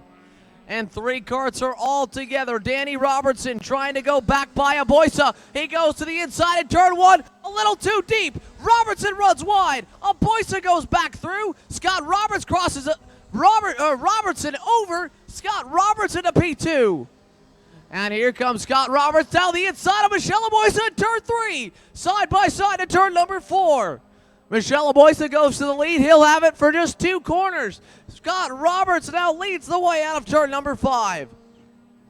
Michelle Aboysa going to try and fight back. They both have left Danny Robertson in the dust, as these two have been the class of the field here today. The final day of action in Rotax Masters is coming down to the final lap to decide your winner for this weekend. Here comes Michelle Aboysa in the draft, up to the bumper of Scott Roberts. Out of the final turn, the white flag is in the air. 1 lap to go. Scott Roberts trying to hold back a hard-charging Michelle Aboysa. No move made in turn number 1. Roberts looking very strong over to turn number 2, and Aboysa is running out of time. Roberts actually pulled away a little bit out of turn 2. So this 3-cart battle here, and Aboysa going to really need to put together an absolutely perfect second and third sectors here at the Palm Beach International Raceway to reel in Scott Roberts.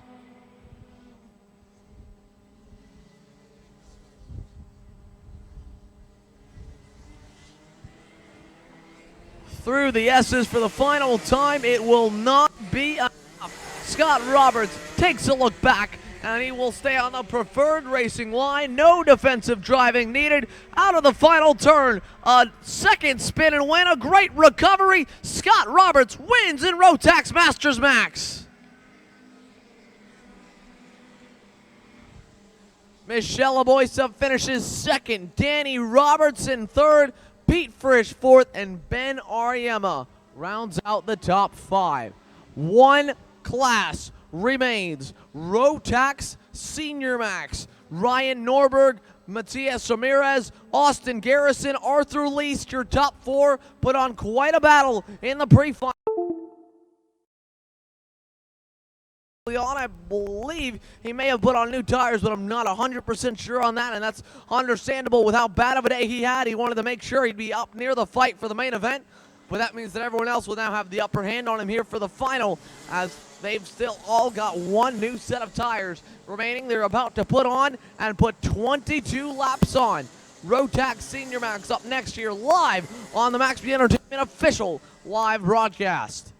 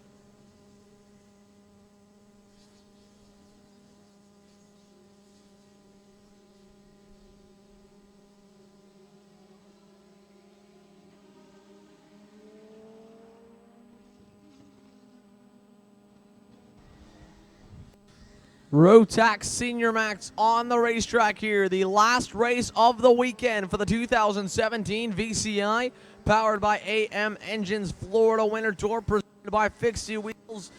US Rotax Max Challenge weekend number 2. The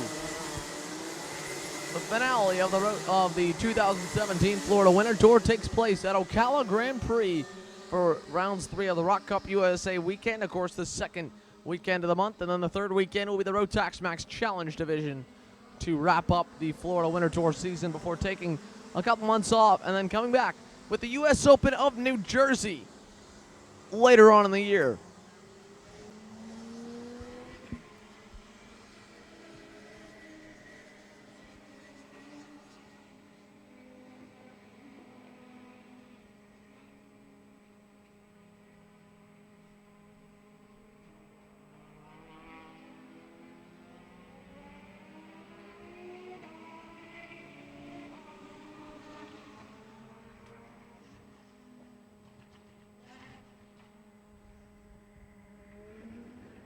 One driver slotting in line here that was a little late coming out of the pit lane. I believe that was Lane Vacala, who has found his place in line. He had a bit of an issue there in the comp card. He's fallen back now.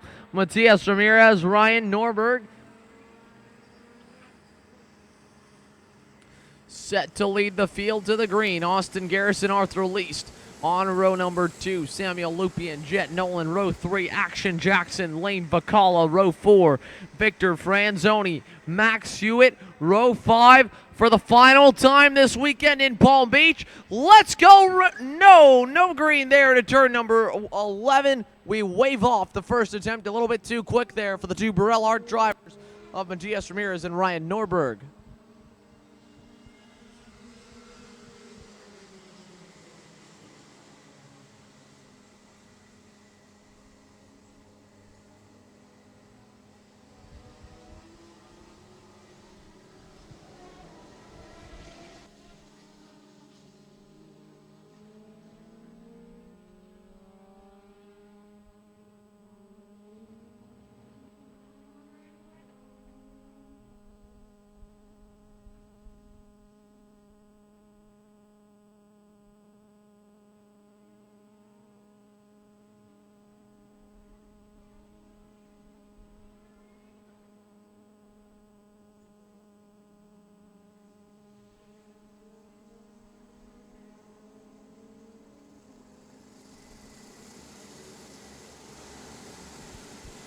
So let's try it again. Attempt number 2 for the Rotax Senior Max class.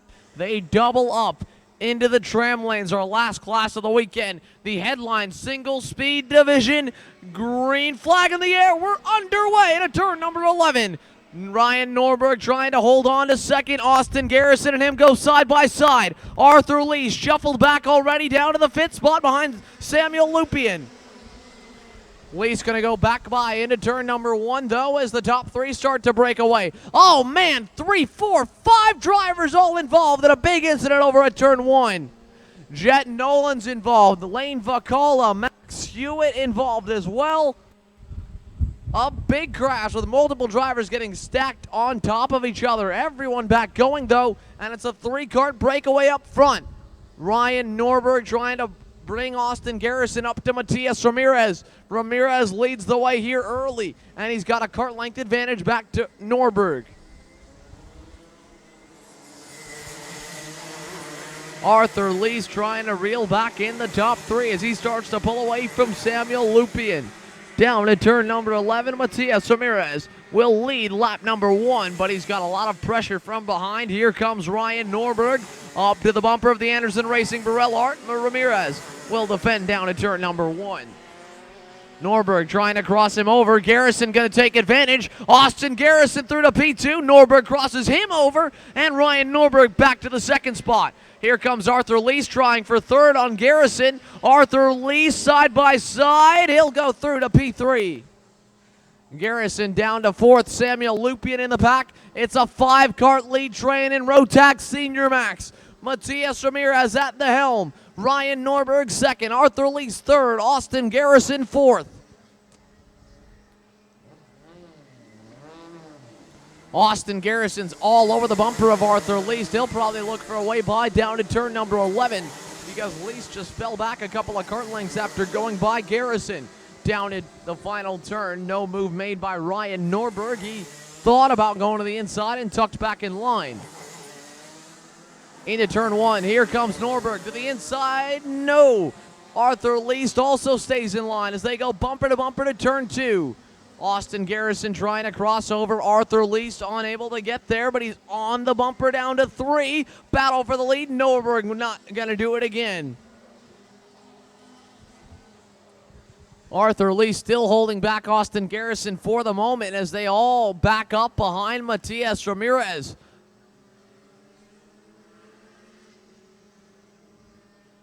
Through turn number 6, the driver in 6th at the moment is Victor Franzoni in the Zanardi. He'd love to get up and go toe-to-toe with these 5 out in front as Ramirez still leads. Austin Garrison is destroying Arthur Least in terms of raw speed through the S's section, but Least has quite a bit of horsepower and is very good in some of the hairpins that he's able to hold Garrison back.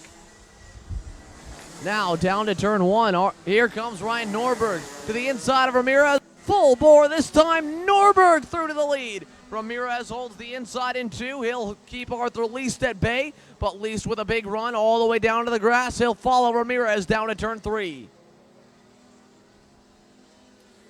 So bumper to bumper this time with Norberg in the lead and defending. Matias Ramirez runs in 2nd. Arthur Least still 3rd. Austin Garrison 4th. Samuel Lupien 5th. Into turn number 7. No aggressive moves here in the hairpin just yet. Everyone playing nice, but still being very aggressive.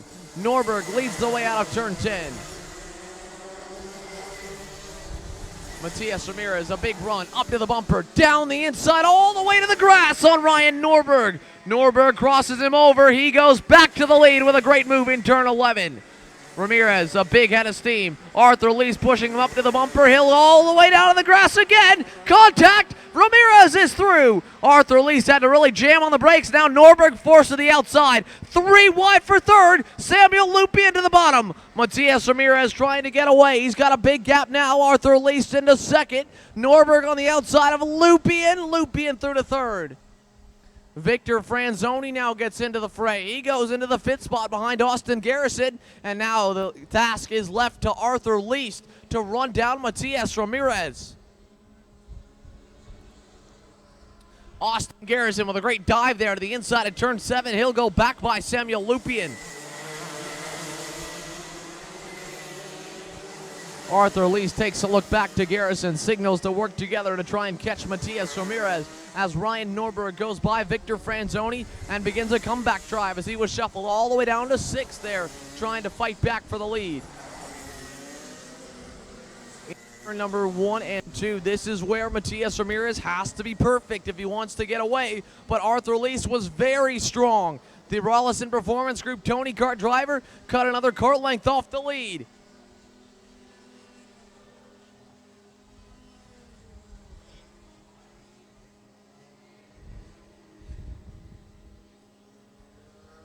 Out of turn number 5, Matias Ramirez with a 4-kart advantage back to Arthur Least with a great run through the hairpins. As Least tries to set up through the S's here, this is where Austin Garrison has that comp kart rolling. He pulls up to the bumper of Least, will not make a dive down to 11, but he will try and push him a little closer to Matias Ramirez. What a great battle here shaping up for Rotax Senior Max. We've already seen quite a bit of action, and now Ramirez only leads by about 2 or 3 kart lengths into turn 1. Least got in really deep there on the brakes. He'll try and get a good run out, and he does. It's just a kart length and a half now for Matias Ramirez out in front.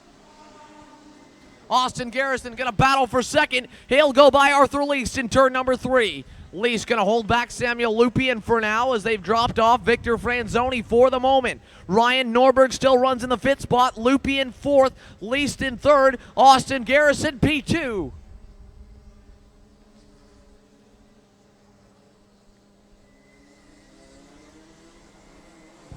Austin Garrison and Ryan Norberg have still been the only winners in the 2017 Florida Winter Tour. Matias Ramirez is trying to change that here in the Premier Single Speed class. Out of 11, down the front stretch. Ramirez only a half cart length ahead of Austin Garrison, who pulls up to the bumper. Arthur Lease closing up in the braking zone to the top two, all the way to the bumper of Garrison as they exit turn 2. Into turn number 3, Arthur Lease having to try and fight to hold Samuel Lupien and Ryan Norberg behind him. Here over to 5 as everyone's carts begin to come in. Least still fading just a tiny bit back from Austin Garrison. Garrison, on the other hand, pulling up to the bumper of Matias Ramirez as Norberg is still trapped behind Samuel Lupien and Arthur Least.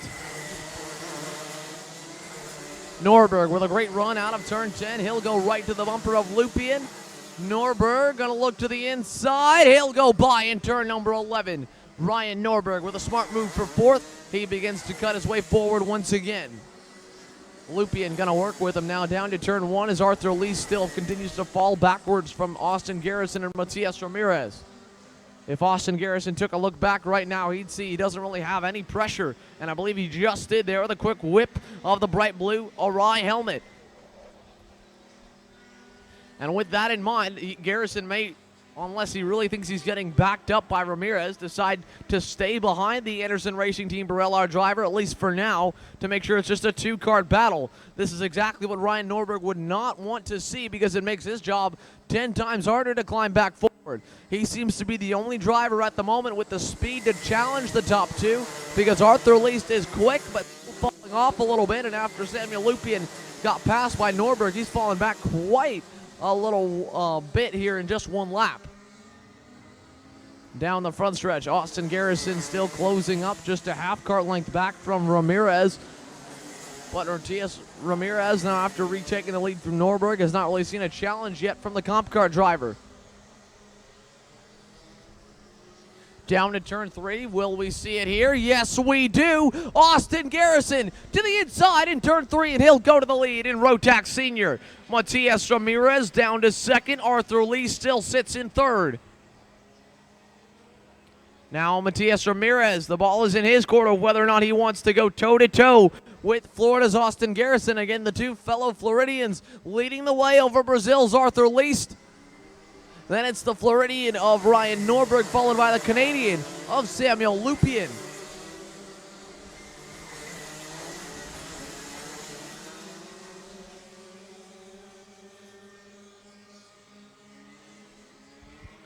Down the front stretch, Ryan Norberg catching up to Arthur Least as Ramirez starts to try and work with Austin Garrison. Norberg knows the time is now to reel in the top 2. He goes by Least with a move in turn 1. Move Ryan Norberg to 3rd. He signals to Least to work together emphatically over to turn number 3. Austin Garrison leading the way here in the J3 competition comp cart. Out of turn number 5, a cart length and a half ahead of Matias Ramirez, now to 2 cart lengths over to turn number 6.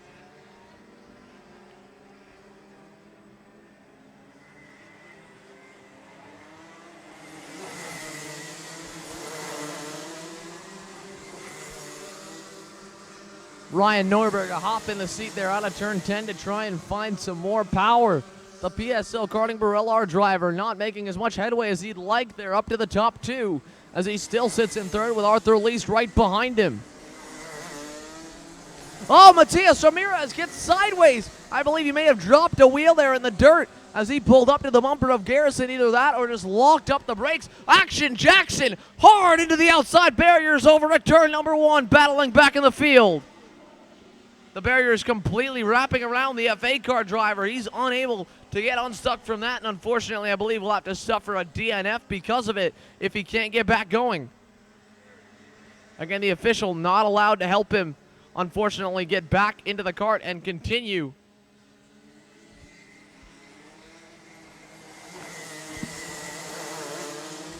Either way, with the bobble by Matias Ramirez, which by the way was a fantastic save under braking in turn 1, it has given some draft to Ryan Norberg and made it a little easier for Norberg to try and run up to the top 2. He's still bringing Arthur Least and Samuel Lupien with him as they all head to turn 1. Austin Garrison's lead about half a second.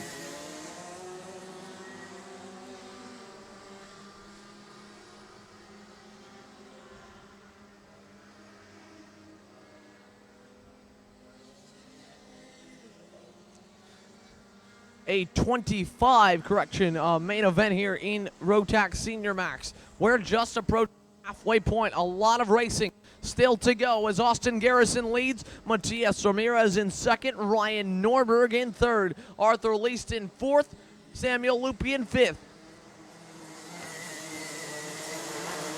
3 different countries represented inside the top 5, and the top 3 positions are held all by Americans.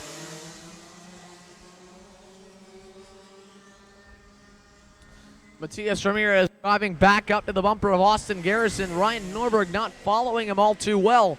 He is still doing everything he can in his Pirelli Art machine, but he does not look to be as quick as Matias Ramirez.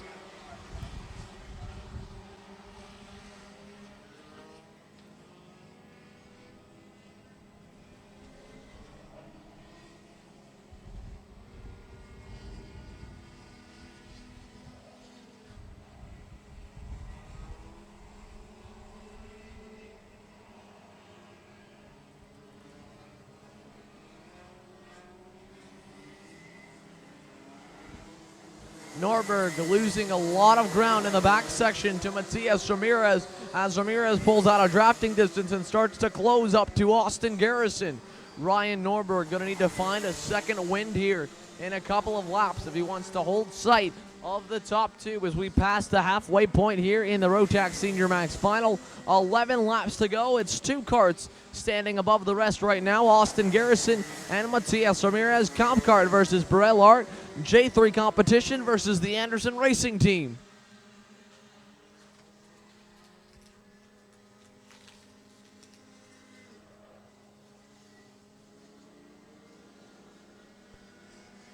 Out of turn number 5, a half kart length now, just all the advantage that is left for Austin Garrison's gap over Ramirez after Ramirez had his bobble in the braking zone of turn number 1. Ryan Norberg is still lurking, but he's not really gaining on the top 2. And if they don't battle soon, he will easily fall way out of battling distance.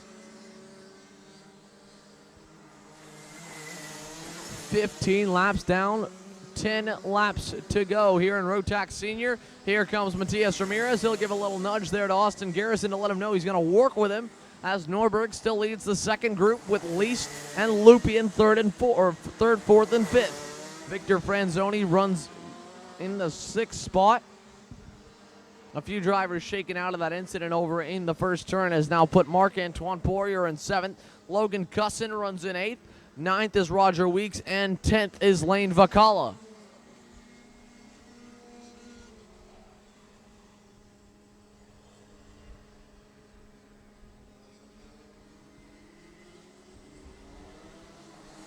So Matias Ramirez just sort of waiting right now for a prime opportunity to try and challenge Austin Garrison, just sort of sitting about a kart length back as they exit the final turn on the racetrack to see 9 laps to go here in Rotax Senior. Here comes Ramirez looking to the inside in turn number 1. Matias Ramirez goes through to the lead. Austin Garrison's down to second. Norberg definitely hoping for more here as they head for turn number 3. Ramirez a little bit of defending down to the inside. Here comes Ryan Norberg, Arthur Least, and Samuel Lupien as they start to reel in the top 2 once again. No more defensive driving now for Ramirez as he leads the way into turn number 6. Norberg still just a little bit outside of the prime drafting distance. As Ramirez exits turn 7, Garrison a little bit wider here through the S's. Well, this has been his strong point right here through turns 8, 9, and 10. Down to turn number 11, Ramirez takes a look back. He sees they might be able to shake Ryan Norberg if they don't battle. We'll see what his Strategy is as they go down to turn number 1. Will he challenge Ramirez? He will not. Austin Garrison stays in line.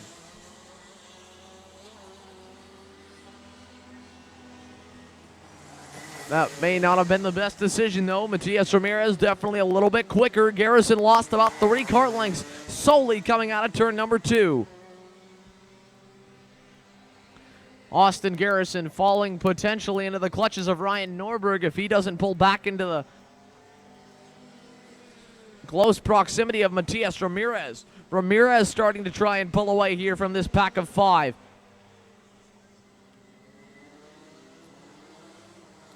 Through the S's, Matias Ramirez calm, collected, and confident as he leads the way down the backstretch to turn number 11. Austin Garrison still trailing by a few kart lengths now as they head for the final turn. He's in the draft. He'll bring Ryan Norberg with him as they go down the front straightaway. Matias Ramirez just so strong here through turns 1 and 2. Garrison needs to get through here well just to have a chance to hold on to him. He does that actually really well here for Austin Garrison. He'll close the gap a little bit out of turn number 2.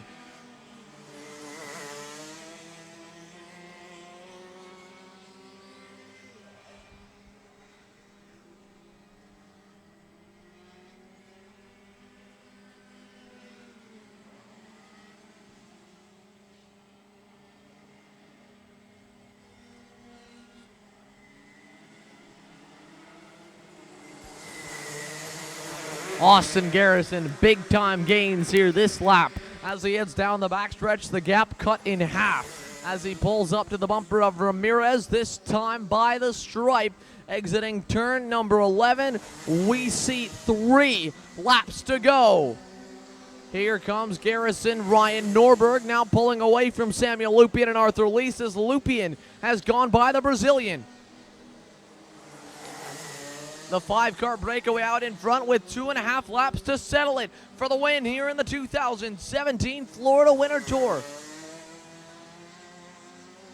So it is indeed a 22-lap final. Their race was just a little bit off for a few laps, but 22 laps the distance for Rotax Senior Max. Ramirez, Garrison, Norberg, the top 3 all weekend long, and on top of that, Samuel Lupien and Arthur Lease ready to do battle as well for the lead and the win here in Palm Beach. Down the back straightaway and into turn number 11. Ramirez still leads by 1 length back to Austin Garrison, this time by double sticks in the air for the last time this weekend. Matias Ramirez leads over Austin Garrison. Garrison up to the bumper over in turn number 1. Ramirez with a bobble. Matias Ramirez loses it in turn number 1. He'll hold the 2nd spot, getting sideways under braking. Austin Garrison, your new race leader to turn 3.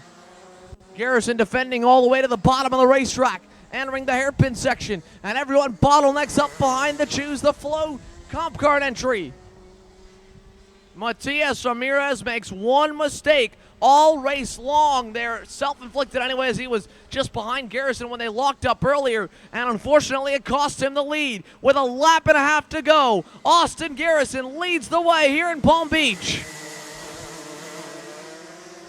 Ramirez 1 kart length back as they head for the final turn on the racetrack. The last lap. And there goes Ramirez. A late braking move to the inside of Austin Garrison. Norberg goes through. Ryan Norberg back in the fight here down to turn 1.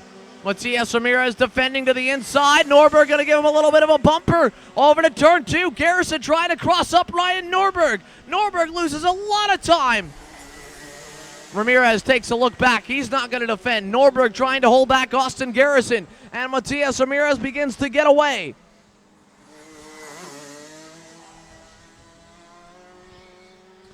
Matias Ramirez leads by 4 kart lengths. Half a lap to go. He just needs to hit his marks. He definitely has been quicker than Norberg. Garrison fighting to get back to at least the 2nd as Ramirez leads for the final time through the S's.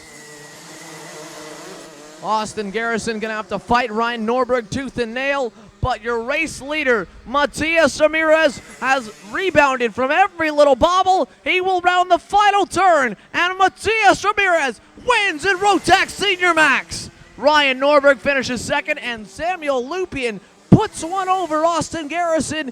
Garrison loses the third spot in the final turn, trying to cross over Ryan Norberg. He finishes fourth. Loopy in third, and Arthur Least rounds out the top 5. Another amazing week of racing here for the 2017 VCI, powered by AM Engines Florida Winter Tour, presented by Fixie Wheels. That wraps up the second round of the U.S. Rotax Max Challenge Championship weekend here in Palm Beach. Our next round will be in Ocala for the Ocala Grand Prix stop of both the Rock Cup USA Florida Winter Tour and the Rotax Max Challenge weekend for the Florida Winter Tour to complete the season. We've got a ton of great content coming your way, and I'm sure with the sights from this weekend, we will have a ton of great racing coming your way as well. A huge thank you, as always, to everyone who tuned in to watch our live broadcast here on Max Entertainment's official website, whether or our official Facebook page, or through our live timing and scoring app partner, Race Monitor.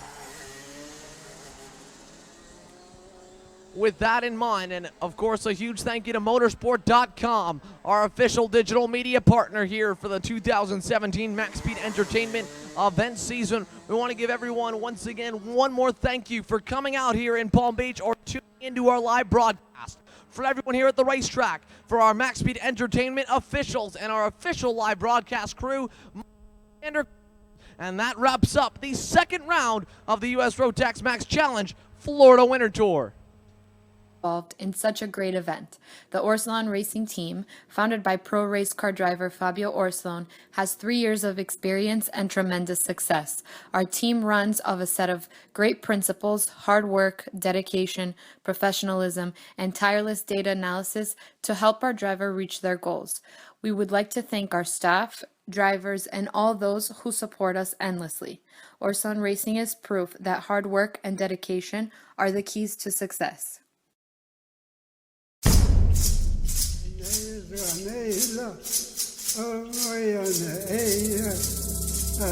With multiple national titles in IKF, WK, SCUSA, and Rotax, the Rollison Performance Group put their experience to work for you. Coast to coast, RPG offers the most comprehensive driver development program. From detailed on-track data analysis to trackside coaching for tuners and drivers, RPG's individualized trackside support will improve your results. RPG is an authorized Rotax service center and a top supplier of Cosmic Carts and OTK parts. Visit us on the web at rollisonperformancegroup.com.